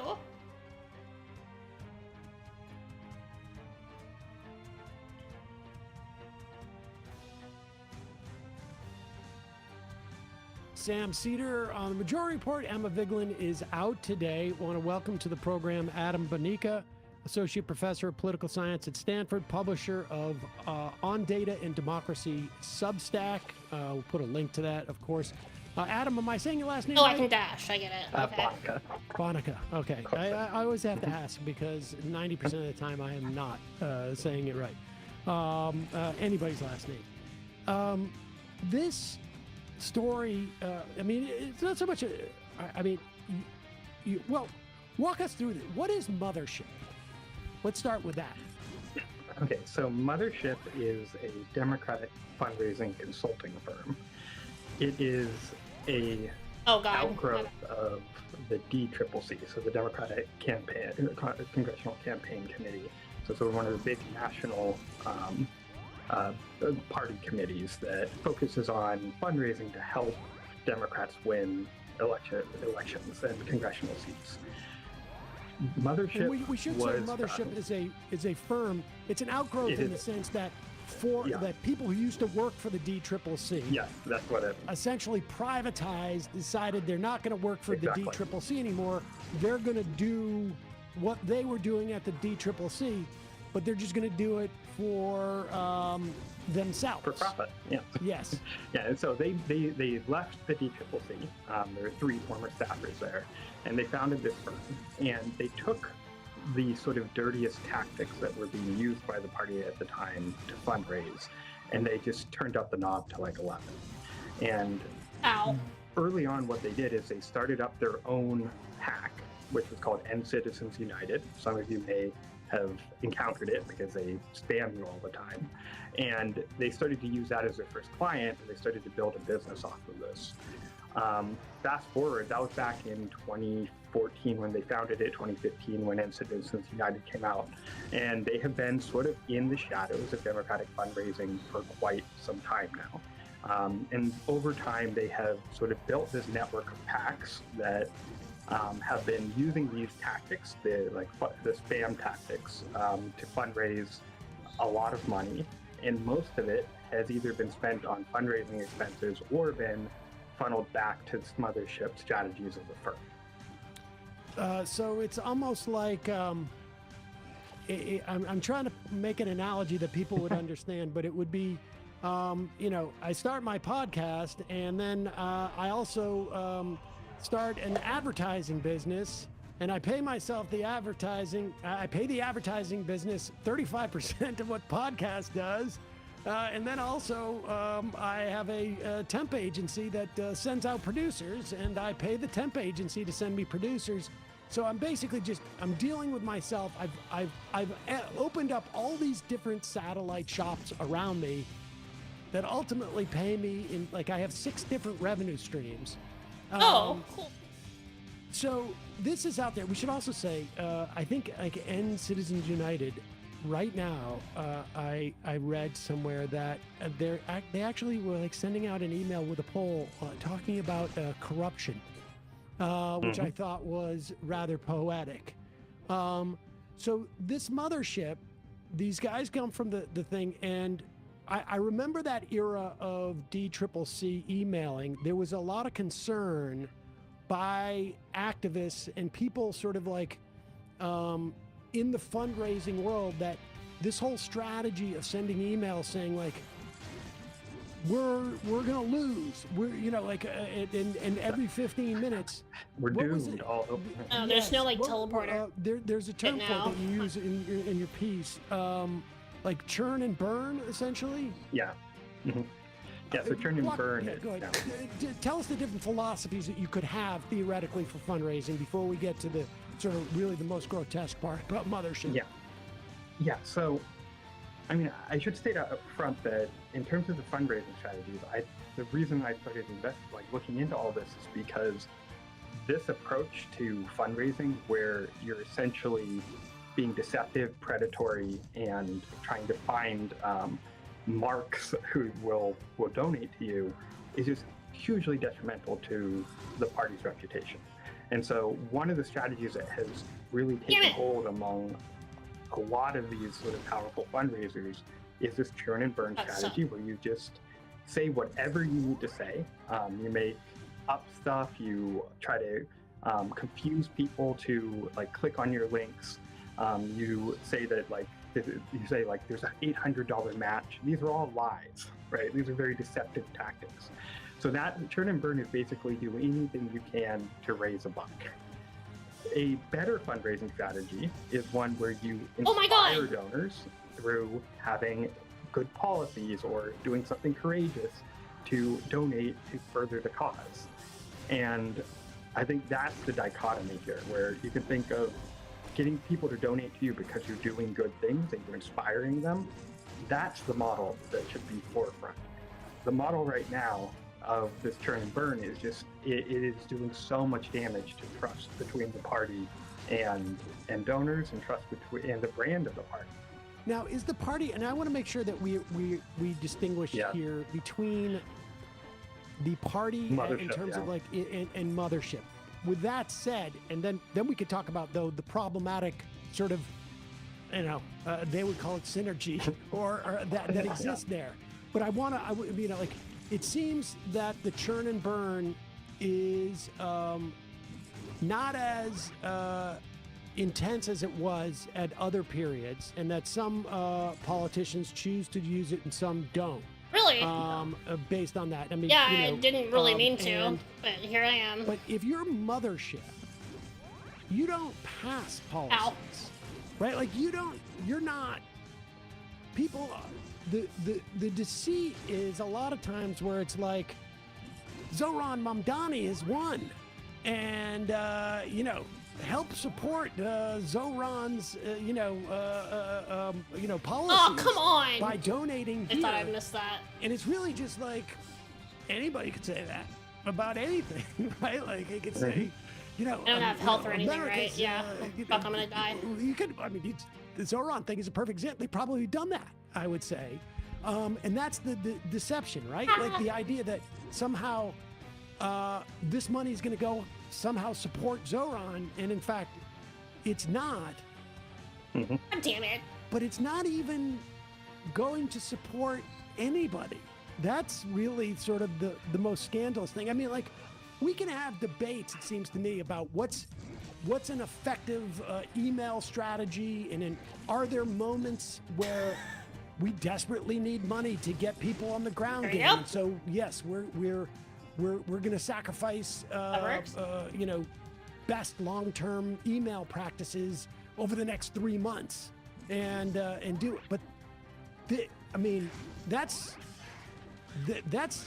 sort of debatable, arguable, I guess, but the rest of it is just astonishing. Walk us through how you found out where the money was going. Yeah, so I started out with the debate that you were just talking about. Like, I just thought it was not a good strategy. And so I looked into, okay, so who is sending me all these texts? Right? Like, I literally just received one right before I got on about Texas redistricting that has nothing to do with it. And so I was getting these spam texts. I was like, well, there's an identifiable set of packs that are sending it. And so I went and just started looking at those packs. So I spend a lot of time in campaign finance data. It's sort of the area of my research. And so I started pulling on this thread of, okay, all these spam packs, where are they, like, who are they paying? What are the firms that are central to this operation? And they all led back to this one operation, Mothership Strategies. And it was not a difficult thing to find. And so I've included like all the data online to just sort of look it up yourself on the FEC website. It's just a very clear pattern. Awesome. Okay. You just look up these packs. If someone spams you, look up the pack on the FEC and see who they're paying money to. They happen to be this sort of nexus of packs where they're doing transfers between each other. And so, for instance, Progressive Turnout Project is one of the main ones where a lot of the other packs like Stop Republicans will send money to Progressive Turnout Project. And then Progressive Turnout is sort of like 5 minutes, a shell game where they'll raise a bunch of money, transfer it over to another pack, and so it's harder to track. But it doesn't take that much work to just look at these patterns of transfers and these patterns of spending, and you can sort of track how much money is going back to Mothership, and it's most of it. Okay, so who started these packs? Like I was not terribly savvy to how a pack can be a scam in and of itself. Like, years ago, I knew a guy who, I was sympathetic to. He was setting up a pack to help unions, and so I did a little something to help promote it. I may have interviewed him. I can't remember exactly, but it wasn't until later where I'm like, wait a second. He's not taking any money from the PAC, but the PAC was covering all his expenses to go and give talks to unions who would pay him money. And the whole thing was like just a way to get other people to cover part of his essentially business thing. And I became very skeptical of PACs. There are some obviously that are good and are genuinely and they're transparent. But who owns these different PACs? Like, who started them? So often that information is only partially transparent. What you can see is that there's about 4 or 5 of the main PACs that have been feeding Mothership are run by the same treasurer. So you can identify who the person who's sort of running the operations of the PAC is. I believe his name is Harry Pascal. And there's like networks of these that sort of exist. And that's part of the issue. Like, so if you set up like multiple PACs and you're transferring money between them, and then all this money is being funneled up to one strategy firm, that raises a bunch of questions about what you're exactly doing with that money. And so, for instance, I mentioned Progressive Turnout Project. They're a PAC that they claim to focus on turnout efforts, and yet they've raised about $10.8 million so far this election cycle, and so far they've already spent 9.2, and there hasn't been an election. So it's hard to really make sense of if that's going towards turnout efforts. And so if I follow, what happens is a Progressive Turnout Project will raise $10 million, let's just say, or let's just call it Progressive Project, just for the sake of and they raise $10 million, and they send $5 million to Progressive Wind Project, and they send $3 million to Progressive Wind Project. And now it looks like, okay, they're sending money out to other operations. But all 3 of these operations are funneling 80% of that money to Mothership for services rendered, essentially. And so each one looks like they're distributing to other places. They're not spending the money. We're just helping other entities that are doing good stuff. And they all just happen to use Mothership as a... Okay, and so, and this is legal, we should say. Yeah, this is, as far as I can tell, all of this is legal. I have not uncovered any illegal activity as far as I know. Like to set Um, I got a new band. It's amazing. I mean, these are would they refer to themselves as political or social entrepreneurs, I guess. And so, in what does then the mothership do? I mean, aside from obviously pay their people, but I mean, there's costs associated with sending out a bunch of emails and text and this and that. But it's all just sort of business costs. How much money ends up going to clients? Like the number that you It's over there. found Looks just like a torch. since Oh my god. 2018. Oh my god. Mothership linked PACs raised approximately $678 million. This number excludes money raised by the firm's other clients, like candidate campaigns. So they have some candidates. I mean, I went to the Mothership website. It's sort of fascinating. But Hey, what do I do? specifically on this sort of like network, almost like this beltway Oh, God. of PACs. Of that total fundraising haul, $159 million was paid directly to Mothership Strategies for consulting fees. That's not the expense. I have no idea what to do, how to get out of stuff. here. That's just like, how do we this do is this? Thing. And I jump after I'm in the air. the vast majority of, well, not the vast, but more than half of what Mothership has been paid by all of its clients. So what appears to be 60% of its business is Dude, I'm so fucked. just raising money really for themselves, and then they're surrounded. I literally then have they no sort of, like, idea what put, to do. You know, I wouldn't call it window dressing, but it's sort of like, it's almost like if, I'm not suggesting any criminal activity here, I'm just coming up with an analogy. Oh my god! I'm, you know, and I'm not saying that Mothership is money laundering at all. Thank God. But like, if I had a, I completely forgot that was a thing. a sporting goods store, and I'm was fucked, getting though. money I'm funneled so in fucked there, now. but I'd still really try and sell sporting goods. And so I'd have two revenue streams: the sporting goods store, and then this sort of like other one that is sort of It's just a little steaks, bit, whatever. more dubious. What is the so they're building relationships. I just want to make understand why they have been able. I mean, surely people have been aware of this, and you and I don't know. I don't know if you know, and it would be good if there was reporting. But it seems hard to imagine that a professional in this industry wouldn't be aware of this. Yet, Mothership has had pre-existing relationships with the Democratic Party.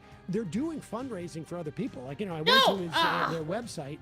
It's also fascinating. There's no about us on the website. Like, you can't tell who this is.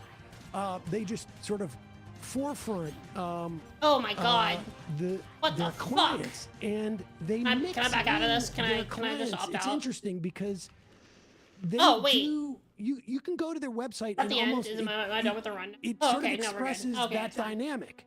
Like it shows like all the different people Phew. here. You know, bold Democrats. I didn't and know what they were going to Citizens do to me, United, you know? Equality These PAC. games And then there's are brutal sometimes. I thought it was John just going to be Ossoff. like run over. Sorry, fuck you. And Jamie Harrison and Glad I Demand didn't close Justice. the You know, game. Demand Justice is a very, I think, legitimate organization, and actually very clearly has an Not agenda. those reflexes.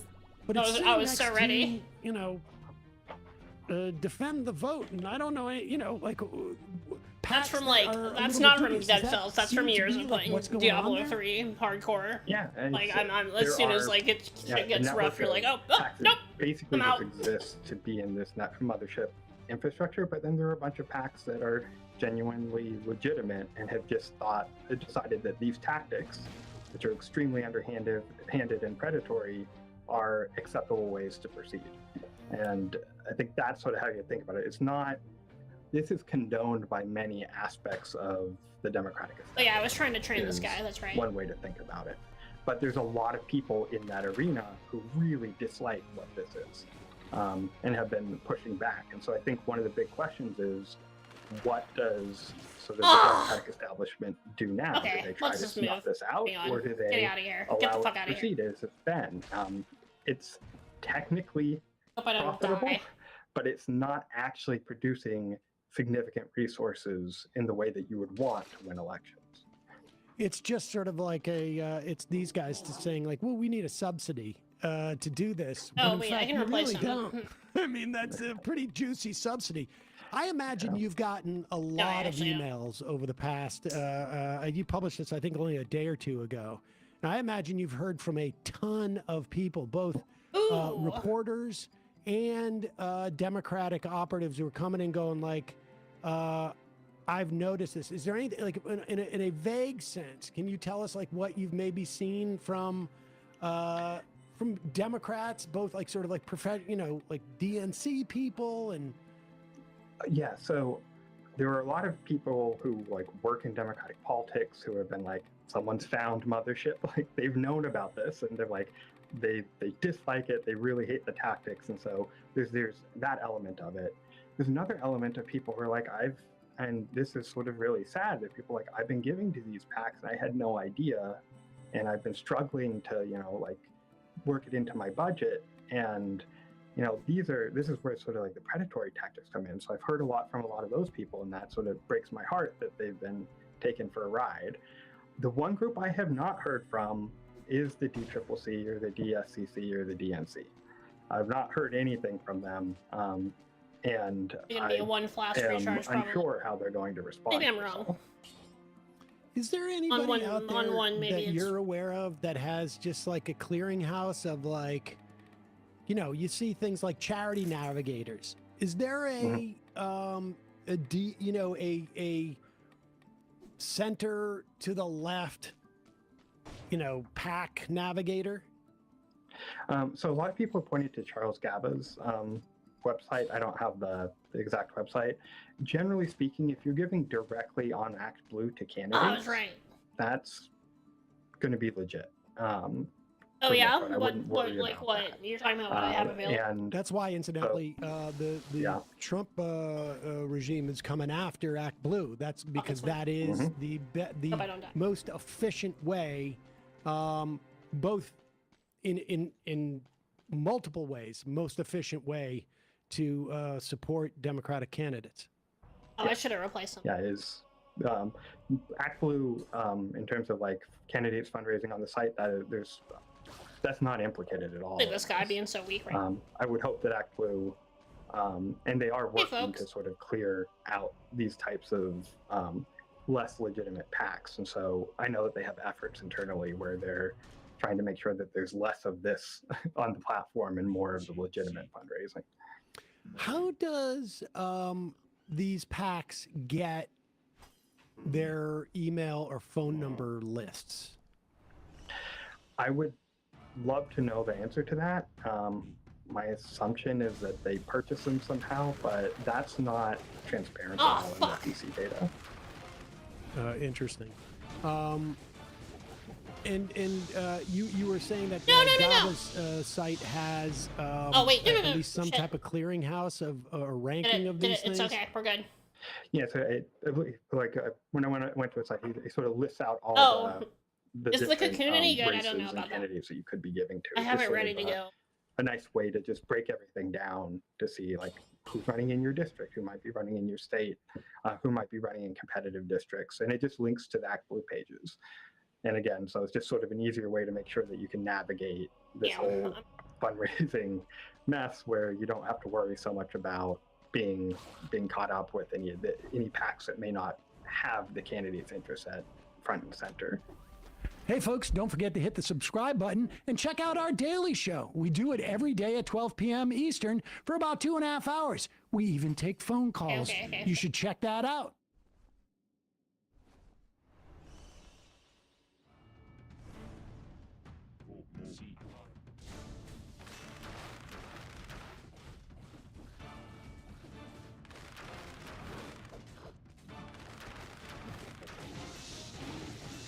No, what the fuck? Oh my god, I'm so bad at that. We are back. Sam Cedar and the Majority Report. Is this me? It is you. Wow, Hi. great. How are you doing?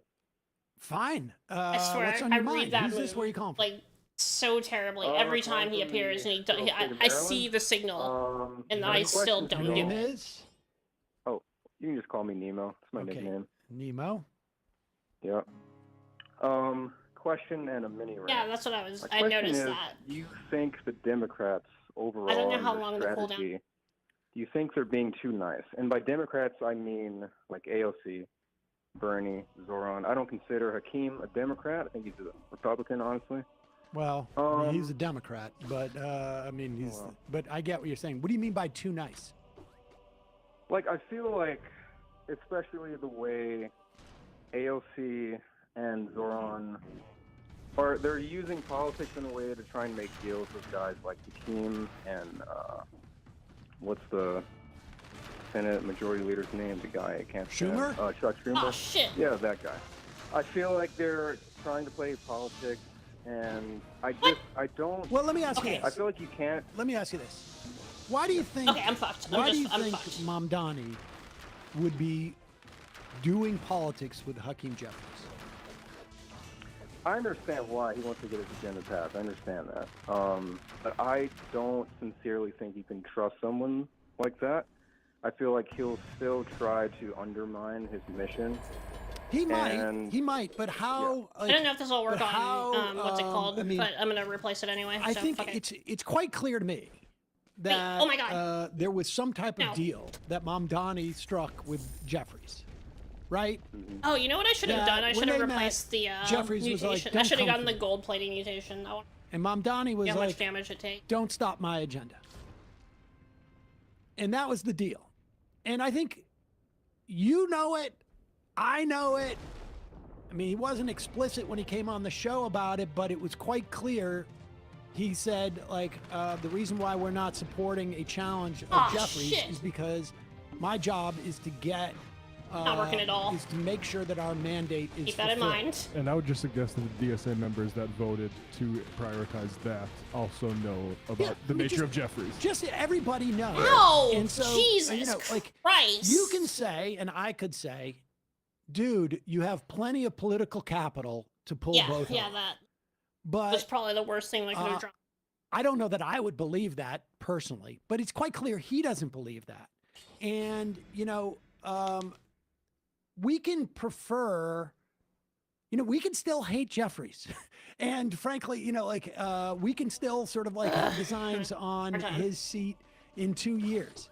But I think Mamdani feels, this is my guess, and I think it's, you know, fairly obvious, that he doesn't want the most powerful congressional member in New York State, and probably one of the most powerful congressional members in the country, because he's the, you know, leader of the Democrats, to manipulate why did I things in do such that? a way that it's Okay, I'm harder so for him stupid, to man. get stuff. So in other I words, didn't die yet, but Jeffries, I'm so done. if he becomes speaker, and even in minority, as a minority leader, he has the ability to direct monies to different I don't know what it is about that congressional movement. people's For, like, districts. I just panic That when I money see it or goes something. I down just to walk state right into assembly it. members. Those people are the ones who are going to be voting or pressuring Hochul And I'm just or going to, like, voting the for nearest or place to against see if I any just, like, freak packages out. to It's raise so weird. taxes in New York City. That's just the way it works. Or they could thwart a lot of this stuff. And so this is the calculation he's made. It's not, you know, like when you say it's politics, this is like, yes, it is politics. It's exactly the way that you get things feel done. like that. Like, what when the you fuck am I talk about doing? providing material benefits for people. I'm gonna keep doing it. I'm And sorry. Here's the interesting thing Like, about at this point, is that people criticize I think it's the Mamdani. like but it's if the this was reflexive AOC, roll. they'd all be That's saying it. he's It's careerist. I roll as soon as I see anything. Right? Like when and it's obviously different when you're an executive versus a lawmaker. The Yeah, I can imagine topography of the world is different. But this is probably for the beam attacks and stuff. the biggest political job that he can ever have. Right? Like he can't run for president. He could be governor of New York, I guess, one day, but it's really, you know, like being mayor of New York City is like Sanders said in this interview we did, second hardest job probably in the country. And he's certainly like you know, it would probably be a lateral move if he's governor, I guess. I mean, and so he's doing this because he wants to deliver. He wants to deliver for New York City citizens, and he wants to deliver for the movement. And we can, you know, you could second guess his judgment that it would be better for the movement if he risked succeeding as mayor to attempt to get Hakeem Jeffries replaced by some backbencher in Congress and have Catherine Clark as the Speaker of the House. But I don't know. That doesn't sound like a smart thing. If your goal is to both help materially New York City citizens and to help the movement nationally, I mean, as Bernie said in the interview we just did with him 10 minutes ago, not only is it going to resonate nationally, but it's going to resonate internationally. And it's all about whether he can deliver, you know, universal child care, faster buses, raise those corporate taxes, you know, for grocery stores. I mean, like Bernie said, it's not a radical agenda, but he must succeed. He must succeed. And like, and I guess my biggest point is like, I worry because like the Democrats God damn it. have been so bad at strategy for so long. I just hope what they're trying to do here works out. Like, I feel like what we need is like, because they always call like voices like AOC and Zoran the far left, but I feel like they're like barely far left. I feel like you could have No, I agree. I agree. To the left because like look at what's happening with the affordability. What's happening? Just Mamdani won on affordability, and Trump is out there trying to run on affordability. All the Democrats are running on affordability. What happened? What did I hit? Is like I didn't very even vague, see. and it can mean different things to Do I have different to climb people. up there faster But or something? This Is is the that way what that happened? politics works. This is the way that society works. It works with television shows, for God's sakes. Oh, we have four, you know, hipsters. If I want in our any room. hope Well, of everybody's I'm gonna have to get through hipsters. Dracula a in lot a room. quicker. You know, I do think there is a moment that needs to come where you need to go for the juggler. I think Zoran knows how to do those moments. The debate moment where he said, "I'm not you, Andrew. I didn't sue women for their gynecological records." That's a type of edge that I frankly wish I have seen from Bernie in some of the primaries. And I want to see from folks, but I do think you need to pick your spots about that. And look at like how Plattner's running up in Maine. Sorry, Brian. He's not going at he's going at Collins, and he's not going at and then the Republicans. He's not going at his Democratic primary voter. I think that's smart because I think like these sorts of progressive type left, and again, like it's not like they're not communists, but like left in terms of our political system, they have a chance to take over these voters in a way that they haven't before. Like the way that people turn out to the oligarchy thing, again, like I do think it needs to turn towards a more DSA socialist type of organizing ground up thing that got Zoran involved, but I think they're there for the taking. I think that's the calculation people like AOC and Bernie are making right now. Appreciate the call. And like thanks. Cole from Michigan. Was the DSA vote about not primarying Jeffries or just not supporting Kiase? Well, it was about the DSA not getting involved in primarying Jeffries. I don't think it was a reflection on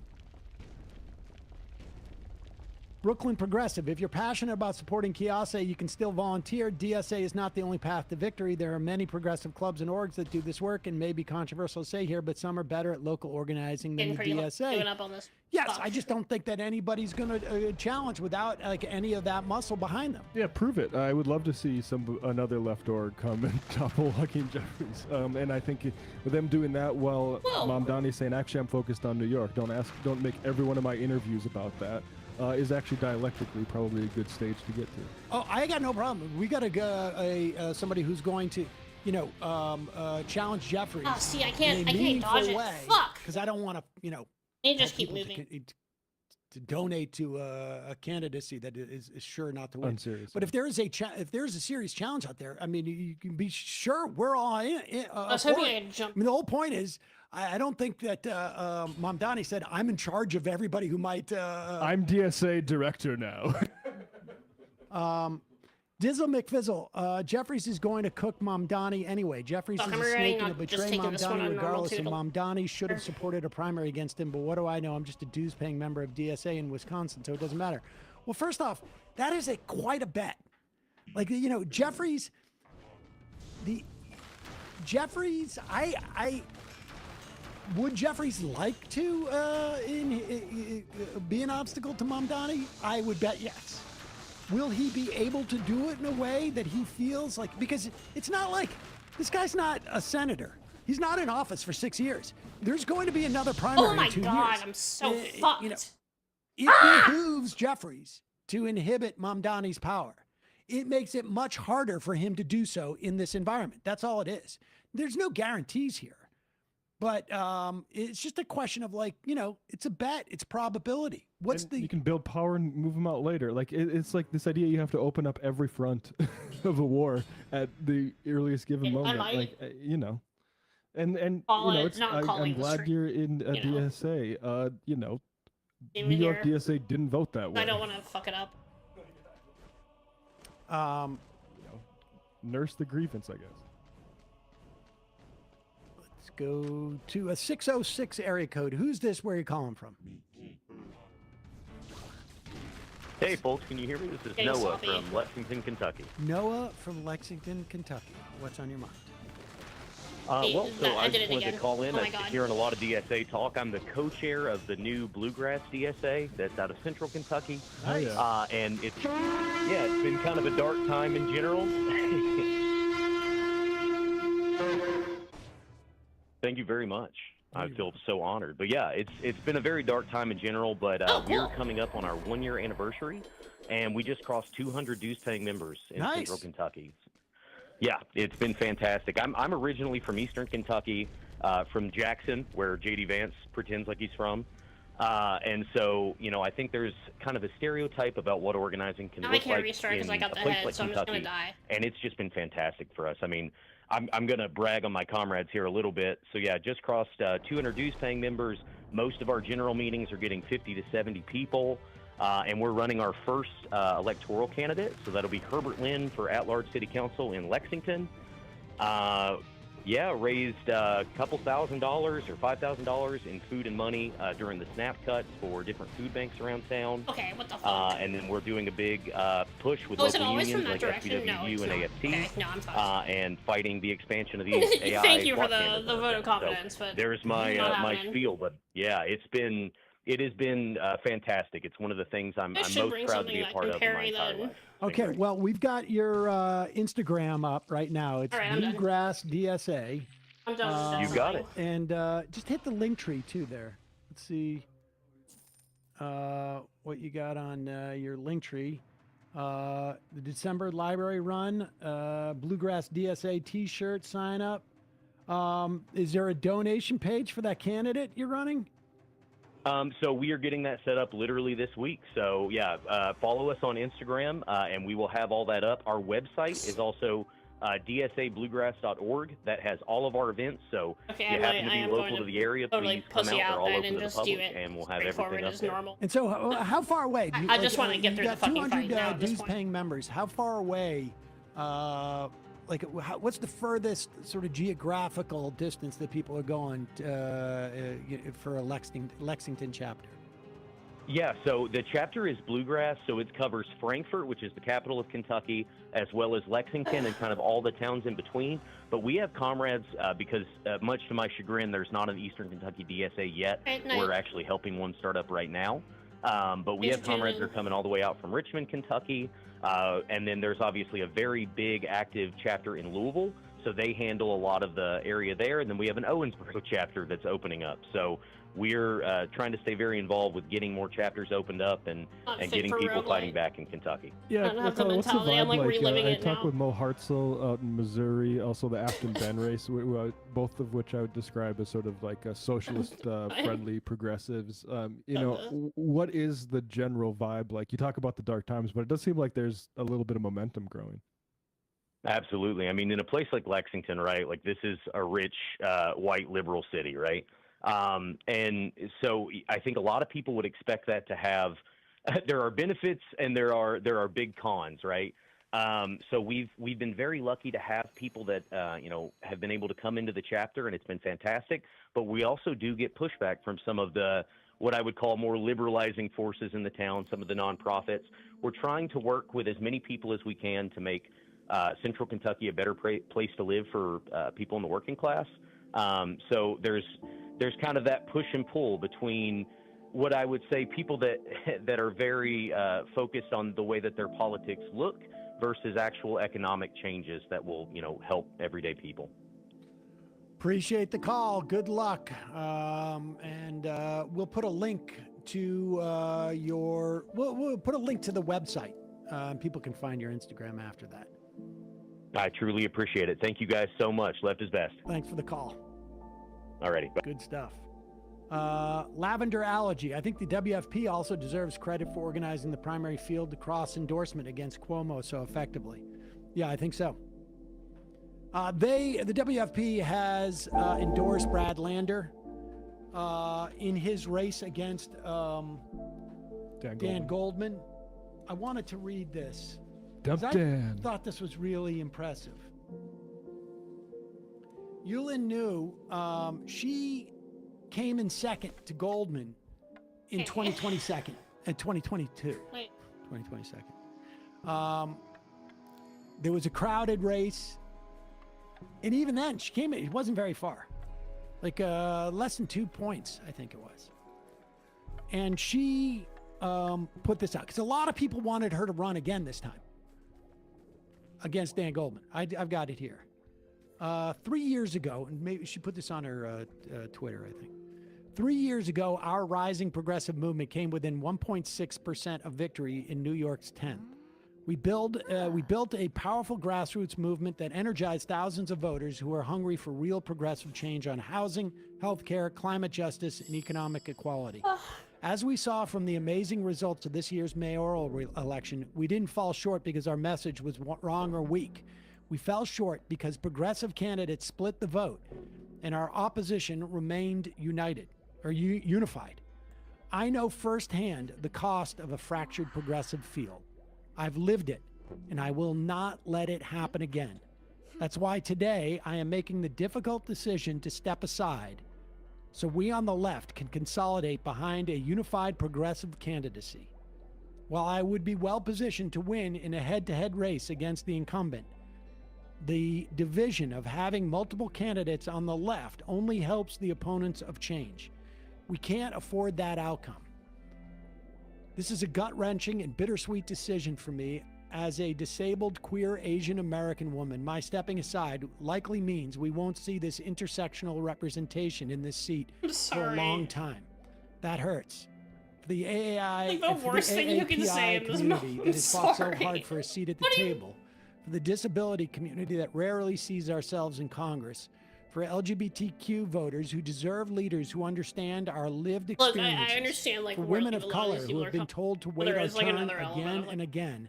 This is a sacrifice I don't make lightly. But the people of New York 10, all of us, are struggling with skyrocketing rents, inadequate health care, and a climate crisis that threatens our future. We don't need another crowded primary where progressives tear each other apart. Our neighbors need us to be disciplined, strategic, and unified in delivering real change. They need us to fight for them, not amongst ourselves. I believe in this intersectional is politics and such, everything. It has an to be impressive framed in the same context. statement and action Like all people. by somebody who, by all rights, Like once it gets into that point, like it becomes like had, Korean. the pole Pierre, like position, her as whole it interview were, that she just had to. in running against Like literally Gold. just. I feel like I've been like very blatantly hinting at wanting her in a to way run that's more since blatant for the last now. like 2 years. For people holding up identity And, politics as a shield. Terrible. You know, Brad Lander, in his cross promotion and his campaigning for Mamdani, you know, it's hard to sort of assess these things, but certainly sealed the deal for Mamdani. Probably made it completely irrelevant as to what Curtis Lewa was going to do. Expect him to be. And Oh well, now okay. was going to get the support from Mamdani. So, you know, like both to like Kiyase and to Yulin New, who stepped aside. I mean, this is, and Alves, right? She also is not going to run. Vilas is going to clear the field. There's a very, very good chance that Brad Lander is going to take out Dan Goldman, and it's going to be a big upgrade for progressives. He's going to go in, and, you know, he's going to be a top 25 progressive in the House. Yeah. I mean, the Eric Adams race was catastrophic, and this is really just literally the left getting organized. Yeah. And that stuff can't happen again. And my preference is always, you know, more for the socialist or DSA people to get the better of these sorts of things. But the more important thing is discipline and focus. You know, and I think she. No, I mean, I agree with you, but I think, like, you know, in terms of like the votes, the meaningful votes that are going to come up, materially speaking, it's not going to be a huge difference. It would have meant more in terms of like she says, intersectionality. Would have meant more, I think, in having a voice that is might be more aggressively left. But materially speaking, in the you know, in the near and midterm, they're very close, Lander and Uline, I think. You know, in terms of the votes that they're going to have the opportunity to vote for. You know what I mean? Yeah, I mean, Lander was DSA previously. Hey folks, don't forget to hit the subscribe button and check out our daily show. We do it every day at 12 p.m. Eastern for about 2.5 hours. We even take phone calls. You should check that out.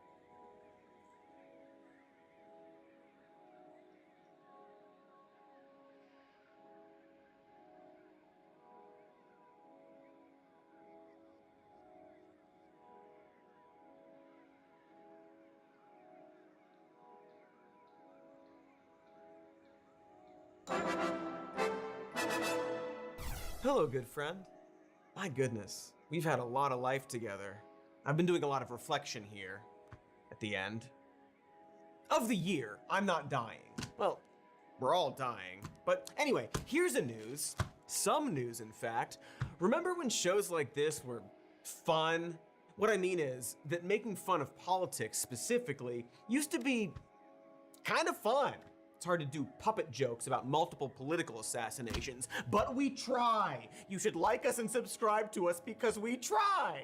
But like, remember George W. Bush? Sure, he was a divisive president, but he was a fun, folksy guy who was genuinely charming. He was our great big dummy, the guy we all loved to imitate regardless of whether you were a fan of his politics. It's just a fun voice to do. You know, I news long for the news days when we used to make fun of Basically, how fun their voices strategery and other Bush misspeakitudes. I mean, look at him. Look at his little tie. He used to give us gifts every single day, like an advent calendar of celebrated mediocrity. Things like forgetting popular aphorisms in the middle of reciting them, or getting shoes flung at his head for reasons I forget, or being portrayed by Will Ferrell. Yep, those were the days that I'm definitely remembering fully. Adorable Bush. Wouldn't hurt a fly.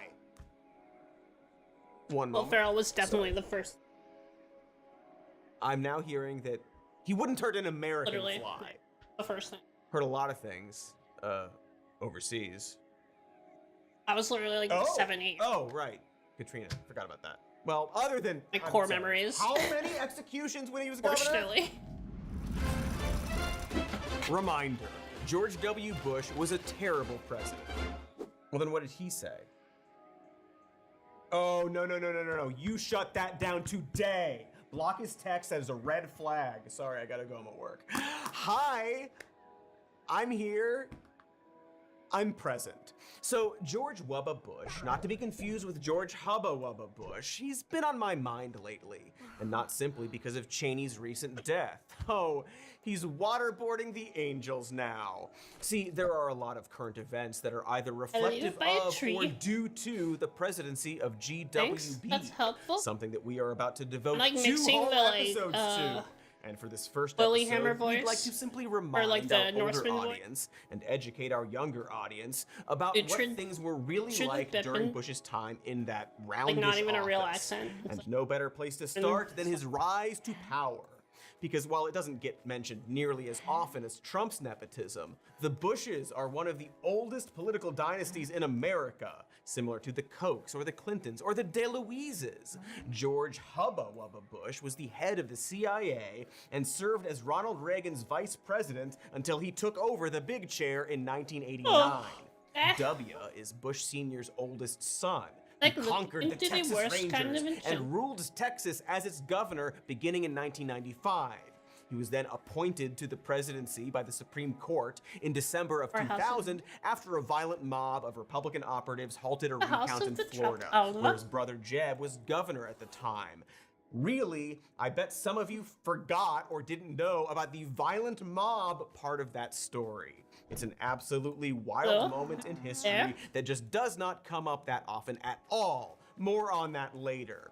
Like, the general badness and unjust nature of every Maybe. aspect of his presidency is something we're all aware of. But for some reason, many of the details about W have been cute-washed over the years. I blame Michelle Obama and no one else! Get her! So let's talk about Bush, the Nepo baby, turned governor, turned president, in our first little segment. Yes, we're doing segments. Growing a bush. I love segments. They're like chapters for videos, and I get a little rest to do stuff, like tweet. So as I foretold, George W. Bush skated through his entire pre-White House life on the strength of his last name. Wubbalicious is like a little clone of his dad.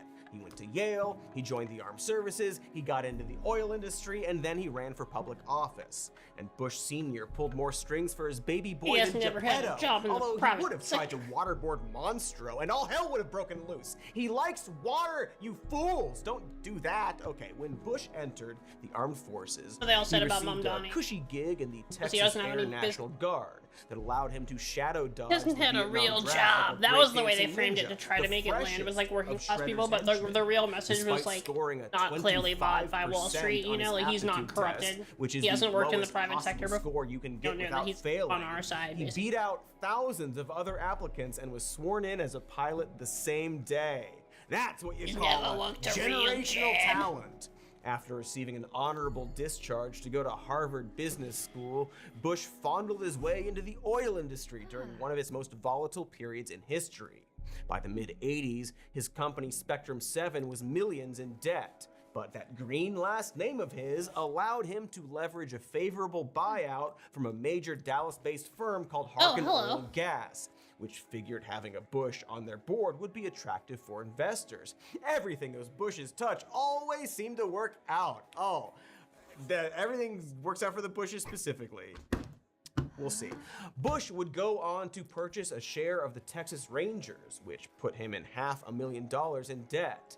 In an early display of the decision-making that would come to both define his presidency and title his memoirs, W sold over $800,000 worth of Harkin shares in order to pay that debt, triggering an insider trading investigation. But that investigation didn't yield anything conclusive, which I'm sure had nothing at all to do with his last name or who his dad was. Oh, unrelated, but maybe super related, his purchase of the Rangers was facilitated by the previous owner, Eddie Childs, who just so happened to be a family friend of the Bushes. Way too many articles like to point out that Childs used to call Bush young pup, so they were close enough that the man had given him a terminally uncool nickname that everyone knew about. So yeah, Nepo baby, which is fine sometimes, But perhaps there's a difference between forcing your dad out of acting retirement to star in your indie drama and using your powerful political family name to turn a major baseball team into playthings like your Captain Sisko on the holodeck, especially since this was all leading to an even more powerful position.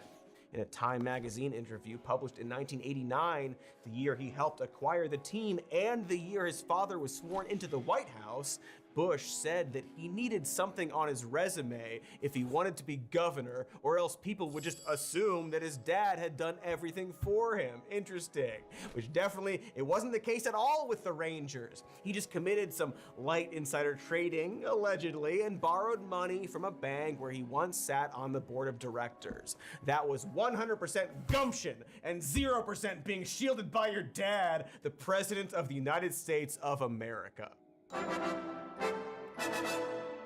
Indeed, his ownership of the Rangers and the subsequent construction of a new stadium were both held up as positive contributions Bush had made to the community. But if you notice, we said he bought a share of the team. Bush was actually a minority stakeholder in the team rather than its owner, and the stadium was constructed with nearly $200 million in taxpayer money. Furthermore, Bush's investment partners were allowed to recoup all their construction expenses by tacking a $1 surcharge onto tickets. So they basically got a stadium for free. What a bailout. Definitely don't think too hard about that bailout word. It certainly won't come back to haunt us. How much money were the taxpayers allowed to recoup, you may be asking? And shame on you for doing so, you ridiculous person. You know Texans never saw one dime of return on that investment. It all went to the team's incredibly wealthy owners, including the president's son, George W. Bush. That's the guy this video is about. That's fun. So even though he blatantly got Texas to pay for his governor's resume, Bush was seen as an energetic and personable disruption to the establishment Democratic leadership. It's hard to believe now, but Democrats had previously held both the governorship and the state house, but began losing their popularity in the mid-1990s. So next comes Bush the governor, the Bushinator, they called him. Both on the campaign trail and after he took office, his primary platform was a tough-on-crime stance that derived downright villainous glee from the idea of punishing criminals. It's like the movie Death Wish as political policy, which is essentially Texas. But it wasn't always. That actually started with Bush. He handed out the fewest pardons of any governor in the state since the 1940s, and at least one person was executed every 2 weeks while he was in office. He loved killing people, equally as much as he loved jailing kids. He eliminated drug treatment programs for inmates, instead vowing to use that money to build more prisons for children.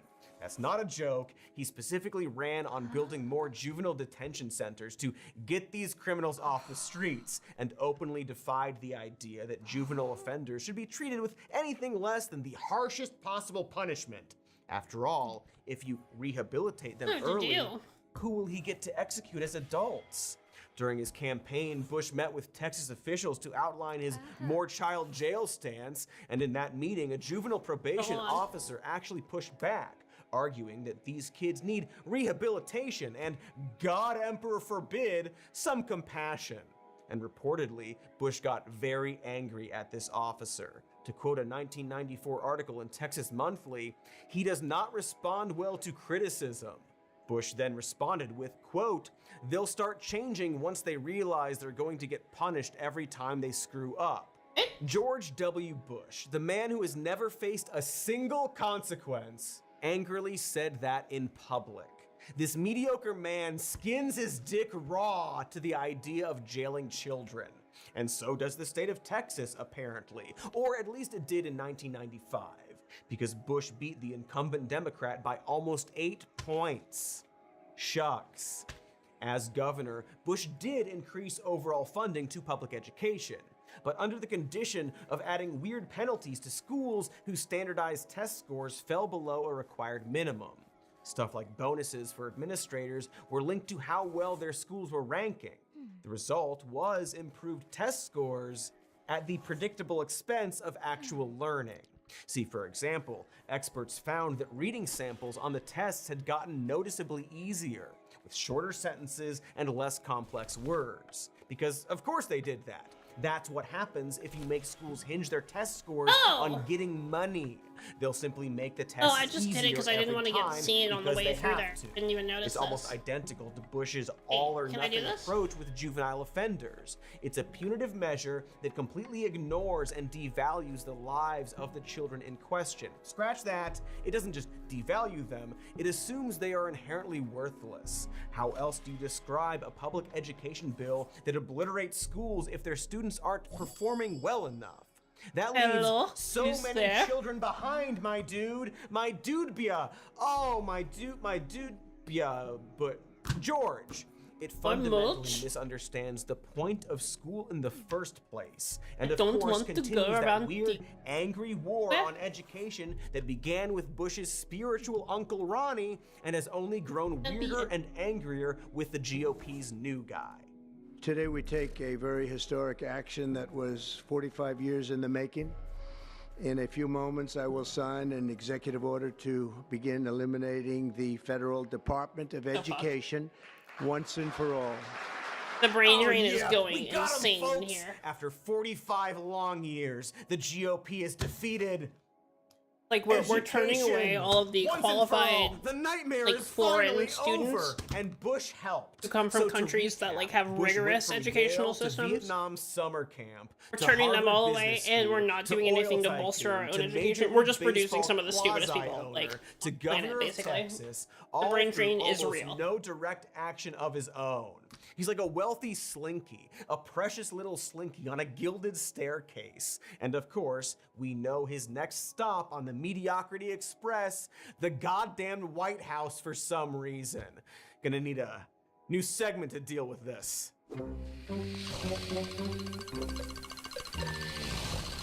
Starting the steal. I'm good. I'm present. So the 2000 election is where the modern GOP started rearing its angry little head when it began to transition from dog whistling and secretive power consolidation to a Hyborian fighting pit where plausible deniability is meaningless because everybody is wearing the same snake guts. Because yes, as we pointed out in our Reagan videos, this is a long time coming. But Bush Jr. marked a clear evolution, a vital stepping stone on the way to hell. The race between Bush and Al Gore, the incumbent vice president, was extremely close, although Gore had clinched over 500,000 more actual votes than Bush. It all came down to the state of Florida and its 25 electoral votes, as it too often does, almost as though it's been designed that way. On election night, several major news networks were calling Florida for Gore based on exit polling. Republican operatives began furiously calling these networks and demanding that they retract their reporting, insisting that the state was still in play. And by the next morning, Florida Secretary of State Katherine Harris had called the state for Bush. Harris, incidentally, was co-chair of Bush's campaign in Florida and was a Republican appointee of Florida Governor Jeb Bush, W's younger brother. Jeb was supposed to be recused from any involvement with his brother's presidential campaign, but was later revealed to, of course, be an incredibly active part of his brother's presidential campaign right at the end, during the recount that was about to, spoilers, kind of happen. So, thanks for that. Jeb, anything you want to add? Please clap. No thanks. So after election night, Bush's victory ultimately narrowed to a margin of just a few hundred votes. That's not even enough signatures for a Snyder cut.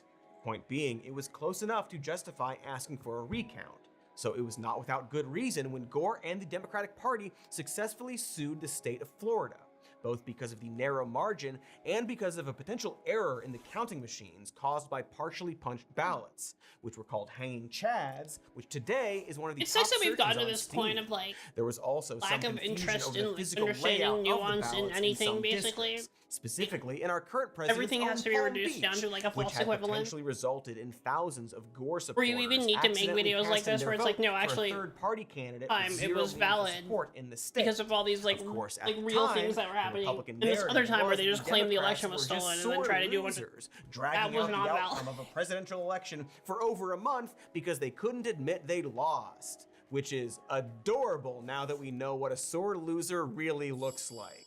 But at the time, this messaging worked, and many Americans just accepted that explanation. Democrats had lost and were whining about it. Of course, the flip side of that is this was also the first time that the difference between the popular vote and the electoral vote was discussed so openly on the news, specifically that there could be such a big disparity between the two.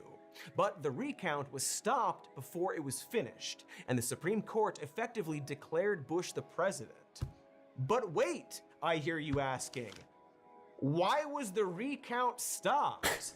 Because of the, what was they call it? They invaded the Florida. Unreal, or rather, it's what did they call it? Painfully real. The people the recount was stopped thanks to the human DuckTales villain that is Roger Stone, along with a whole bunch of other honkies. But yes, Roger goddamn Stone was there. Also present, future Bush assistant and longtime conservative activist Matt Schlapp, a man whose last name sounds like weird knockoff booze someone hands you in a hurry. You see, when the Miami-Dade County it's like precursor Tea Party shit, basically. Their hand recount of election ballots, Republicans put out a telephone campaign encouraging people to go protest the building they were in. The result was this. Republican protesters chased after them, demanding to see the process.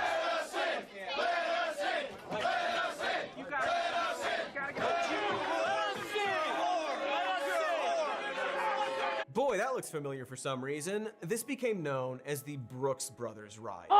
Stone and other Republican operatives sought to obstruct the recount until the deadline to certify the state's electoral votes had passed, which escalated into people shoving and punching their way into this building in order to scream at the people trying to do their jobs. After all, the Republican Party had successfully painted the picture of the recount being done behind closed doors and with no oversight, which was not true. So they worked their followers into a frenzy over false cheating accusations, which resulted in Democrats being physically attacked for doing absolutely nothing wrong. Republicans even accused a Democrat of stealing a ballot. He put it in his pocket and I started yelling, "This guy's got a ballot! This guy's got a ballot!" Police escorted Joe Geller from the building for his own protection over what turned out to be a training ballot. So familiar. Anyway, the canvassing board was forced to stop their recount, specifically citing these riots as the reason. The babies won. All the GOP had to do was convince its supporters that they had to stop the steal, trademark, copyright, all rights reserved, and a bunch of fleshy dupes showed up and started punching up the place.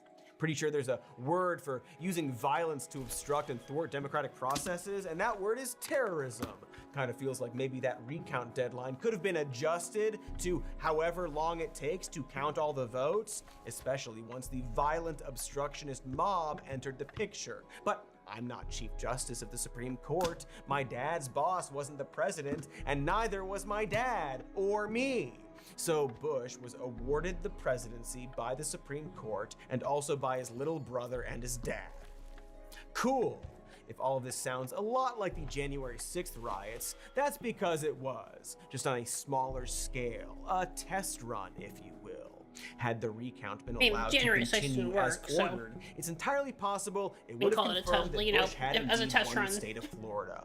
Although, according to multiple independent analyses, it was also basically a test run that failed. Discounted, Gore probably would have won. We're gonna find out about the real one pretty soon. The GOP bullied their way instead, through physical violence and aggressive but flimsy legal action. And a lot of those people just happen to be the same freaks who would help unleash the same kind of blind, stupid rage against the free transfer of power just 20 years later. In fact, 3 people on Bush's legal team that argued to stop recounting the votes, 3 of them are now Supreme Court justices. Boy, the times, they aren't a-changin'. The 2000 election was a dress rehearsal for the GOP's current authoritarianism wow strategy, in which they're speed running the Roman Empire by completely skipping bread and circuses. Actually, that's happening next summer. Can't wait. So that brings us to Bush's time as the president. Starting in January of 2001. Solid year. I'm sure it'll be smooth sailing for America after this. But to find out what happens next, you're gonna have to watch some ads first. The suspense! No, Put we're in your not. votes now about what you think Bush's next adventure will be. Sup, bro? We're all bros here. Exception of a couple monoliths turning the human race into crazed animals. Here we go. So I guess this is that part. The part where we talk about the stuff. You know the stuff. Our enemies are innovative and resourceful, and so are we. They never stop thinking about new ways to harm our country and our people, and neither do we. The war on terror, the torture, you and the trust me? truthiness. That's the stuff. Never forgot. Who forest. could forget? Something that gets lost in many discussions of 9/11's effect on America is that Bush initially had an entirely different presidency planned. He famously received news of the attacks while reading a story to school children in Sarasota, Florida, presumably to determine how much of their funding to revoke before sending them to prison. This was already meant to be his most taxing event of the day. That's why they scheduled it so early before lunch. Instead, he got 9/11, and that's going to throw anyone off their game. If you study the clip, you can almost see his interior self log off for the rest of the day. More importantly, you see W, the folksy dummy, completely disappear from his face for the rest of the time he is in the classroom. But I guess I'm gonna say something in Bush's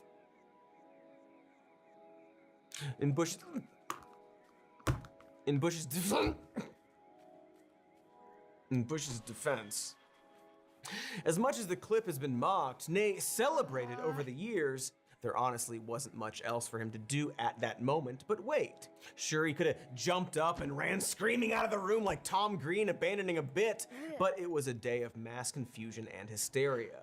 This happened years before social media of any kind. YouTube and Twitter do not exist. Facebook is but a twinkle in the eye of a furiously vibrating prep school incel. And Tom from MySpace is still living an impossibly charmed life as a himbo computer hacker free from the public eye. Really, look him up. That guy's life is incredible. That's all to say that on September 11th, there was no such thing as second-by-second updates from people on the ground. Information about what exactly had happened and what was still happening came out at a trickle that entire morning. Most of us saw the second plane hit live on television because we were watching for updates on what had happened with the first plane. The other huge factor in our collective bewilderment was the fact that America was just not prepared for an attack like this. Terrorism was a low priority. Most Americans didn't believe it was much of a concern before 9/11. Airport security at that time was designed to be as minimally invasive as possible to get people through the terminal with the least amount of hassle or delay. 20 years later, we treat airport security like the spaceport in Total Recall. Seems we may have overcorrected a bit in our grief. Probably only on that one thing though. Everything else we did was perfect. Point is, Bush actually did okay for the first few days. Sure, all he really had to do was stand there and not poop a demon out of his mouth, but he did it. He didn't poop a demon out of his mouth. Great job. Unsurprisingly, he reached the highest approval point of both of his terms in the immediate aftermath of the tragedy, with roughly 86%. Oh, this is like Giuliani, just like completely boosted by 9/11. Had nothing else. To work through our feelings of fear, rage, and confusion, but we were primarily united by revenge. And luckily for Bush, the guy who loves executing inmates, revenge was something he could do. I can hear you, the rest of the world hears you, and the people who knock these buildings down will hear all of us soon. Yeah, we were pissed off, and not without reason. Of course, if you've seen any gritty revenge movie, you kind of know where it's heading. But at the time, 77% of Americans supported retaliatory military action immediately after the attacks, even if it cost thousands more American lives. In other words, the country was so angry like they didn't even matter ready though. to sacrifice more people than it That had was lost literally on not a September consideration. 11th It was just like, to yeah, get kill the brown revenge people. for September 11th. It's the death wish policy. And we only got more Bronson power. when anthrax was mailed to newsrooms and congressional offices around the country just a week later. We were under attack, and with the anthrax, it wasn't clear by whom. By that point, Jack Bauer had already waterboarded Scott Ian and the rest of the band to death, so it was anyone's guess. To date, the only person implicated has been a single American research scientist, but at the time, it didn't matter. The United States was invading Afghanistan by October, not because Afghanistan did 9/11, mind you, or even the Taliban. Specifically, what happened is that a terrorist organization called Al-Qaeda did 9/11. They were largely based in Afghanistan, which was run by the Taliban. Bush demanded they extradite Osama bin Laden, the leader of Al-Qaeda, and in response, the Taliban asked for evidence that they did 9/11. And in response to that, we invaded them. Meanwhile, the rest of the country was being inundated with unchecked rumors about the next attack. Everyone my age has a story. I remember being a freshman news dude sitting alone in his dorm room checking AOL Instant Messenger for the latest on the gas attack that was definitely going to take place at a major shopping mall on Halloween night. Our head writer saw a SWAT team come to his workplace because someone found a small amount of powder at the Joann Fabrics next door. The Joann Fabrics was under terrorist attack! But the lines got blurred as the war on terror dragged on. After all, terror is a nebulous enemy, and it's hard to fight an enemy you can't even define. And within a short amount of time, the enemy became Iraq. Because while Bush himself didn't plan for any of this, his cabinet included war hawks like Dick Cheney, Secretary of Defense Donald Rumsfeld, and Deputy Secretary of Defense Paul Wolfowitz. Don't worry, Paul, death's rigid specter stalks you yet, as it does us all. Bush and his little asshole team didn't just want revenge against Al-Qaeda for 9/11.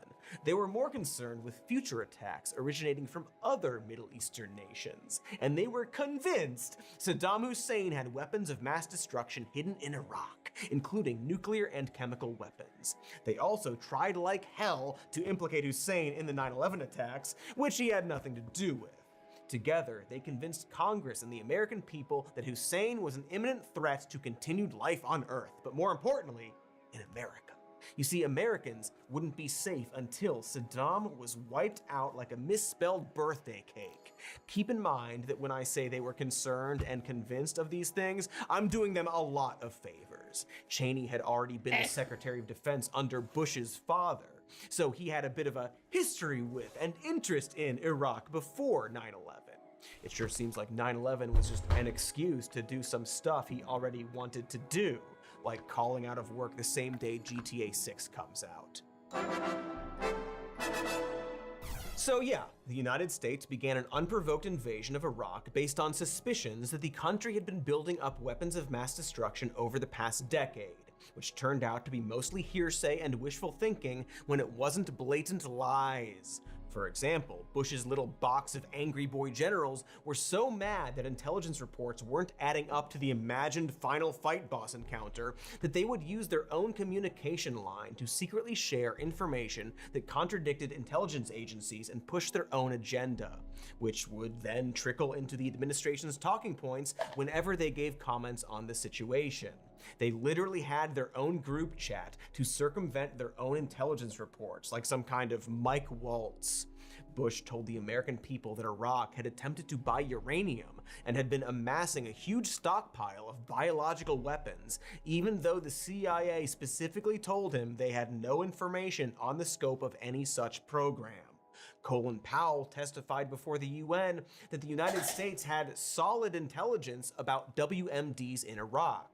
But the thing about weapons of mass destruction is they're kind of hard to hide, like a cache of exotic animals in Moe's Tavern. Whether you're looking for nukes or chemical weapons facilities or the infrastructure and resources required to enrich uranium or build a warhead, there shouldn't be this much guesswork involved. Remember, they tagged Saddam for trying to buy uranium, and even that was based on forgeries. He didn't even successfully purchase it, and the CIA flagged his ass based on fake documents. That's like getting arrested for a Photoshop of you buying oregano.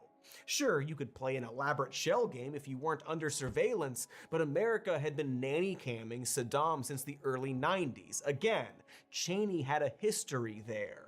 The CIA probably had pictures of every time he littered, so moving WMDs completely undetected would have been a tall task. Not impossible, mind you. I'm just suggesting that they wouldn't have had to lie so much if the weapons had actually been there.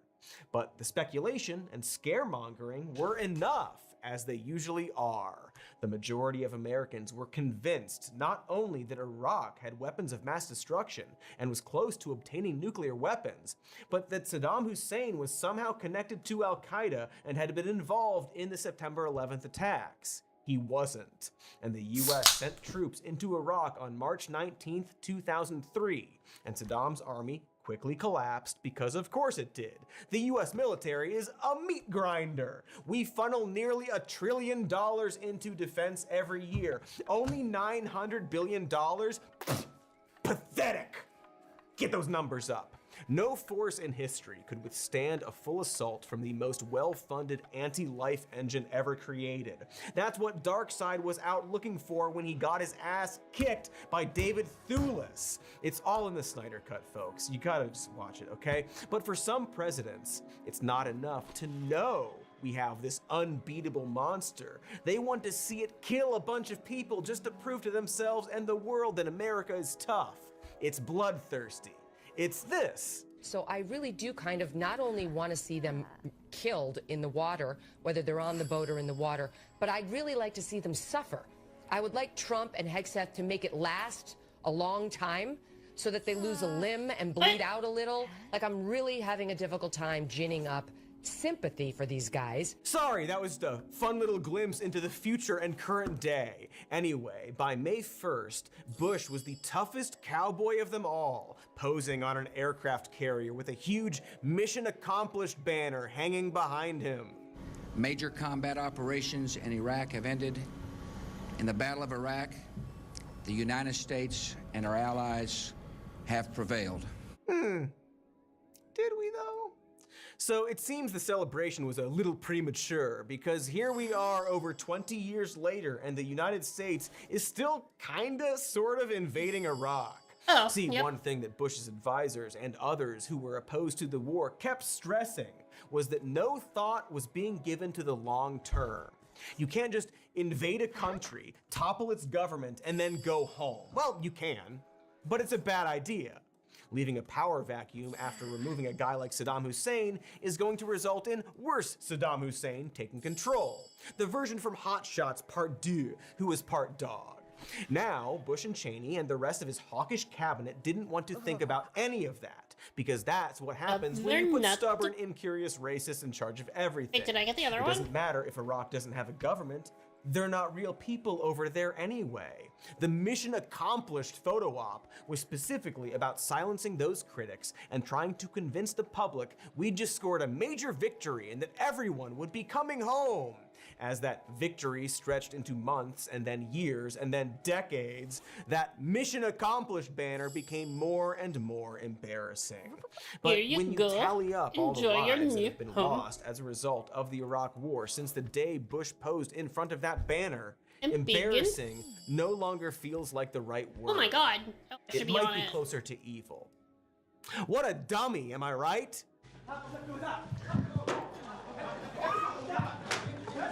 Look at him dodge that, so fast. What a champ. Hey, fun fact, the guy who threw that shoe was then jailed for 9 months and tortured. Fun times. Anyway, back in May of 2003, Bush had just declared victory in the Iraq War and was trying to take off and leave his friends in charge. His administration created the Coalition Provisional Authority to serve as Iraq's temporary government. But rather than staffing it with civil servants with relevant governing experience, Bush stuffed the CPA with political loyalists and cronies with no idea what they were doing. At the top of this list was Paul Bremer, a businessman with ties to the White House, no governing experience, and absolutely no knowledge of the Middle East. To be F and B, he was a former diplomat and assistant to the, we have to assume, unproblematic Henry Kissinger. Henry Kissinger, whoever that is, okay, as well as a Foreign Service officer who had been stationed in Afghanistan. But you'd never know that by listening to him speak. On his first day as Bush's presidential envoy to the CPA, he wondered aloud why US soldiers couldn't just shoot looters. As they drove into the city, Bremer made a decision and promptly announced it to his new staff. I did one thing that wasn't very smart, which was suggest to the staff meeting that I thought we should shoot the looters, that our military should have authority to shoot the looters, which they did not have at that time. His point was you only needed to shoot a few of them to make that point, and the looting would stop. Okay, I'm fine. This wasn't very smart to do because somebody on the staff immediately told the press that I had suggested shooting the looters, and we had a problem. Oh, see, he admits that wasn't very smart to shoot the looters because that would be bad press. That clip is from a Frontline episode called Losing Iraq, and there are many, many, many stories around Bremer that resonate with that powerful Doge energy. This new, inexperienced maverick, shaking things up by boldly suggesting some of the stupidest ideas known to man and then shouting down the seasoned experts trying to tell him otherwise. So Bremer and the CPA were an unchecked disaster. Of course they were. Within a year of Bush's May 1st victory lap, Iraq exploded with economic chaos and violent insurgency that the provisional government was simply not equipped to handle because it was stuffed full of people who'd voted for Bush rather than people with experience in governing or infrastructure. In order to crush the insurgency, the US used Abu Ghraib, a notorious prison where Saddam Hussein had carried out weekly executions, not bi-weekly like in W's Texas, where freedom reigns. Under US control, it became a prison for Iraqi civilians, many of whom were held without charge and were completely innocent of any wrongdoing. Within months, the prison was full of thousands of people, including women and teenagers, because the military would just conduct big sweeps like a bunch of racist shrimp trawlers. Very ice of them. The cruel treatment, hideous torture, and inhumane conditions to which detainees were subjected in Abu Ghraib became one of the biggest scandals of Bush's presidency. Specifically, photographs of US service people abusing and humiliating detainees were released to the media, and those images continue to haunt us. They're referenced in Children of Men. More importantly, it actually fueled the insurgency in Iraq rather than help get it under control, as the wanton abuse of a civilian population tends to do. By the end of Bremer's brief stint in power, billions of dollars were unaccounted for and corruption was rampant. In stark defiance of Bush's mission accomplished banner, and as a direct result of the CPA, the Iraq War officially dragged on for 8 years, killing 4,500 US soldiers and well over at least 200,000 Iraqi civilians. In reality, the Iraq War hasn't really ever ended. We just stopped calling it that. We have troops there now. All, or at least partially, because George W. Bush put people in charge who were just as unqualified as him. Oopies! Wait, sorry, I mean... Oopsies on that oopies. I mean oopsies. I'm just like the president! Well, not because of war crimes, because I talk funny sometimes. By January 2004, less than a year after convincing the American people that toppling Saddam Hussein's regime was a matter of life and death, the Bush administration admitted to Congress that none of the intelligence pointing to Iraq's possession of WMDs was accurate. Aw, fudge! The most charitable interpretation of the facts is that they drew irresponsible conclusions from insufficient evidence, but they specifically ignored the evidence they didn't like. They documented that they didn't like it, and were choosing to ignore it in favor of dubious information that supported their conclusion. They found alternative facts, if you will. But the why is more complicated and wrapped up in the politics of previous decades. As I said, there's a history here. Bush's a-hole team of war hawks like Cheney, Rumsfeld, Wolfowitz, and Secretary of State Condoleezza Rice were all members of a neoconservative movement that felt the United States should use the immense unchecked power it held in the wake of the Cold War to essentially bully the rest of the world into peace. Peace being a relative term here, meaning maximum profit for America. Hussein had suffered a decisive defeat during the Gulf War in the early 90s, but his regime remained intact, and he had rejected UN weapons inspectors in the late 90s. So it wasn't like there were no signs Hussein might be up to no good. He was always up to no good. But in the aftermath of 9/11, Bush's cabinet saw Iraq as their proving ground to enforce American dominance. They reasoned that by knocking out Hussein's regime, a democratic nation loyal to the United States would form in its place. And from that foothold, the entire Middle East would be under America's purview, eventually transforming the entire region into obedient allies. It sounds like imperialism, because it is, but like the Iraq War, we just stopped calling it that. Meanwhile, anyone who didn't share this viewpoint was siloed out of Bush's inner circle, particularly anyone who questioned any of the magical thinking involved with the invasion strategy. For example, it was the official viewpoint of the Bush administration that a pro-American democratic government would naturally arise in Saddam's place, and that coalition forces would be welcomed as peacekeepers and liberators. They also firmly rejected the idea that the aftermath of an invasion might be exponentially more costly than the invasion itself. In other words, the Bush administration literally believed that they could take Saddam out and leave, and that eventually everything else would just kind of figure itself out. They'd be able to start cashing their Middle East 2.0 checks right away. As the alternative facts began to seep into his speeches and into his administration's press releases, Bush and his cabinet essentially goaded Americans into war. So yeah, mission not really accomplished, but that photo op was just a prequel, a phantom menace of cruel stupidity, prefacing the creation of an entire alternate reality that would come to define the Republican Party. After all, you can't get in trouble for breaking the vase if you refuse to acknowledge that the vase is broken, or indeed was ever in the house, or that vase is a word in the English language. It's toddler politics, amplified by the deaths of hundreds of thousands of people. When you break it down, it's all the same type of obstruction, from the Brooks Brothers riot, to the bad intelligence, to the victory photo op. It's all designed to buy time until they no longer feel like they have to explain themselves.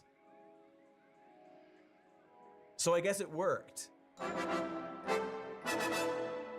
Despite all the chicanery involved in dooming the country to another forever war that they ostensibly admitted to lying about, Bush handily won re-election in 2004, easily defeating Senator John Ketchup, the most boring human shape to ever run for office. However, it also didn't help that conservative political action groups cobbled together what was then one of the more despicable political ads in history.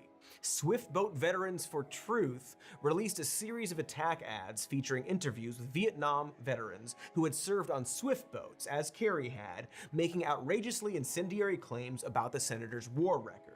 Specifically regarding the 3 Purple Hearts, Silver Star, and Bronze Star he had been awarded for his service. I didn't know any of this. Yes, like, the party I of was the like, man who avoided being this is sent to fight 2004, right? Vietnam I was like by literally scoring like a 25% on his pilot's aptitude test was attacking the service record of a decorated veteran. All I remember of this literal was like the war Jib hero. Jab like Now, cartoon. the Vietnam War draft I remember was the 3 Purple tough, Hearts. That's but I wanted to same thing. highlight how very Trump this moment was. A guy who used his money and name to get out of fighting still in won 3 Vietnam, somehow Hearts. getting I away don't with remember that for the talking rest. down to actual veterans about their actual experience. Literally, there. that's crazy. And everyone just letting him do that. Of course, it helps when Bush himself gets to have this cake and it too, because while these attack ads were running, he's able to go on TV and denounce them at the same time. That means that ad, every other ad. Absolutely. I don't think we ought to have 527s. I can't be more plain about it, and I hope my opponent joins me in condemning these activities of the 527s. I think they're bad for the system. See, it's those damn 527 groups on both sides, you see. Bush would go on to praise Kerry's record, but ultimately stopped short of specifically calling out and condemning these Swiftboat ads. At least not until they stopped airing. By the way, exactly none of the members of the Swiftboat Veterans for Truth had actually served on the boats that were under Carey's command, and their claims were either contradicted by other records and eyewitness accounts or by other statements of their own. But it didn't matter. As we now have learned, swift boating is an extremely viable tactic if you want to, say, claim the potential vice president lied about his rank with no substantial evidence. So yeah, Bush won re-election. And now with 9/11, the invasion, and the election all in the rearview mirror, Wubbalicious probably thought it was finally going to be smooth sailing. At long last, he'd get to finish the rest of his pre-September 11th itinerary. He was going to incarcerate some middle schoolers and buy the Florida Marlins and call it a term. Just stand where he was told to stand and run out the clock. What more could go wrong? Well, let's do another ad and then find out what more went wrong. Put in your votes. Okay, look, if you're version of that kid from Stranger Things. And listen, this should be a, pardon the pun, breeze for Bush. After all, Bush had sounded the alarm to provide hurricane relief to the state of Florida when a trio of storms struck his little brother's kingdom in the months leading up to the 2004 election. He requested 3 multi-billion-dollar aid packages from Congress and was personally on site to deliver water and ice. Surely he can do that again. Certainly there's no difference between Florida, a state run by his brother that he needed to win that year's election, and New Orleans, a predominantly black city that swings blue. Certainly he'll pull through for them. George Bush doesn't care about black people. Kanye was right about that specifically, and not so much a lot of other things. Just days before the Category 3 Katrina struck the Gulf Coast, Bush received reports from his advisors and FEMA officials that the damage could be catastrophic, particularly if the water levees in New Orleans that were long known to have been at risk were to fail. He FaceTimed state officials in Louisiana and Mississippi from his ranch to let them know that the federal government was fully prepared to assist both during and after the storm, pledging every resource at his disposal. Time makes liars of us all, but none so quickly as George W. Bush, because when the storm hit and the levees did indeed break like Led Zeppelin foretold, those resources W promised never materialized. In fact, disaster recovery for Hurricane Katrina was a humanitarian crisis that immediately spiraled out of control for the exact same reasons that the CFP in Iraq did. Bush didn't take the problem seriously and put his bozo cronies in charge instead of people with experience. Why should political loyalty be a factor in managing disaster relief? But I couldn't figure out which one I needed to use. Question. Well, it was an excellent question before. The guy. Katrina didn't hit New Orleans directly, but the resultant severe flooding and high winds were enough to collapse the city's aging infrastructure. Despite the promise he made to be at the ready with supplies and assistance, Bush was on a speaking tour through the Southwest during the first hours and days of the storm. As the city was flooding, Bush was doing a photo op at a naval base in San Diego, even though he'd been told the situation was worsening. There are literal storm clouds above him in all of the footage. Floodwaters killed 100 people and forced survivors to clamber to safety. Hold the rope! Let him pull to the boat! Bush once again decided to carry on with his schedule, flying to San Diego for an event at a Navy base. We had a big debate about whether he should go and speak to the troops in San Diego. We felt like we're still at war. There's one thing that the president couldn't be criticized doing is speaking with the troops. Oh, sure, gotta avoid that criticism by ignoring the deadly hurricane. Eventually, he finally got the message and hopped on Air Force One to fly back to the White House. He did do a flyover of New Orleans to peek out of his window at Americans desperately clinging to their rooftops amid rising water on his way back home. So, that's something. No, really, they even took a picture of him doing it like he's looking at lions on safari.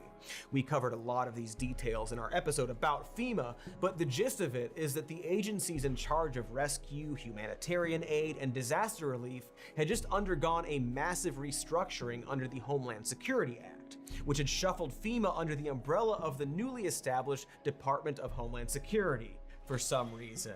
This left the agency with an unclear chain of command or procedure within the department, resulting in delays to critical supplies and assistance. Not that it helped much once that leader emerged. Michael Brown had been appointed the head of FEMA a year earlier after serving as the agency's general counsel and briefly working as an assistant city manager in a suburb of Oklahoma City. And he was almost cartoonishly bad at his job. No, really, a fox in a farmer's disguise would be offended at how boldly unfit he was for his position. As we mentioned in our FEMA episode, his biggest experience with authority was as the supervisor to horse judges. A horse judge. Here he is telling Paula Zahn at CNN the federal government had no idea thousands of evacuees had been stranded at the Superdome and Convention Center for days without food or water. Sir, you're not telling me you just learned that the folks at the convention center didn't have food and water until today, are you? You had no idea they were completely cut off? Paula, the federal government did not even know about the convention center people until today. Oh, listen to him, talking down to that reporter about how big of an idiot he is. Here he is repeating that claim while Ted Koppel tries to get him to say whether 5,000 or 15,000 people are stuck there needing aid. It's either 5,000 or 15,000. Do you know? Actually, I have sent General Honoré of the 1st Army to find out exactly the truth of what's down there because we first learned of the convention center, we being the federal government, today, and that he says the number is around 25,000. Okay, so it sounds as though the mayor who said 15 to 25,000 was closer in touch. Wild how TV used to look just like that. All pixelated and junk, perfectly preserved. Anyway, all of these journalists should just be grateful they got the interview in the first place, okay? You can't be looking a gift horse judge in the mouth. Brown's petulant anger at being confronted with his own inexcusable ignorance is nascent Trumpism on display. Also, he was lying, by the way. The news was already reporting on the people stranded. Also, leaked emails later revealed frantic messages from one of the only FEMA employees on the ground in New Orleans that was alerting Brown to the dire situation at the Superdome and that many people were near death. I'm actually going to quote some of this email because it's severely messed up. Quote, thousands gathering in the streets with no food or water, and hundreds still being rescued from homes, and direct quote, estimates are many will die within hours. Brown responded to that email about all the people who are going to die within hours with 2 sentences. Thanks for update. Anything specific I need to do or tweak? New department, who dis? Stacks of other emails that didn't receive responses reveal that Brown didn't bother to make any tweaks to increase food or supplies from FEMA, even as officials told him Mississippi was only receiving 60 trucks of ice and 26 trucks of water instead of the 450 trucks of each that they required. He was even warned that inadequate supplies could lead to riots, which of course they did. Now, in the interest of the fair and balanced sharing of blame, Katrina was a disaster on every possible level. Local and state entities dropped the ball into the sewer, evacuation should have been conducted much sooner than they had been, and the infrastructure in New Orleans in particular was badly in need of repair and reinforcement. But again, the guy responsible for it all, the person the President of the United States had placed in charge of handling disaster relief efforts in just this kind of situation, was an obvious boob who seemed irritated that whatever it was he was supposed to be doing hadn't already been done for him.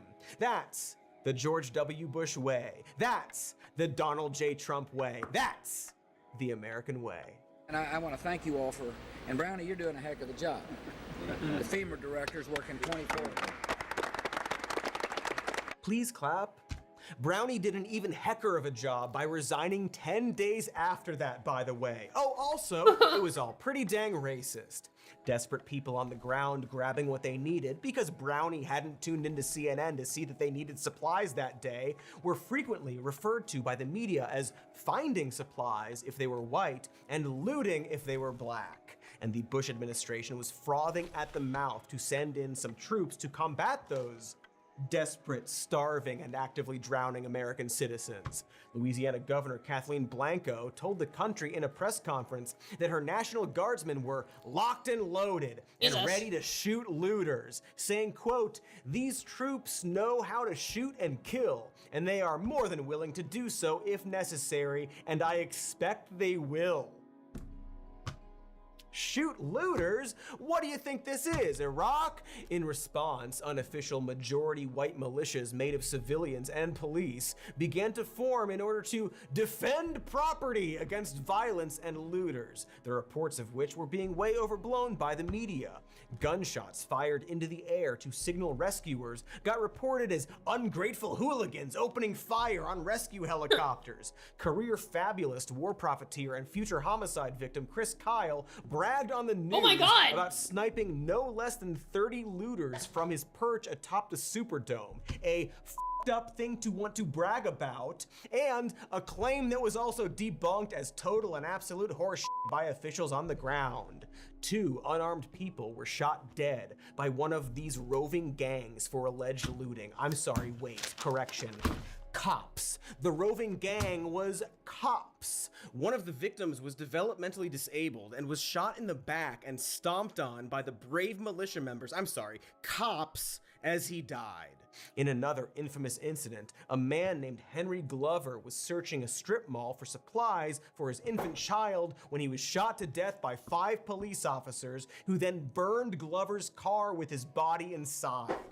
Guess how many of those cops went to jail for the actual killing? Are you guessing? 0. Exactly. Imagine one you're cop literally received a jail sentence, and that was specific. You're in like the ostensible equivalent. No one else is coming to help you. You just need to help your and you're doing whatever the fuck you have to, and then just fucking a bunch of fucking cops show up and just shoot out of you. Like, what the fuck? What the fuck? That's where the resources were going?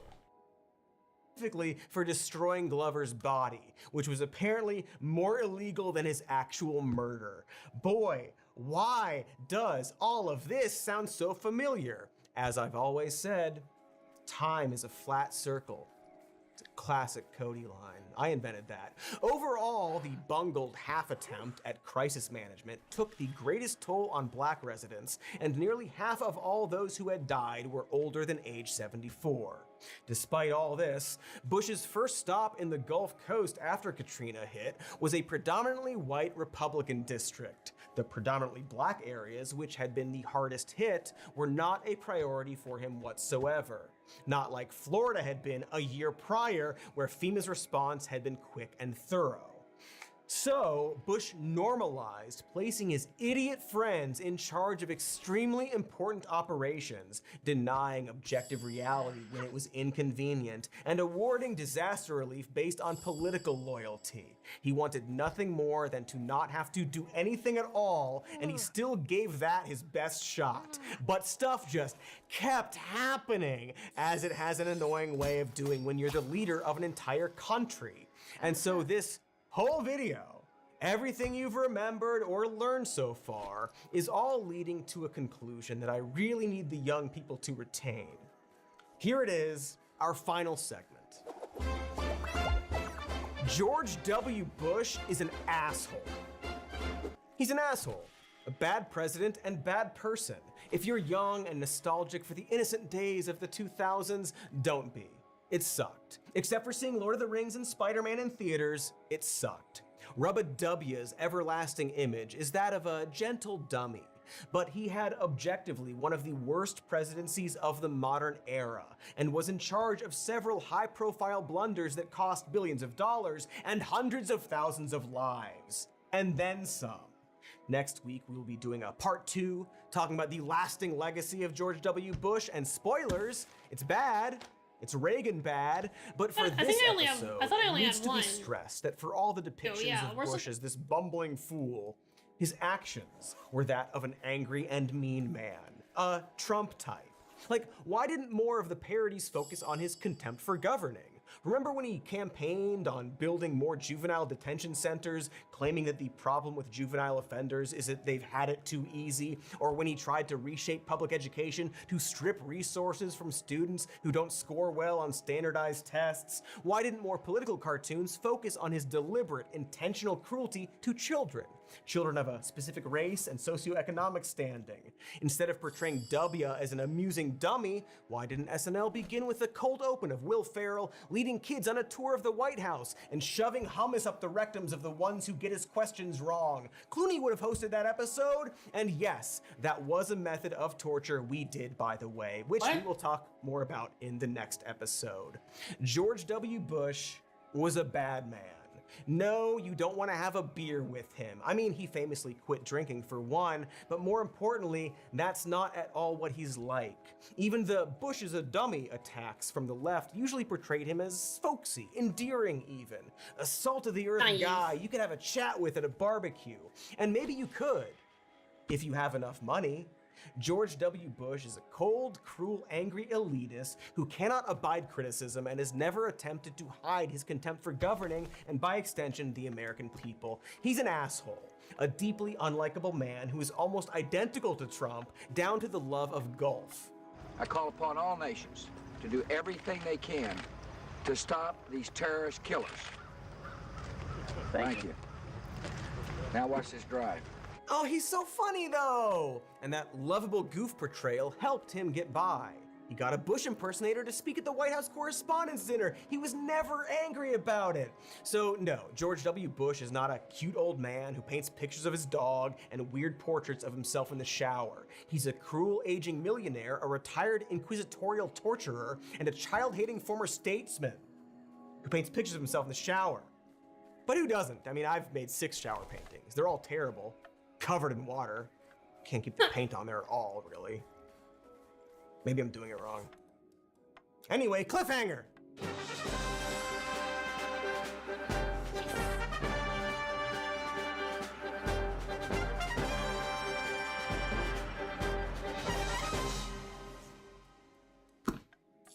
just gonna wait here till next week's part 2, I guess.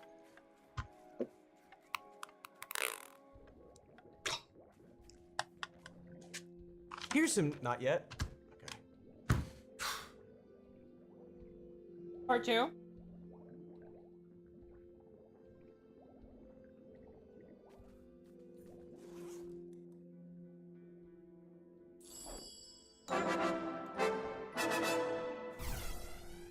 Howdy.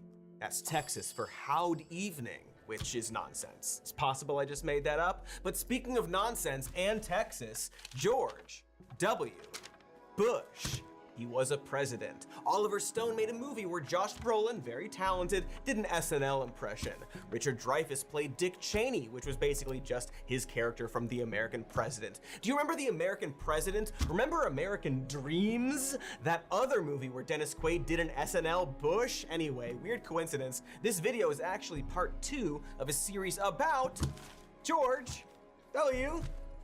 Bush, the very same guy I'm talking about right now. What are the fucking odds? Go back and watch part 1 if you haven't. Like that and this video, please. Subscribe to our channel, check out our Patreon, all that stuff. I'm so hungry for weed.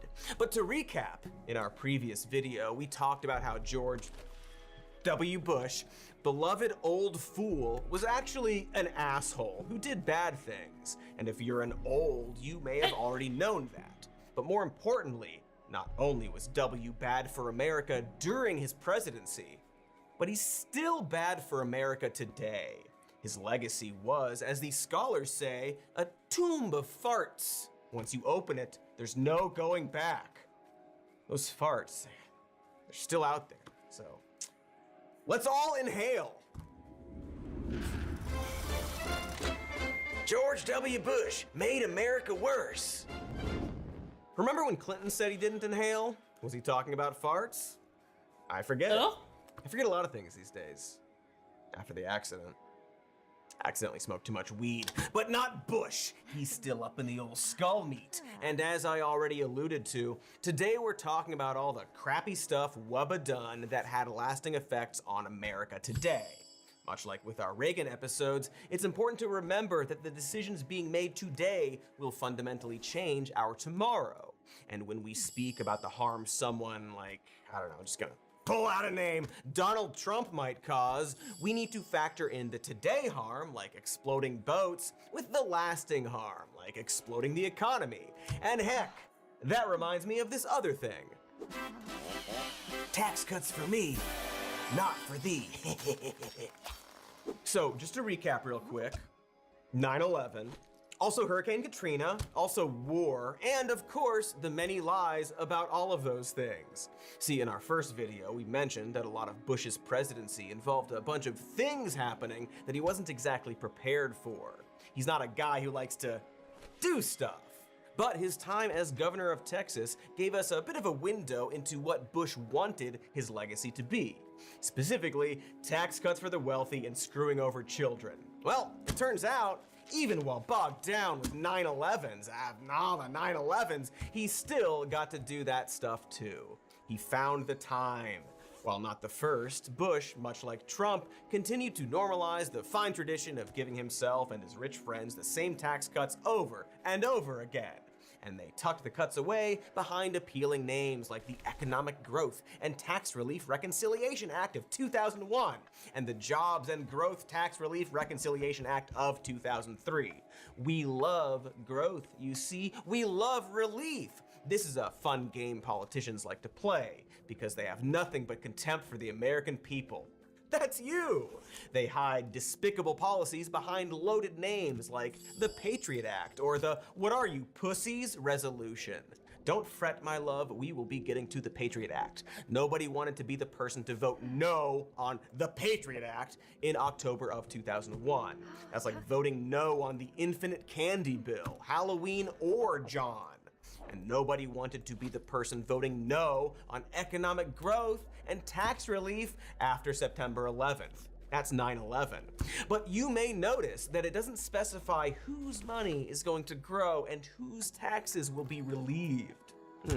Clever gambit. So Bush's tax cuts were more or less identical to Trump's in that they awarded big cuts to the richest taxpayers and provided minimal relief to the middle class. It wasn't nothing, but it was kinda nothing compared to what the rich people got.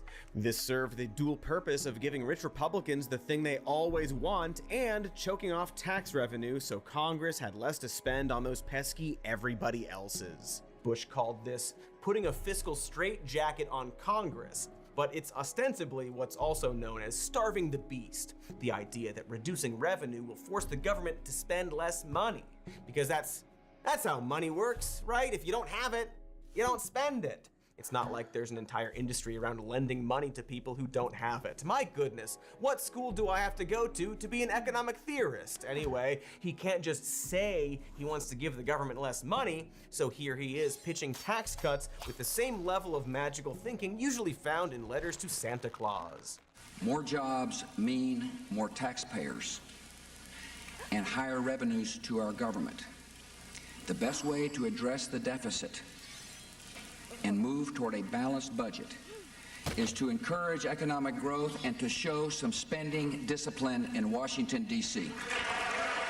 Right, so he's pitching a tax cut by claiming it will actually increase tax revenue. See, because it will create more jobs, and more jobs means more taxpayers, which means more taxes, which means, wait, what was I talking about? Oh, right, I was trying to convince an entire country that collecting less money will actually collect more money.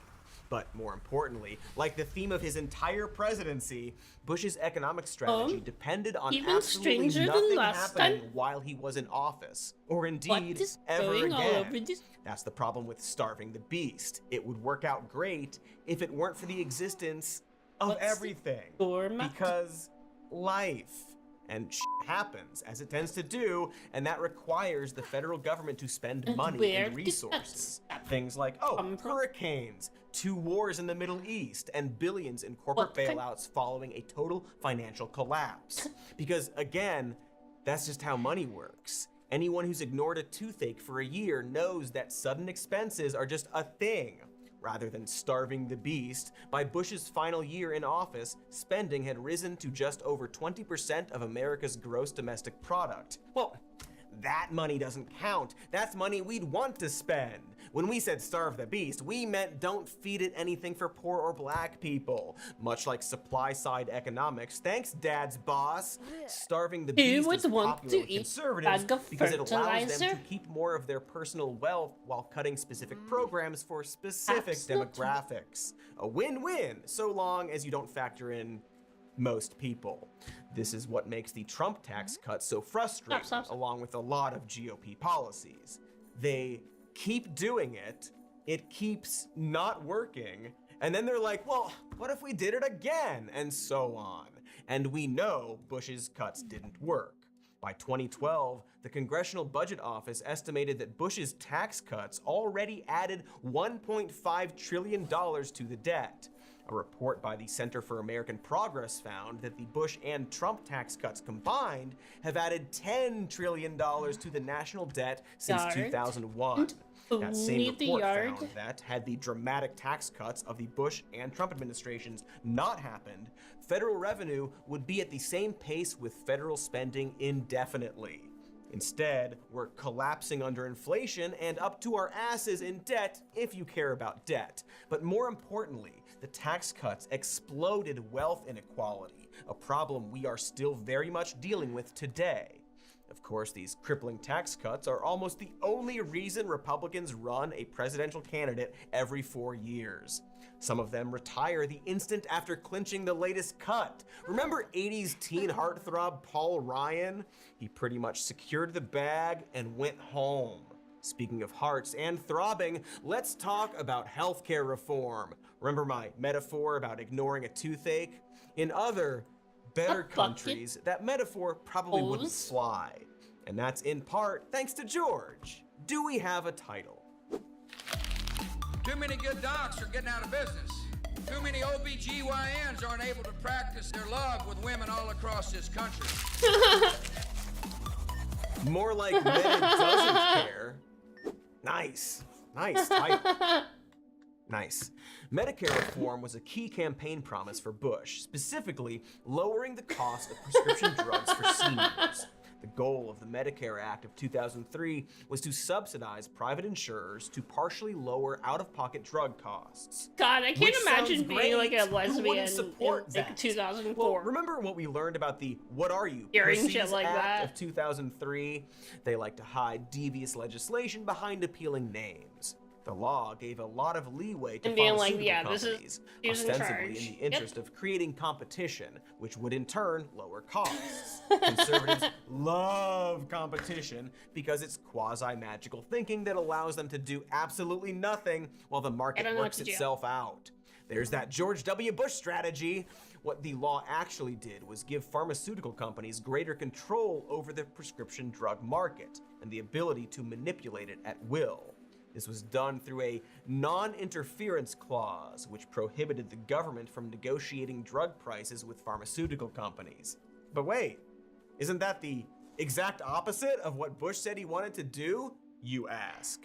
Well, yes, you are answered. There we go. See, that clause was written by pharmaceutical company lobbyists in exchange for their support of the bill. In other words, in order to support it, they demanded that it included language which made it way less effective.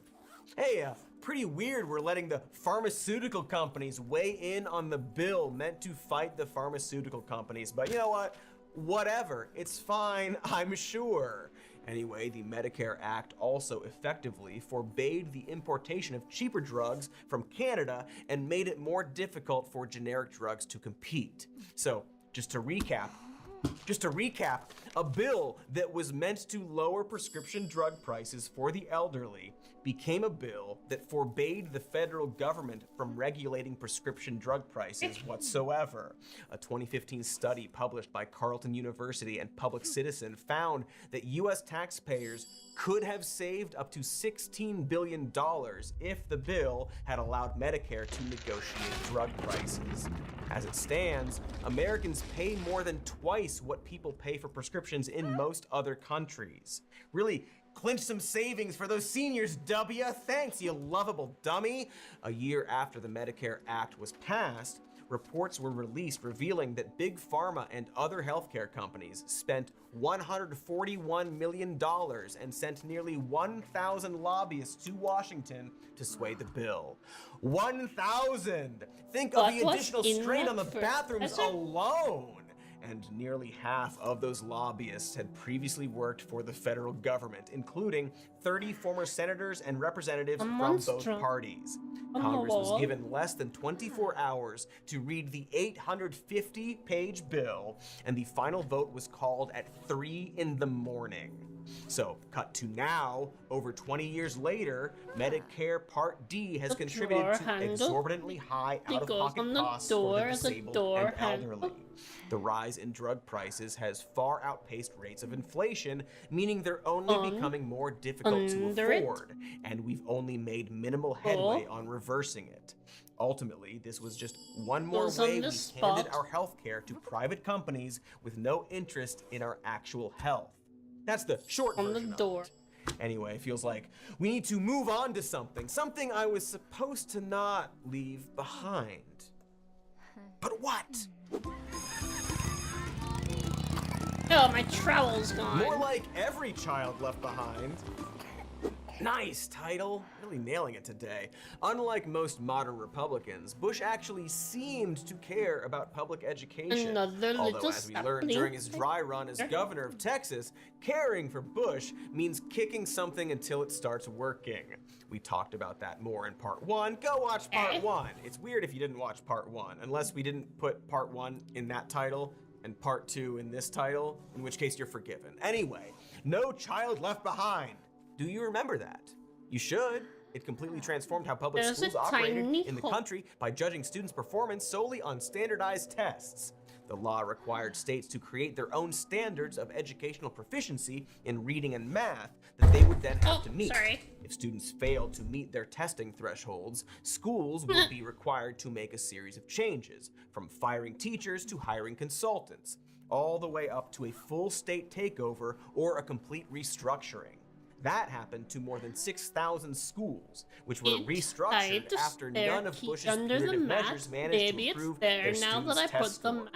See, Bush believes in the carrot and the stick, but he also believes the carrot is the stick. This all led to the same result. Schools sacrificing vital classes like social studies, art, music, and recess in order to focus on raising math and reading scores. He goes in the states were trying to lower the standards they'd set for themselves within a year. Subsequent studies found that No Child Left Behind marginally improved math scores for 4th and 8th grade students, but didn't have much of an effect on reading, because all No Child Left Behind boils down to is a threatening note to educators. Raise your students' scores or you will be punished. That looks... As we already saw during his governorship in Texas, the outcome here is painfully obvious. Bush's strategy of hinging school resources and teachers' jobs against standardized test scores inevitably led to, at best, a generation of kids taught specifically for standardized testing and nothing else. At worst, it incentivized chicanery. With a real malfeasance. It needs a real chicanery. Oh wait, no. Cheating. For example, a massive cheating scandal erupted in Atlanta shortly after Bush left office, in which a school superintendent who had previously been praised for her district's performance under No Child was found to have encouraged educators at dozens of elementary and middle schools to inflate their test scores. A grand jury wound up indicting her and 34 other educators, and in total, 11 were convicted of racketeering. Racketeering! Usually that crime results in financial gain rather than simply hanging onto your job and keeping your school afloat. And yes, the people implicated in the scandal were black educators running schools for black children in a system that skews most of its resources to wealthier majority white districts. And they charged them with racketeering, which for context is something with which nobody involved in the subprime mortgage crisis was charged. I can't parse that sentence. What? Seems racist? Because while that Atlanta case, which was bad, got all the attention, there was evidence of cheating scandals going down in at least 40 states. The things that go on to that one. Again, I keep saying I get it. I get the Britishism that was in this Norwegian expression. Policy. The reign of no child came to an Oops, end. there was going on walkabout. Barack Obama, There was going on promenade. signed the Every Student Succeeds Act. Just cool it with the names, guys. Seriously, this is a warning. Obama. The bipartisan legislation kept testing standards in place, but removed the austere federal oversight mechanisms that had placed enormous pressure on schools. Hey, did I just mention the subprime mortgage crisis? That reminds me of the subprime mortgage crisis. But first, an ad break for all you ad perverts out there. You know who you are, and I know what you like. Ads. Ads is what you like. 'Twas the night before Christmas, you want some more and water on your all pot? through the dwelling, not a Katie Oh, could no, it's find ads. No, a fuck off. good gift that's been selling. Then an idea emerged, which made me feel wiser, in the form of a very God, I've been watching adept 2 parts of it. advertiser. This I hours. found the best way to spread holiday cheer, the gift of AUR. Fortunately, Pluto TV's free mean figuratively. Hope you like those ads, you fucking weirdos. So anyway, Bush, not the band, not the shrub, George. W to be exact. As president, he found new and fun ways to screw over children and old people. No Child Left Behind was a needlessly cruel and punitive measure on schools and kids for not meeting test scores. Because kids, you see, can't make any mistakes. I mean, what are they, banks? These would always go on walkabout, and my dad Now, I'm would not going to always get bring super them back to detailed me. on the 2008 financial Me crisis, would so always go go watch on that Christian walkabout. Bale movie with the Wall And me Street dad stuff. would always Not that one. Or that one. That's the one. Anyway, I don't have Margot Robbie or a bubble bath, but here's the short. A series of deregulatory moves by the federal government starting back in the 1990s created an environment of recklessness among large banks and insurance companies. Subprime mortgages, I'm assuming that's what this is low about, credit is like coping requirements with for your dad loans, dying, and a which is loosening kind of of rules depressing by because the my dad's gonna die SEC soon, created so, a you know. major lending bubble in the U.S. economy. In 2004, the SEC loosened its net capital rule, which basically meant that investment firms like Bear Stearns and Goldman Sachs could borrow more and more money compared to the amount of assets they actually owned. During that time, the leverage ratio of Bear Stearns rose to 33 to 1, meaning it had $33 of debt for every $1 of equity. Oh no, they were just going walkabout. That's Just bad, going right? That seems bad, but I'm not a bank, for money at least. Blood I have. This sort of laissez-faire regulatory approach was perfect for Bush's let things work themselves out on their own philosophy, because it required the least from him. Eventually, every investment firm was over-leveraged and it all came crashing down. Now, as was the case with the disastrous handling of Hurricane Katrina, there are a lot of reasons why the market crashed, including Bush. But again, much like Katrina, the response was the real disaster. Classic W. The president and his Treasury Secretary, Henry Paulson, spearheaded a campaign to buy out the bank's toxic assets with $700 billion in taxpayer money. Our money. And much like his other strategies, this one also depended on the saplings are going thinking. on walkabout. Bush argued that the banks would start freely lending money again and unfreeze the economy once all that debt was off their backs. But what tends to happen when you hand a reckless private industry with little regulation or oversight an enormous pile of cash is that they keep it for themselves. It's A familiar. bailout also wasn't even the only option. Some economists argued that the government could have made a stock injection, giving taxpayers an ownership stake in every company that accepted a bailout. But Republicans would rather launch their penises to the moon than have the government own any part of a private company, because that's socialism. So instead of a stock injection, which would have allowed the American people to theoretically get that money back, but is socialism, Bush just bought all their bad debt. So what happened next? Well, of course, banks that received taxpayer bailouts gave nearly 600 executives $1.6 billion in salary bonuses and other benefits. Furthermore, bank executives received a record amount of over $140 billion in bonuses the following year in 2009. That's what happens when you lend scumbags money. What could have been a moment of much-needed reckoning for the banks became a reassurance that they could get away with anything, a lesson they clearly have not forgotten. In fact, at the time, critics argued that bailing out the banks without extracting one single concession on their part set a terrible precedent, essentially letting Wall Street know that they can play as fast and loose as they like, because if the shit hits the fan, we'll just buy all that bad debt from them so they can start over. That's the Bush way. That's the Trump way. That's the American way. Speaking of the American way, let's talk about the torture.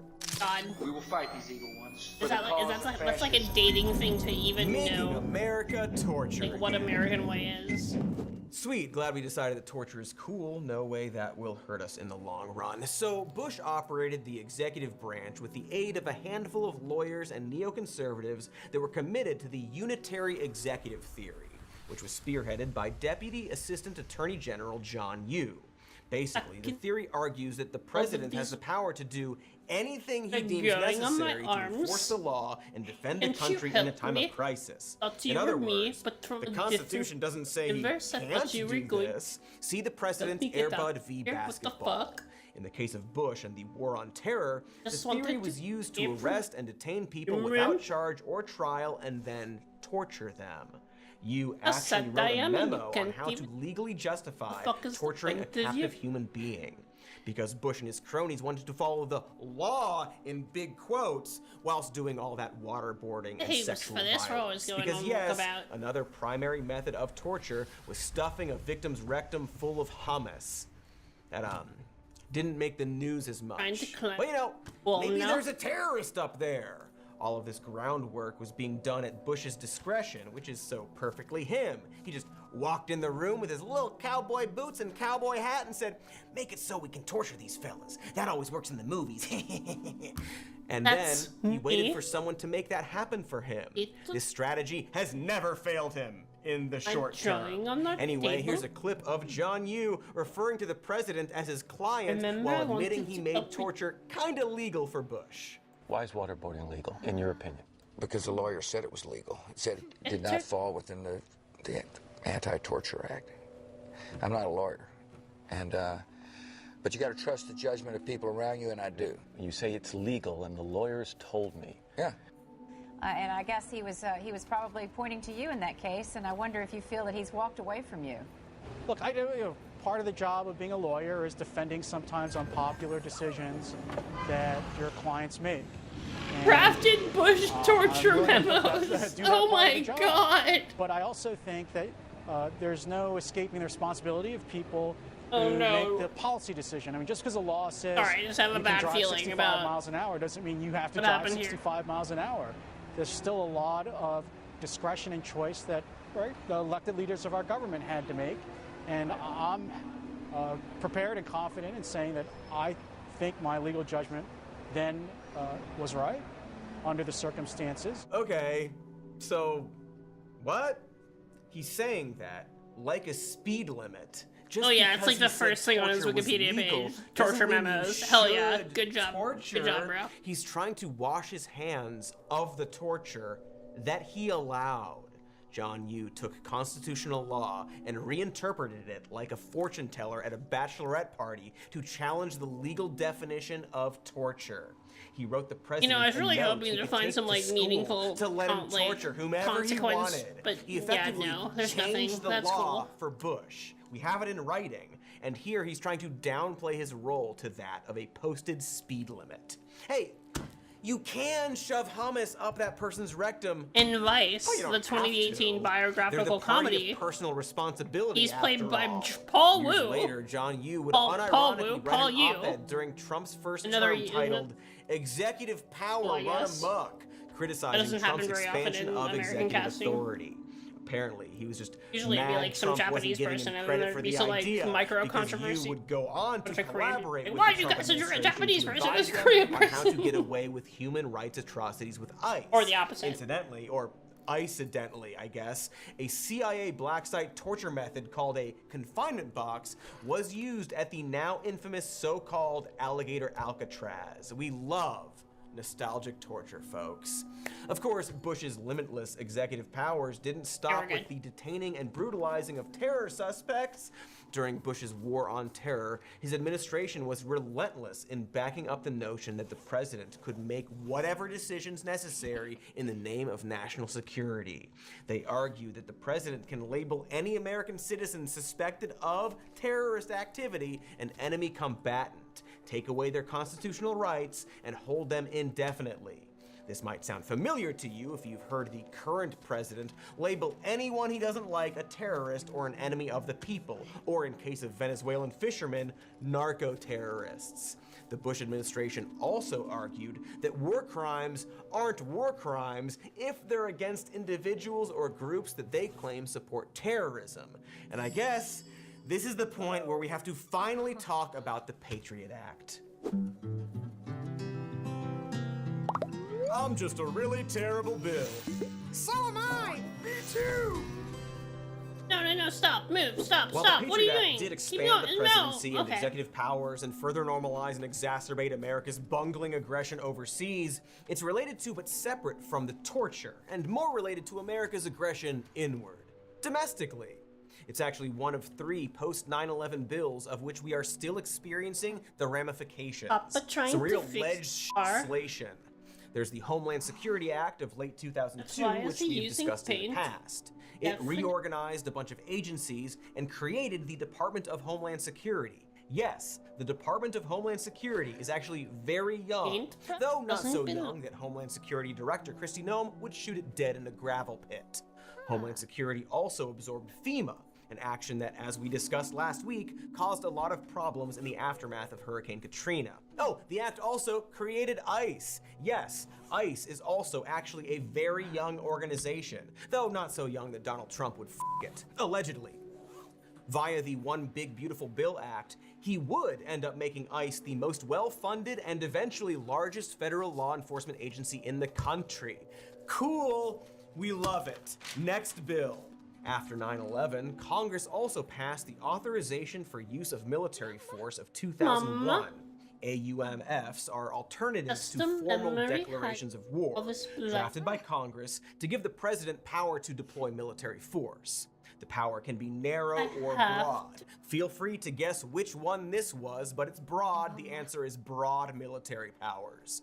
This particular AUMF, which only one member of Congress voted against, is still being used and has been used by every president since. Yes, even the ones you're thinking of. In 2012, Obama reaffirmed via the AUMF his authority to enact indefinite detention. The 2001 AUMF has been used to wage war without declaring war for decades, all in the name of fighting terrorism, a nebulous threat and target that can be defined in many ways, and has been. Interestingly, before J.D. Vance was the current vice president and podcaster, he co-introduced a bill to repeal the AUMF with the End Endless Wars Act. Of course, here he is now, cheering the indiscriminate blowing up of fishermen in the name of fighting narco-terrorism. F you, JD. This now brings us to the Patriot Act, which went into effect on October 26, 2001. It was introduced just 3 days earlier, and so many members of Congress didn't have time to fully read it. But they couldn't look soft on terrorism. You gotta pass the no more bad guys and also make everyone safe forever act. The Patriot Act did many things, including but not limited to expanding the definition of terrorism to potentially include domestic political groups or protesters that some president might deem terrorists, expanding law enforcement's ability to surveil citizens via methods like wiretapping and data collection, allowing for sneak and peek searches, which are a type of search warrant with no warning, thus violating the Fourth Amendment. And once again, that phrase, indefinite detention for immigrants suspected of terrorism. The Patriot Act did have critics at the time, and some folks in Congress did express concerns. But it passed. It's here. It was a bipartisan rush job to expand law enforcement's power and reduce our civil liberties. Every president and Congress has attempted to reauthorize the Patriot Act in part or in full. Yes, even the one you're thinking of. Obama did end some aspects of it, like bulk phone data collection, via the USA Freedom Act of 2015, but that also reauthorized other aspects of the Patriot Act. So although key provisions of the Patriot Act have technically expired, literally right at the start of the pandemic actually, its spirit still lives on. You can probably see how the effects of these three bills could be utilized by any president to do horrible things. But maybe they're particularly useful to a president who, let's say, hates protesters and calls everyone he hates a terrorist and also likes bombing whomever. Maybe he hates non-white immigrants from shithole countries and wants to mass deport people indiscriminately by claiming they're criminal terrorists, etc., detaining people without due process, etc.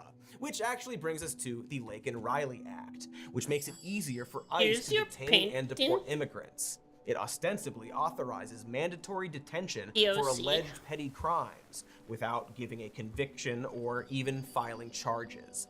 This is not George W. Bush's doing, as it was passed earlier this year under Trump, but it is reminiscent of some of these bills in a few ways. It exploits a tragic event. It was passed with the help of Democrats who either wanted it to pass or didn't want to seem soft on crime. It expands the powers of law enforcement and further degrades the idea of due process in this country.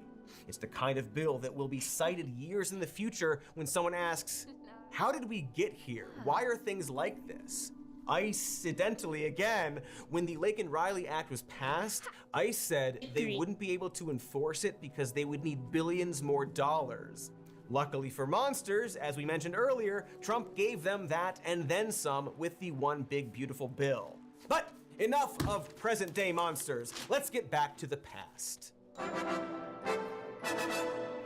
So, Bush directed the National Security Agency to spy on American citizens, a thing that is specifically unconstitutional. There's an entire amendment about it. Play And a with Joseph crayons. Gordon-Levitt movie. Not that one. Quit trying to get I'm me to watch. supposed to be coloring with crayons. Bush directed the National Security Agency to spy on the phone calls nowhere and even emails near. of Like, US I've already citizens lost the Norwegian without a accent, but warrant. like, that's But not when even the near the criminal right conspiracy was revealed by the media, rather than mirroring their outrage or vowing to the American people that their right to privacy was intact, Bush's administration argued that they were justified in conducting widespread warrantless surveillance on American citizens by classified legal opinions. Basically, the Patriot Act stuff and the AUMF vibes that say nothing that the president does is illegal if he's doing it to fight terrorists. In Toby Keith's name we pray, amen. In fact, they were so not sorry when news of the illegal wiretaps leaked. Bush addressed the nation to literally scold the media for revealing the secret surveillance operation to our enemies. Really? That's really what he said. Other officials in the Bush administration tried just as dubiously to justify the blatantly illegal surveillance of American citizens.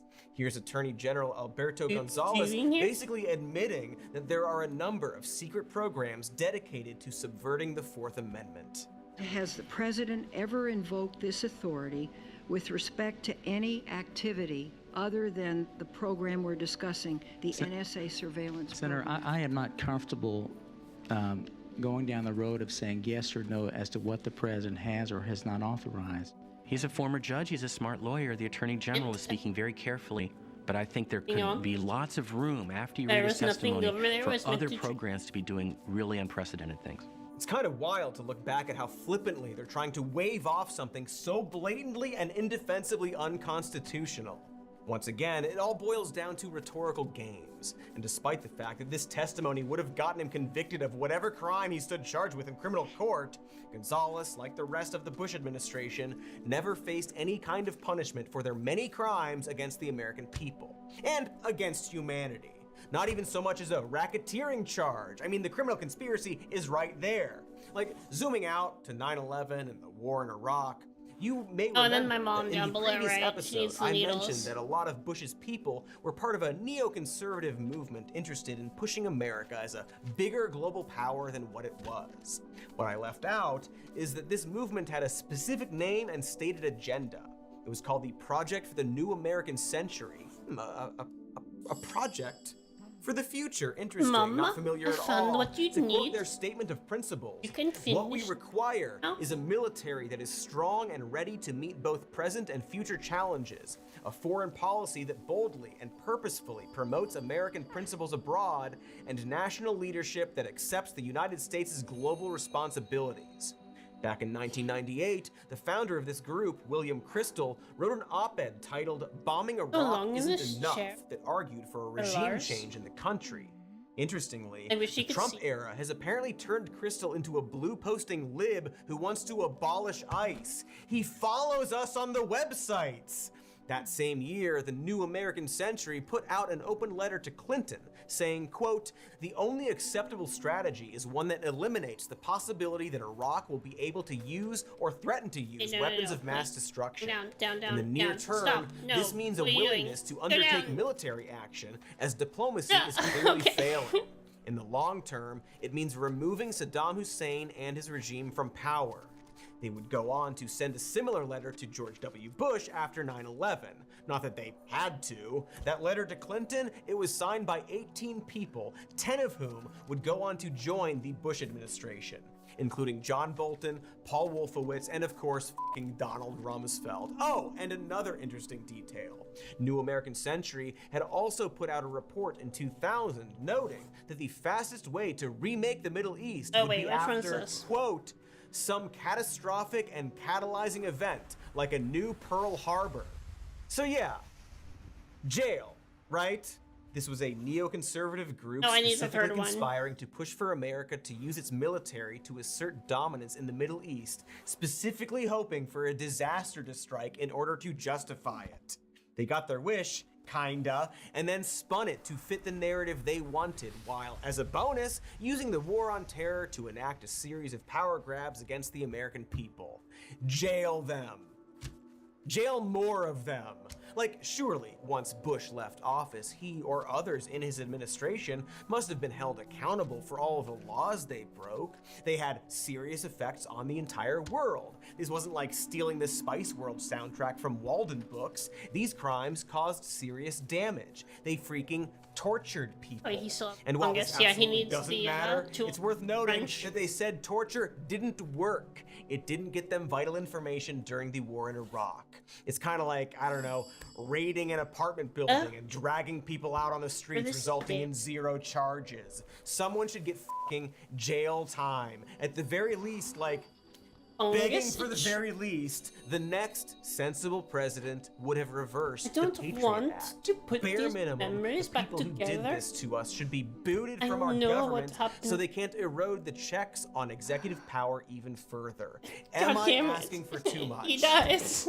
Yeah, I am. We all know I am. Listen, we're gonna do an ad break, our final ad break of the year.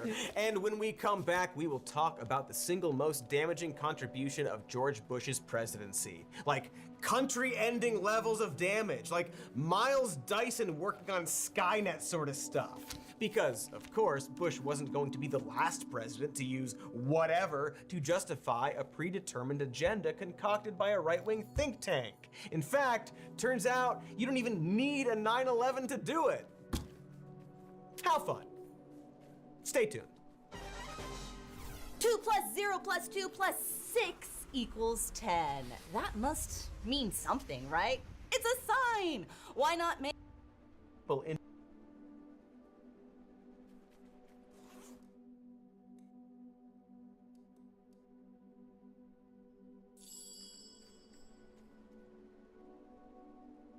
Oh, I thought it was.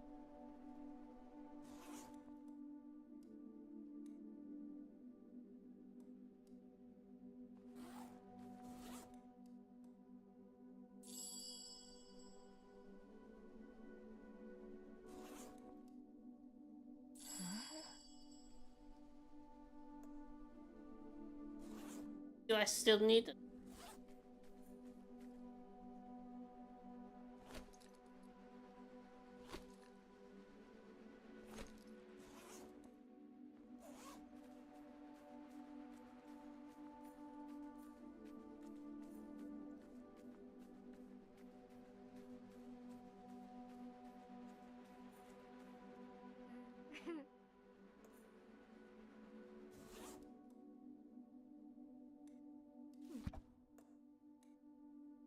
did it.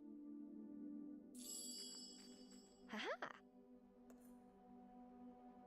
I need another one?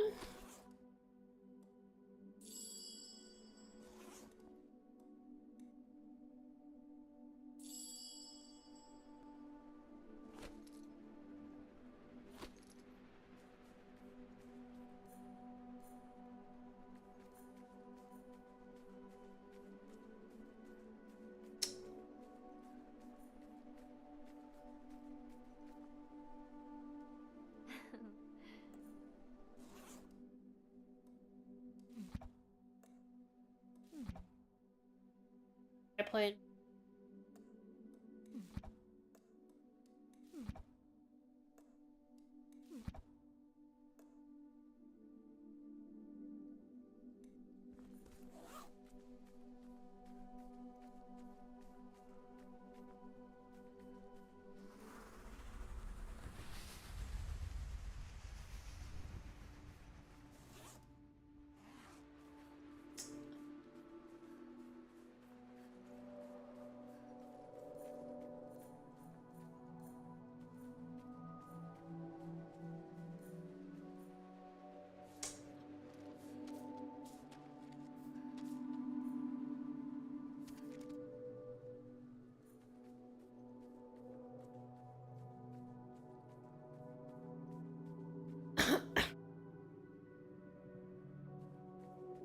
Okay, I don't.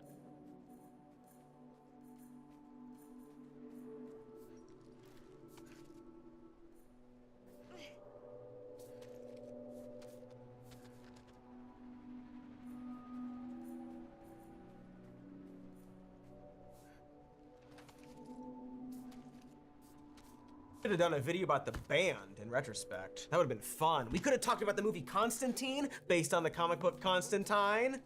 Bush is in that. His name is Bush, right? That's why they call the band that? Anyway, other Bush, less fun Bush. The Patriot Act was a bipartisan legislative disaster that used fear in order to allow for a grotesque amount of easily abused executive power against the nation's own citizens. Much like the Iraq War, actually, it was a way for Bush and the GOP to leverage an unthinkable attack on the country to get a thing they already wanted. I'm not saying that Bush caused 9/11, because I already know it was the lizard people. So it's something to do with the way I'm positioning them. He'd absolutely be the most fitting suspect. He and his little new American century certainly stood to gain the most from it. So when you stand back and look at his time as president, you're looking at a crime, blue loop right there. a group of people using a tragedy to trick the American people into supporting a bunch of power expansions and wars that had nothing to do with the cause of that tragedy. And that wasn't even the only crime. Oh, I'm right. Yes. Remember when Bush's staff violated the Hatch Act? Bye. That's a law designed to stop federal employees from engaging in, quote, activity directed toward the success or failure of a political party, candidate for partisan political office, or partisan political group. You can't only serve your party while in office, but rather the interests of all Americans. Quaint, right? Well, Bush's staff absolutely used government briefings to specifically discuss campaign strategies for the Republican Party. This one's the biggest and one, maybe right? the reason that sounds quaint now is because we should have done something about it back then, when it would have still mattered. You know? Instead, the opposite of that happened. And while that's devastating for many reasons, the most devastating is that it sent a clear message to the GOP and anyone who wanted to use the presidency as a threat.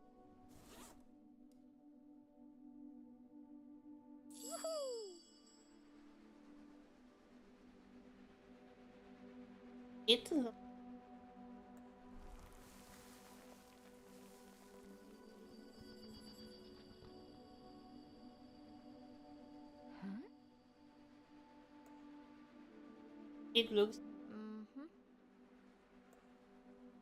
Oh, that there.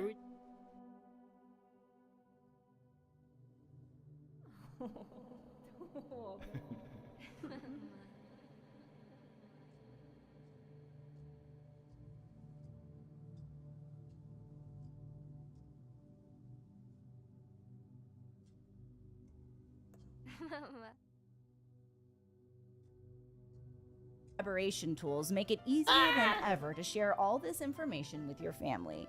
It's a whole attack on the country to get a thing they already wanted. I'm not saying that Bush caused 9/11 because I already know it was the lizard people, but if this was a whodunit, he'd absolutely be the most fitting suspect. He and his little new American century certainly stood to gain the most from it. So when you stand back and look at his time as president, you're looking at a crime. A group of people using a tragedy to trick the American people into supporting a bunch of power expansions and wars that had nothing to do with the cause of that tragedy. And that wasn't even the only crime. Like, remember when Bush's staff violated the Hatch Act? Bro, playing parent dying games is kind of weird and hits differently. Like your parents are like activity directed toward the success or failure like of a encounter political this, even though party, this is about a kid. for You're still basically that kid when you actually experience that. Most people don't actually like kind of psychologically prepare themselves for that, no matter what happens. How old their parents are or whatever. You know what I'm saying? Yeah. Quaint, right? Well, Bush's staff absolutely used government briefings to specifically discuss campaign strategies for the Republican Party. And maybe the reason that sounds quaint now is because we should have done something about it back then, when it would have still mattered. You know? Instead, the opposite of that happened. And while that's devastating for many reasons, the most devastating is that it sent a clear message to the GOP and anyone who wanted to use the presidency as a throne. And that message was sure. Everybody, President Trump wants to rule the world. America. World. Shucks. Instead of consequences or some kind of reversal, Bush's expansion of war and surveillance powers by the executive branch would only be elevated by future presidents. Because it turns out, presidents love getting to do whatever they want. And who wouldn't? It's awesome. That's why I hang out with cowards. No offense to everybody I hang out with. Of course, this is exactly why the Constitution didn't intend for the president to have every power it didn't explicitly forbid. I don't care how good the dog is at basketball. President Obama lobbied Congress to extend the Patriot Act in 2015, allowing the NSA to monitor phone calls. Remember that whole Edward Snowden thing? That was under Obama. Because, just to stress, every president wants more power. And our job as taxpayers is to understand that they shouldn't, even if we like them and they're cool and hang out with Anthony Bourdain. Because Obama wasn't that cool, at least when it came to our personal information and drones. He signed a spending bill that allows private companies to share data with the Defense Department without the threat of litigation. Basically, they can share any of your information that the government asks for without a warrant, and you are not allowed to sue them. Oh, and as an aside, the Obama administration ended up extending those Bush-era tax cuts too. In fact, a majority of Democrats joined Republicans to extend Bush tax cuts once Obama was in office. Because they're all rich too. Remember? Those 1,000 lobbyists that descended on the Capitol at the behest of Big Pharma weren't all Republicans. These motherfuckers go to the gym together. Yes, the point he is strong and that hard. This is the moment. Like, yeah, this entire episode is about Bush creating a country in which Trump can thrive.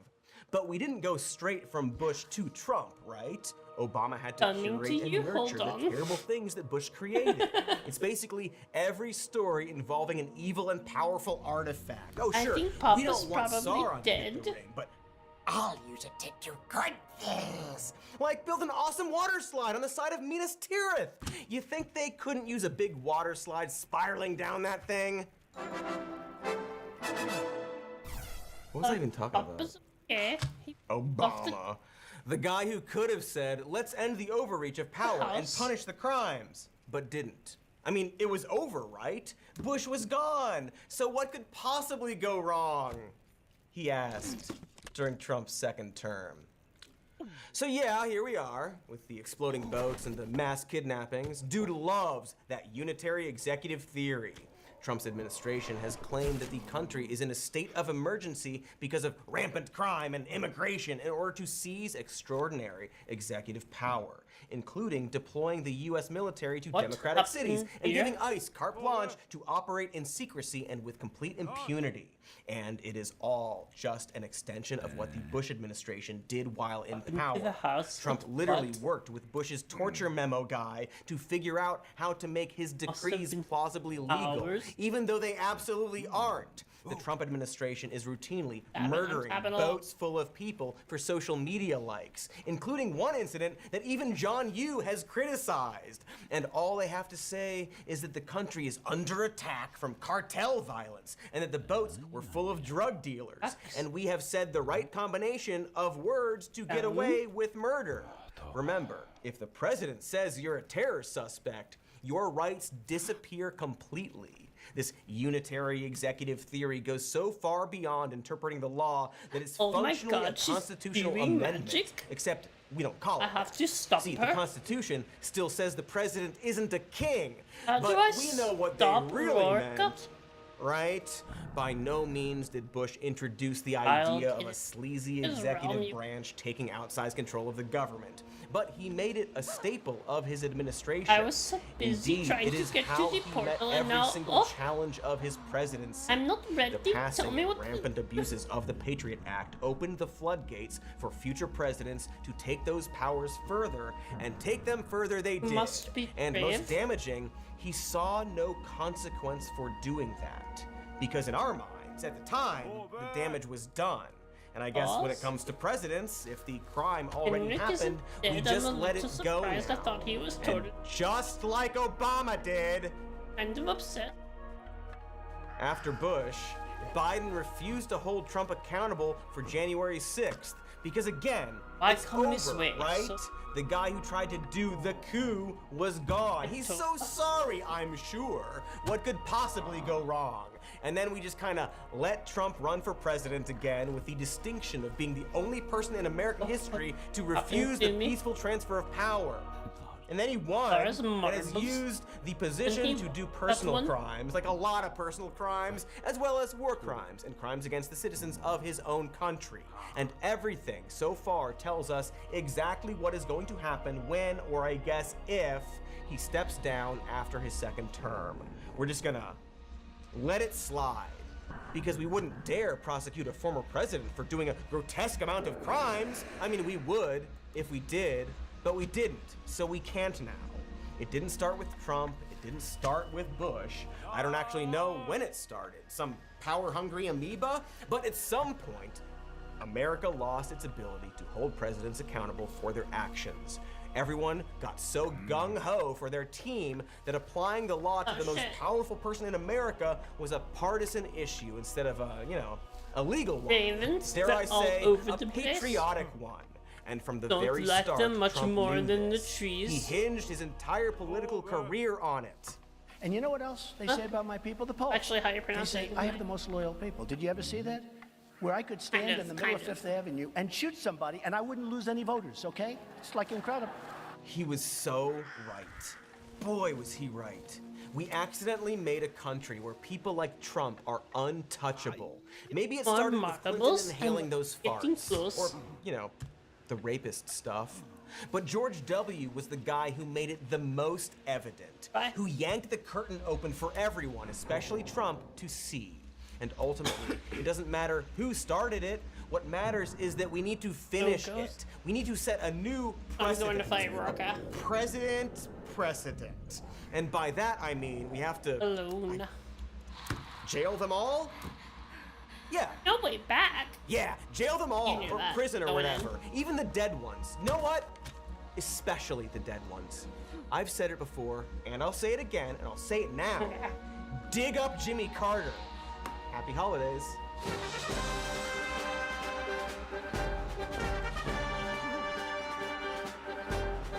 I missed the portal. I was about to dive in. We should probably just let him rest in peace, right? Dig him up. Jail the living ones. Having a that in a while. Hi, everybody. Thanks for watching. Make sure to like and subscribe. Leave a comment about whatever you want. Did you hear Katie laugh at the end there?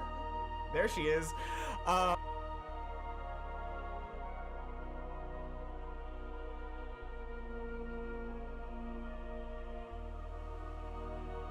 What up, family? Before we roll this episode, which was recorded Thursday, I would like to I've never seen this before. I don't really want to watch. This preamble is specifically...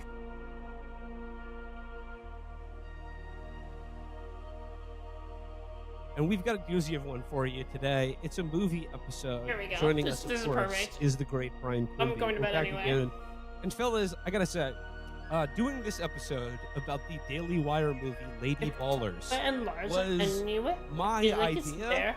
and it's one that I pretty much instantly regretted because within 30 Pick up seconds this of boat watching and this throw movie, it in the I water. realized that I was in for something. It was going to be a real slog Not to get without through. I mean, this movie, when I started, I was like, look, it's a comedy. It'll be a tight 90. Get in, get out. I can watch it in like 20-minute chunks as I do chores around the house. In You know, this movie fashion was these pretty much vlogs into 2 hours hours because long. I'm a strong man.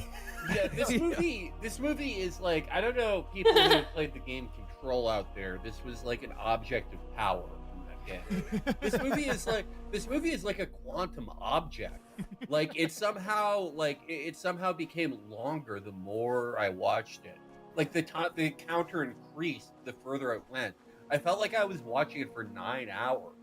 I kept trying to do things like watch combat footage or play Ready or Not to like clear my mind, but it just kept fucking going. Wait, what?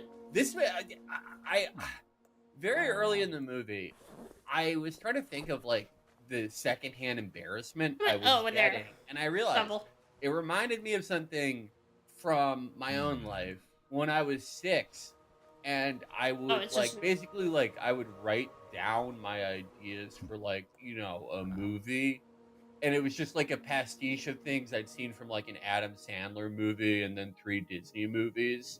So I would like hand a sheet of paper to my mom that was like, it's a coach acting stupid, and then like a dog eats a cake. Okay, wait, you know what? If I'm gonna be, but that's like how they made this. It's just a horrible combination of like literally that things they saw in an Adam Sandler movie, then like things they saw in like a college humor sketch. There's a lot. Felix. There's a lot of like a man with mahogany books like that in that case. Yeah. Like no, Felix, you're exactly right that Jeremy Boring and company, who is the writer, director, and star of this movie, and it was like a good indication of where it was going.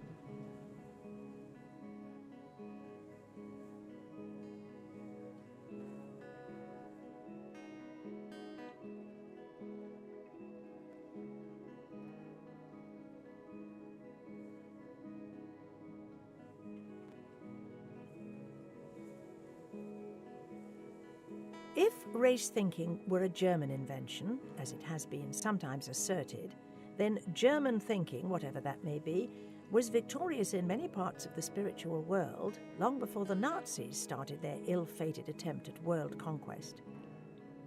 Hitlerism exercised its strong international and inter-European appeal during the 30s because racism, although a state doctrine only in Germany, had been a powerful trend in public opinion everywhere. The Nazi political war machine had long been in motion when in 1939 German tanks began their march of destruction, since in political warfare racism was calculated to be a more powerful ally than any paid agent or secret organization of fifth columnists. Strengthened by the experience of almost 2 decades in the various capitals, the Nazis were confident that their best propaganda would be their racial policy itself, from which, despite many other compromises and broken promises, they had never swerved for expediency's sake. Racism was neither a new nor a secret weapon, though never before had it been used with this thoroughgoing consistency.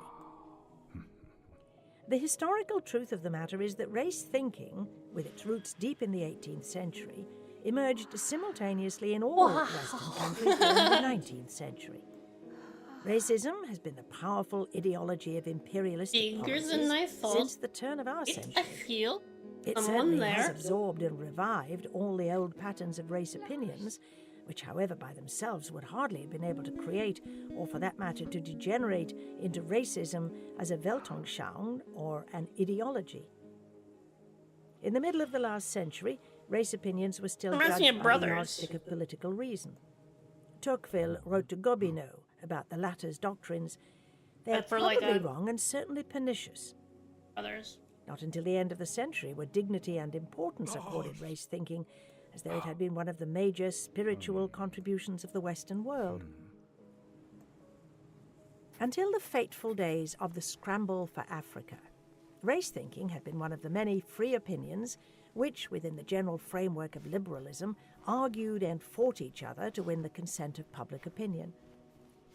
Only a few of them became full-fledged ideologies, that is, systems based upon a single opinion that proved strong enough to attract and persuade a majority of people and broad enough to lead them through the various experiences and situations of an average modern life. For an ideology differs from a simple opinion in that it claims to possess either the key to history or the solution for all the riddles of the universe, or the intimate knowledge of the hidden universal laws which are supposed to rule nature and man. Few ideologies have won enough prominence to survive the hard, competitive struggle of persuasion, and only two have come out on top and essentially defeated all others. The ideology which interprets history as an economic struggle of classes, and the other that interprets history as a natural fight of races. The appeal of both to large masses was so strong that they were able to enlist state support and establish themselves as official national doctrines. But far beyond the boundaries within which race thinking and class thinking have developed into obligatory patterns of thought, free public opinion has adopted them to such an extent that not only intellectuals, but great masses of people will no longer accept a presentation of past or present facts that is not in agreement with either of these views. The tremendous power of persuasion inherent in the main ideologies of our times is not accidental. Persuasion is not possible without appeal to either experiences or desires, in other words, to immediate political needs. Plausibility in these matters comes neither from scientific facts, as the various brands of Darwinists would like us to believe, nor from historical laws, as the historians pretend, in their efforts to discover the law according to which civilizations rise and fall. Every full-fledged ideology has been created, continued, and improved as a political weapon, and not as a theoretical doctrine. It is true that sometimes, and such is the case with racism, an ideology has changed its original political sense, but without immediate contact with political life, none of them could be imagined. Their scientific aspect is secondary, and arises first from the desire to provide watertight arguments, and second, because their persuasive power also got hold of scientists who no longer were interested in the result of their research, but left their laboratories and hurried off to preach to the multitude their new interpretations of life and world. We owe it to those scientific preachers, rather than to any scientific findings, that today no single science is left into whose categorical system race thinking has not deeply penetrated. This again has made historians, some of whom have been tempted to hold science responsible for race thinking, mistake certain either philological or biological research results for causes instead of consequences of race thinking. The opposite would have come closer to the truth. As a matter of fact, the doctrine that might is right needed several centuries, from the 17th to the 19th, to conquer natural science and produce the law of the survival of the fittest. And if, to take another instance, the theory of Demaitre and Schelling about savage tribes as the decaying residues of former peoples had suited the 19th century political devices as well as the theory of progress, we would probably never have heard much of